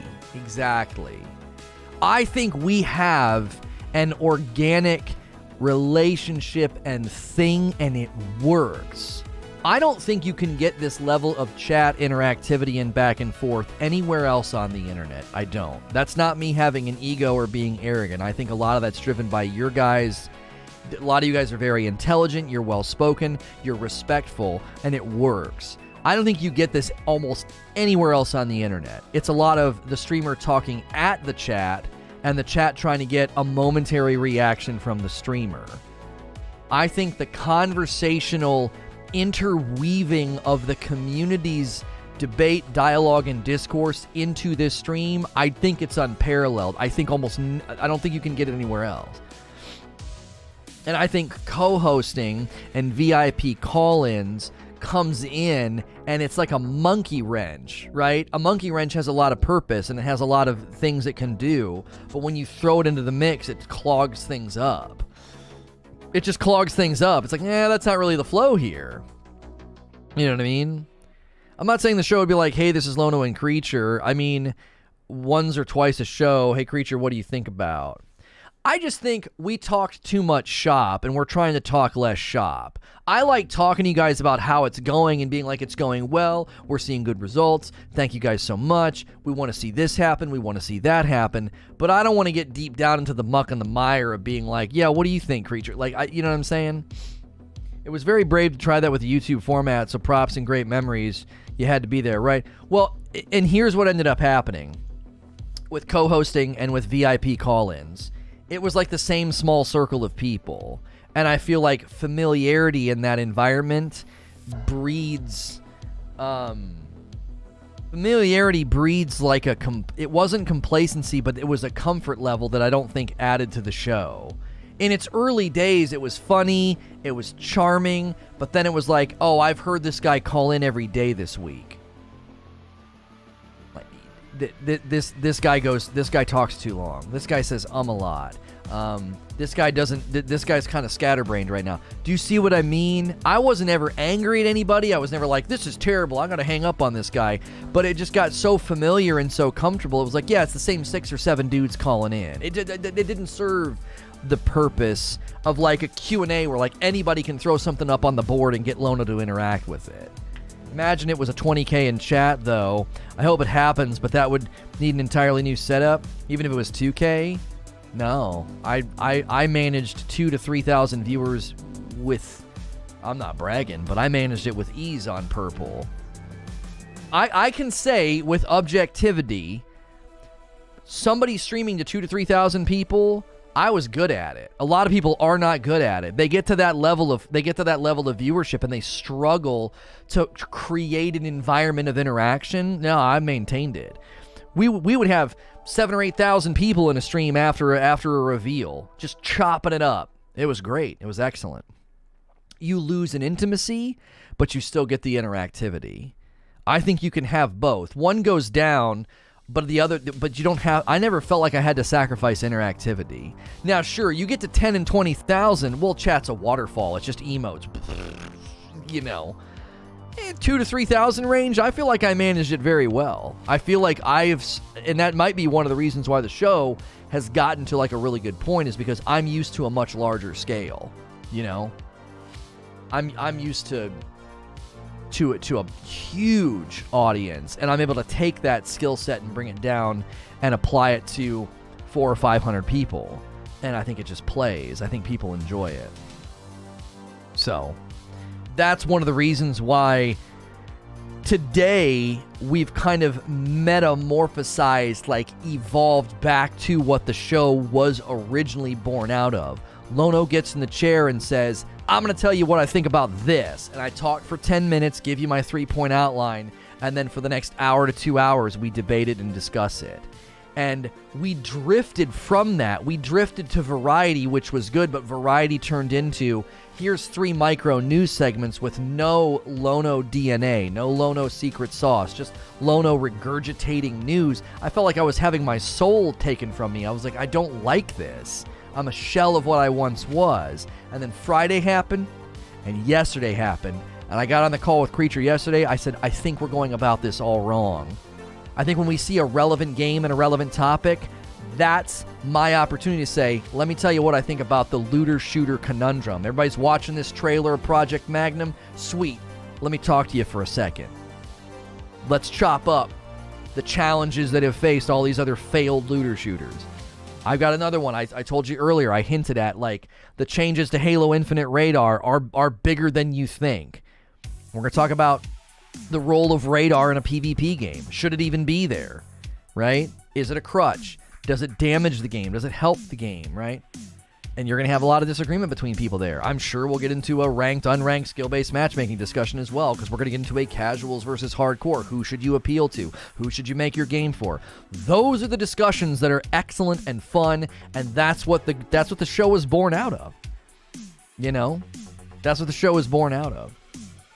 And I'm glad that we have discovered that and been like, oh my gosh, this is why this content was so unsatisfying. This is why this content felt like it didn't have a soul. It just felt like I was going through the motions. And to a certain extent, we had to go through that.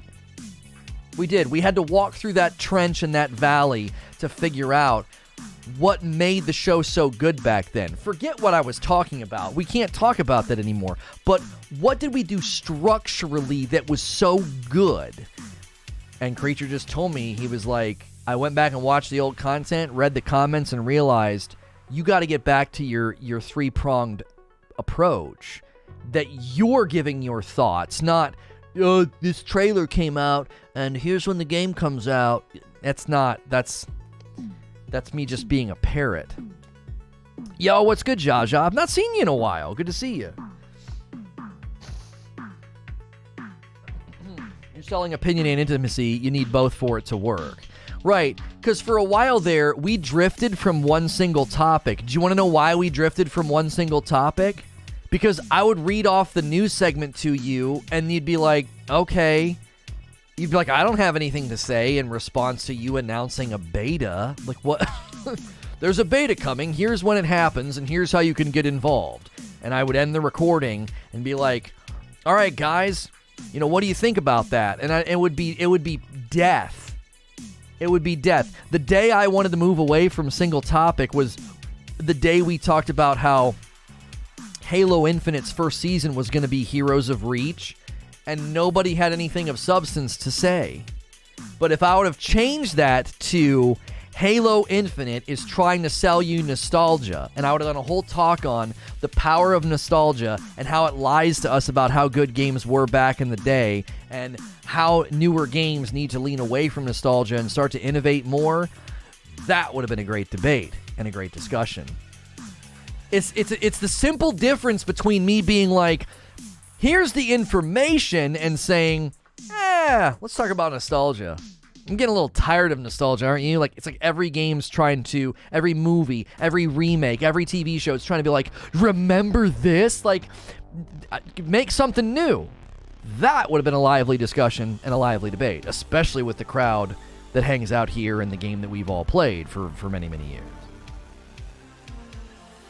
Came in the other day, explained, but you were busy. I moved and started a new job. Crazy busy. And Sicky's ramping up here, so I legit have no time to watch. Well, I appreciate your continued support, dude. Seriously, thank you. It's pronounced beta. You're the 21st century equivalent of talk radio. I prefer this because sometimes I feel you run out of news because of you do 2 to 3 topics. Logistically speaking, Ashton, I said this actually makes it easier on us. Because, like, I looked at what we covered yesterday, and I was like, Horizon Forbidden West price adjustment, Halo Infinite radar changes, and Ghost of Tsushima Rivals review. I'm like, that's 3 days, and we slammed it all into one. That's 3 days, and we slammed it all into one show. What the frick did we do that for? I was like, and we didn't even talk about the Rivals thing in Ghost, and we didn't talk about the Halo radar thing until the end of the show. I was like, we wasted those. Do you see? We thought, put a lot in the show. Ghostface, thank you so much for the membership. 20 new members today. Thank you guys so much for click and join over here. Some of you guys are moving and doing a membership here, ending over there. Some of you guys are double dipping, or just some of you are keeping your membership over on Presents. Thank you, no matter what you do. Thank you for that with your memberships. And so I told him, I said, I think I want to go back to single topic, and I think I now know why I hated it. I hated it because I wasn't doing anything other than regurgitating news, and then the audience was like, thanks for the info, Lono. We don't have anything to say in response to that. So we'd sit there and be like, what are we going to talk about for 2 hours? And then what would we do? Well, we'd start talking about Marvel and Star Wars and other things. And then what happens? Someone clicks on the thumbnail, is like, oh, I want to hear about this thing in this beta, and I'm talking about something completely unrelated. That's terrible. Tiante coming in with a tier 3. That's a big one. Thank you for doing a tier 3 membership. That's very kind. Can I become a member on the updates and the shorts channel? Yeah, Creature turned on memberships for the updates channel. I don't know if we have them yet on the shorts channel. I mean, we have them. It'll probably be all the repeat theater stuff. That's what that channel used to be. So if you click join on that channel, you're going to see a bunch of stuff that doesn't make any sense. Feel free. I don't care. Doesn't matter to me, dude. Doesn't matter to me. Next emote, double scoop dip ice cream cone. Yeah. I changed them to warm and fuzzies. Oh, you changed those? Okay, cool. I'm glad that Creature's doing that stuff on the back end. I'd have completely forgot. People are like, hey, I joined over here on repeat theater. Oh, wait, no, it's not that anymore. It's shorts. Oh, man. So, I don't know. I felt excellent Friday, yesterday, and today. I have felt like this is content I can be proud of. This is content that I enjoy making. This is me. This is me evolving into variety in my own way and not in like a, here's the gaming news today. Like, I don't want to do that. The update channel does have memberships. They're super cheap and a huge help for that channel. Yeah. We have 4 channels because it's all different. The content delivery is so different depending on where you go. The updates channel is just short little 4-minute videos. The shorts channel is just shorts. SNTR Presents is now going to be, little gameplay videos and, offshoot streams with Hilly and stuff. Friday nights and other things. Thank you, Ill-Fated. I appreciate that. What happened to repeat theater? Did you not enjoy making it? I enjoyed it. I didn't have time for it.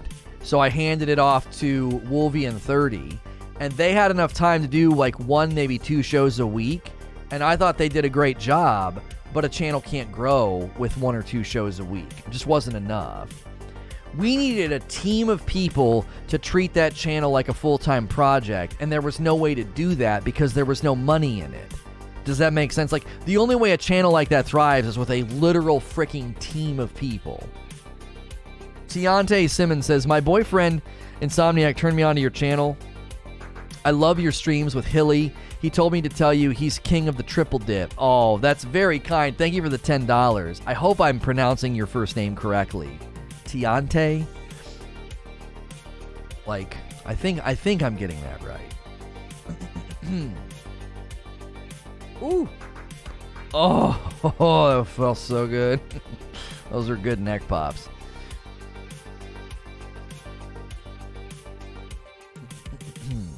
Okay.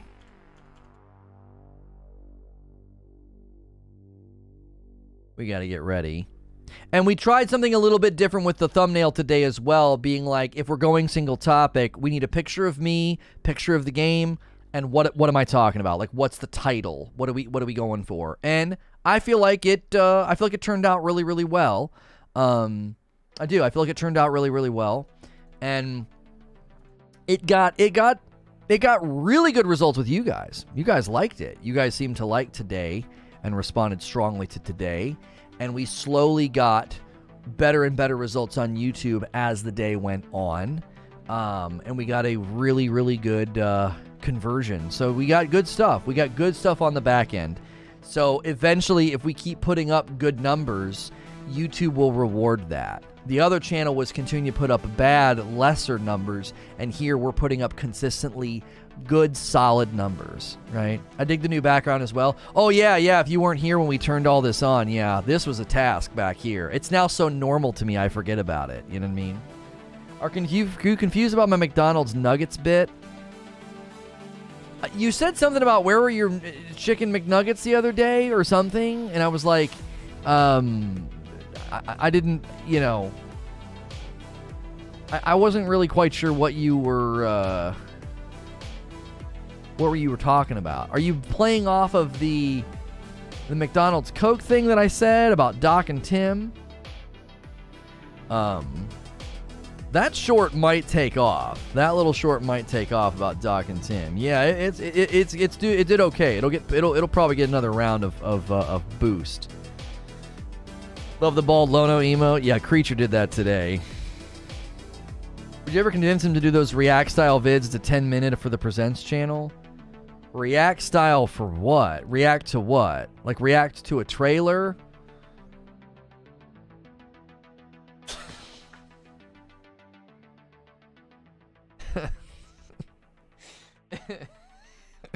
I have colorful language for that kind of content.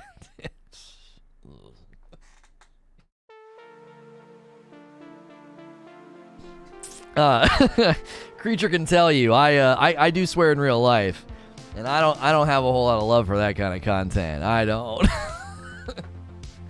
I don't, dude. I can't do it. I know some of the bigger guys do it because it's great. It's great for metrics, right? They literally like, the trailer was so dope, man. This was happening and all this character. Oh, shoot me. I don't want to do that, dude. I do not want to do that. You roll your eyes better than my wife.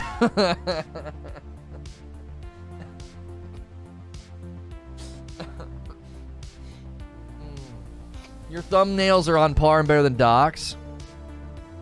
Tim's thumbnails need work for sure. Well, thumbnail design is funny because some of the ugliest thumbnails are the most effective. It's unfortunate because like Creature's very like driven by form. Like when you think about like form over function, making something look really, really nice doesn't make it functional.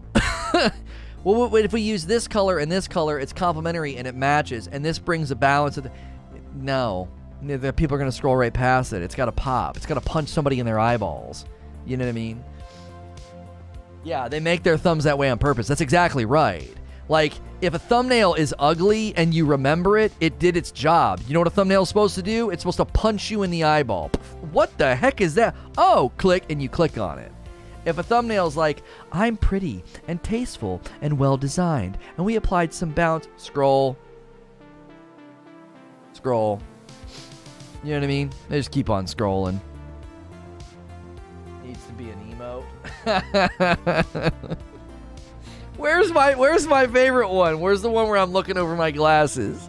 King Salty always puts that one in the chat. I love that one. That one's gold. There's that one, and then there's another one you guys snagged recently that's really, really good. You got to keep with this formula. Give it a month. I feel good. I feel very, very good. We basically transplanted an organ, and it's the organ's functioning. Like it was. That was scary. That was scary. Like, today made me feel so good. I was like, holy moly, the turnout's so nice.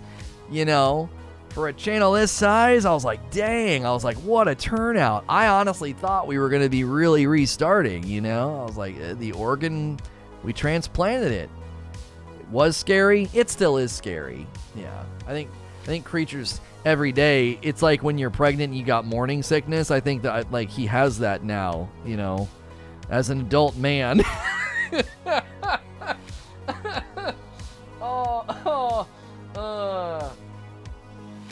Yeah.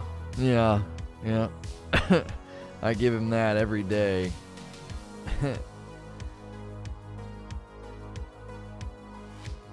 I'm the first quad dipper. Reaper's a quad dipper. Oh, my land. Cannot imagine how much YouTube's offering them. Life-altering, generational wealth creating. Yeah. That's how much.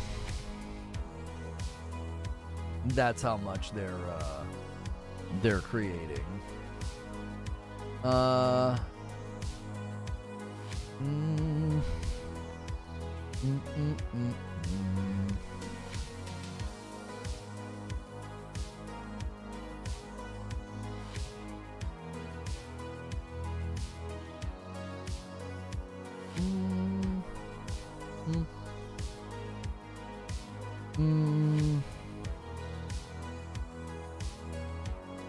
Sorry, I was catching up on something here.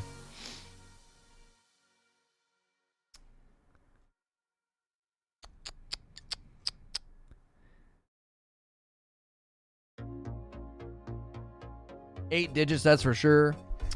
Yeah, I've applied this logic to it. I've applied this very simple logic to it. If they could have kept them, they would have. If they could have afforded to keep them, they would have. And those gentlemen had a lot of reason to stay because they already are making money on YouTube. They already are. That's the key to diversification. You understand that, right? Like, making tons of money over here, making tons of money over here, and then you plant your flag on one platform like that. You're only going to do that if they offer you enough zeros to make your head spin. And if Purple could have afforded to keep them, they would have. It's that simple. Very, very simple logic.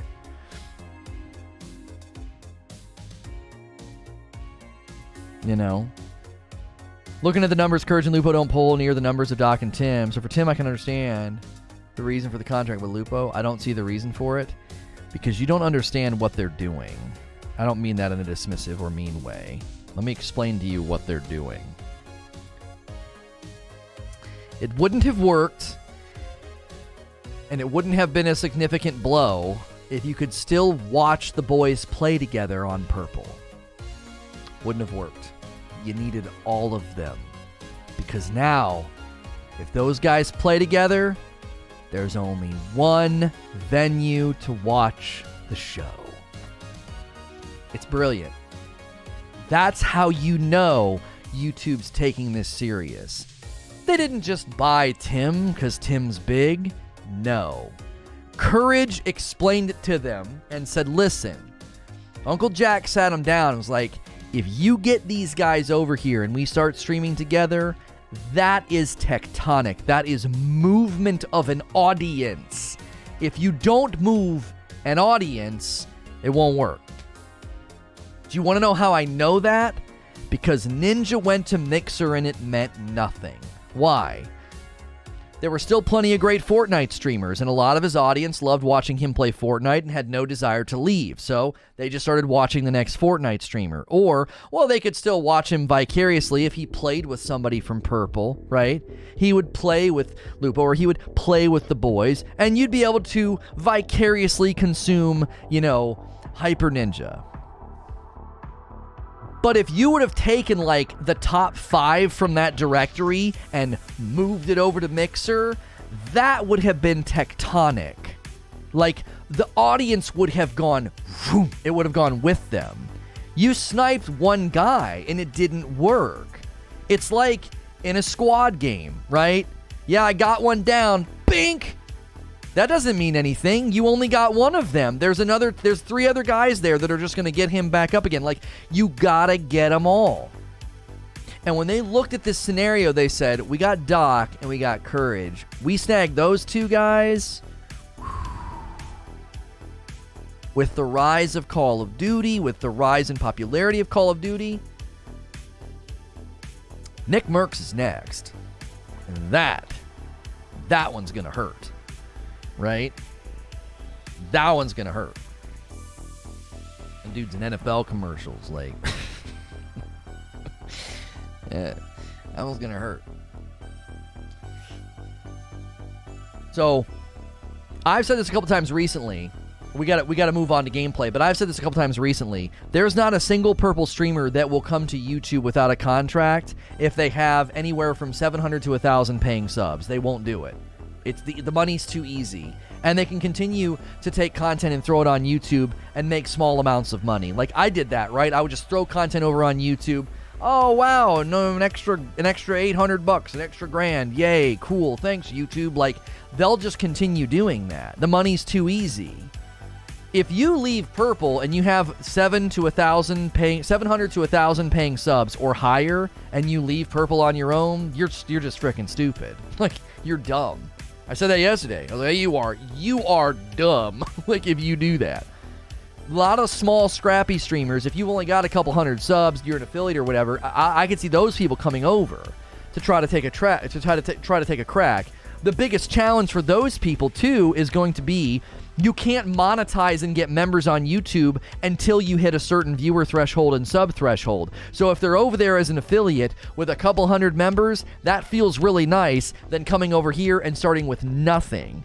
If they could come over here and immediately have members and say, hey, all you guys that are paying subs over here, there's 200 of you. If they could get about 100 of them to come over here and become a paying member, that'd be an instant bump for them. Well, not an instant bump, but it'd be pretty alluring. Why?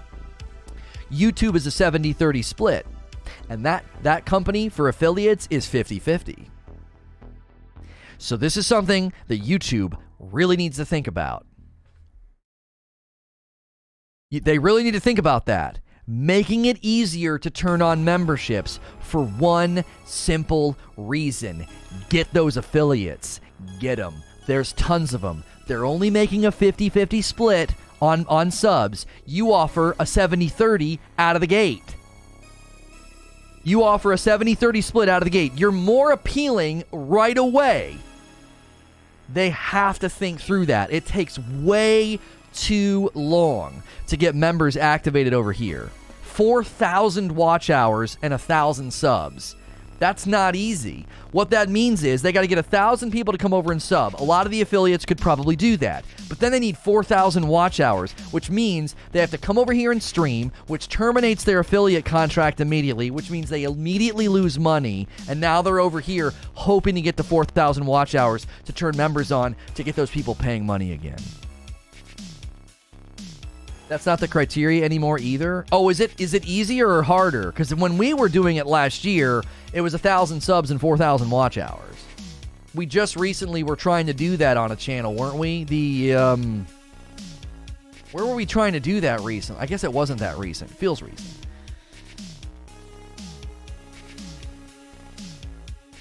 That's exactly right, Smashville. That's exactly right.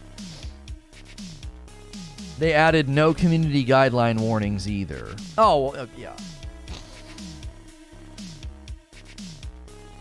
I don't know. I don't work at YouTube, but if I was in their ear, that's what I'd be telling them. You need to figure out how to get all those affiliates over here, because there's so freaking many of them. That would be a blow, because those guys just generate, they boot up and just generate easy free money. Now somebody, I think it might have been Devin Nash, he has speculated that the medium and small streamers and affiliates don't actually help that platform. They cost that platform more money than they make. So maybe YouTube doesn't want that pain on the ingest servers if they're not going to come over and generate that much revenue. I don't know. Maybe they could have an application process for people who have a purple channel and so many paying members to make that process easy.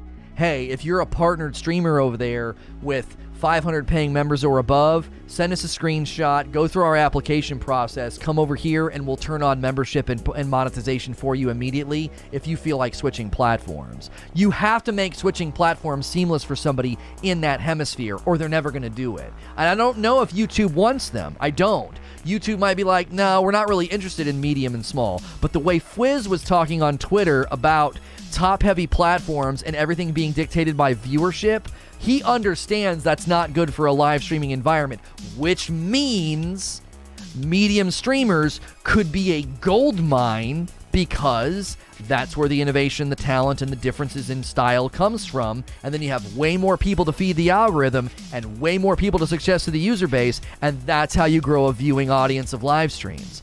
You have to have more than a couple of big streamers. You have to have a Rolodex of variety in style, substance, just what people look like. There are people that are like looking for, they want to watch a woman, they want to watch a guy, they want to watch a person of color. Like, they're going to want to watch different types of streamers. Just in appearance alone, there are preferences. And if you could snag all those mid-lane streamers and say, listen, you got 500 subs right now, right? You're getting 50% of that. We only take 30%. You take home 70. You don't even need all of them to come over, and you'd automatically be making the same. You'd need a percentage of them to come over, and you'd be making the same amount of money on a platform that's heavily invested in discoverability, growth opportunities, and you not sitting in the bottom of a directory because you're not some volume-driven giant Justin TV streamer.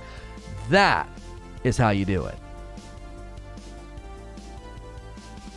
So, man, I would love to hop on a call with these guys that are looking at YouTube, and they're looking at growing it, and they're looking at how do you move audience, how do you move the viewers. That's how you do it. You've landed your opening salvo. You landed a pretty good shot with Tim and Lupo, and if you get Nicky Merckx, that's another big shot.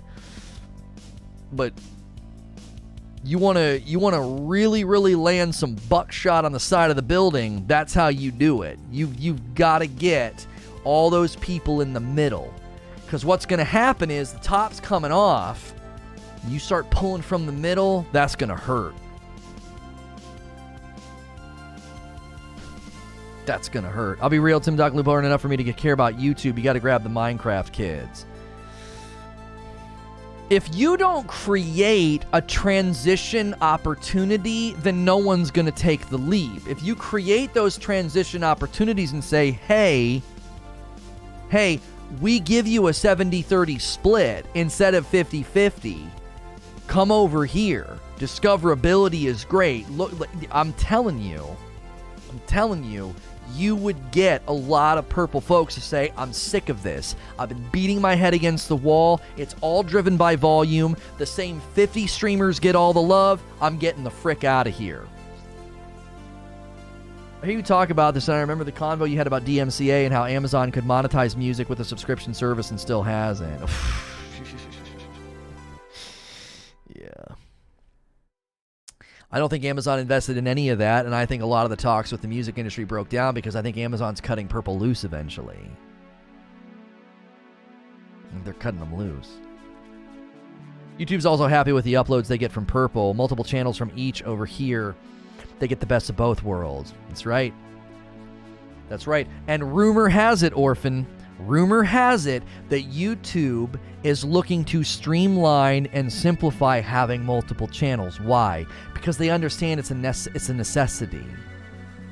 You can't put everything on one channel. If you're live streaming and doing uploads, you can't. They can't live in one ecosystem. It doesn't work. So you have to have at least 2 channels. A lot of guys now by default are going to have 3. Live stream, uploads, shorts. They're going to have 3. Automatically.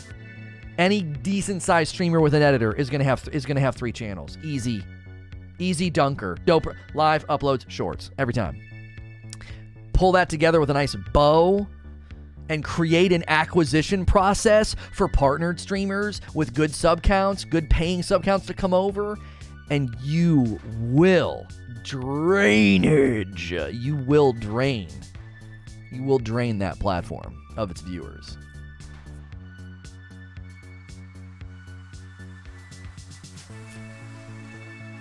and I'm here for it. I would love to help strategize and consult with YouTube about how to do that, because that would be just the tastiest justice. The tastiest vengeance. It would taste like a ribeye on a Saturday afternoon, dude. Let me help. Let me help. I was on calls with them, by the way. I can tell you how dumb they are. I can tell you how dumb they are. I can tell you how badly they've handled some of their ideas, because I saw them before they were implemented. I can give you the inside scoop. Yo, it's good, Jake the Ace. Showing any Vanguard multiplayer today? No, we are actually getting ready to switch. We got stuck on this. We are getting ready to switch to a brand new game called Fist, and it's like a Metroidvania. It just hit PlayStation today. I'll be playing it on the PlayStation 5. It's like a Metroidvania where you're like a rabbit with a big robotic arm. So I'm going to put a link in chat, and you'll be able to use that link to come with us. We will also do live redirect. Let me make sure this is the featured video on the channel as well. So, because some of you guys watch on like a TV, and if you go back to the main SNTR Gaming channel, it will then be the featured video, right? Let me give you the hyperlink, and then again, if you just stay in chat, it should redirect you. All right, it should redirect you and take you over. So. Let me get it full screen for you. Holy moly, my mouse is all over the place. Oh, my camera's off. There we go. This is what we're playing. This is what the opening screen looks like. Press any button. I got it loaded. I got it ready to go. I'll see you guys over there. If you stay here, it's on this channel. You don't have to go anywhere. Click the link in chat or live the redirect. All right? I'll see you over there.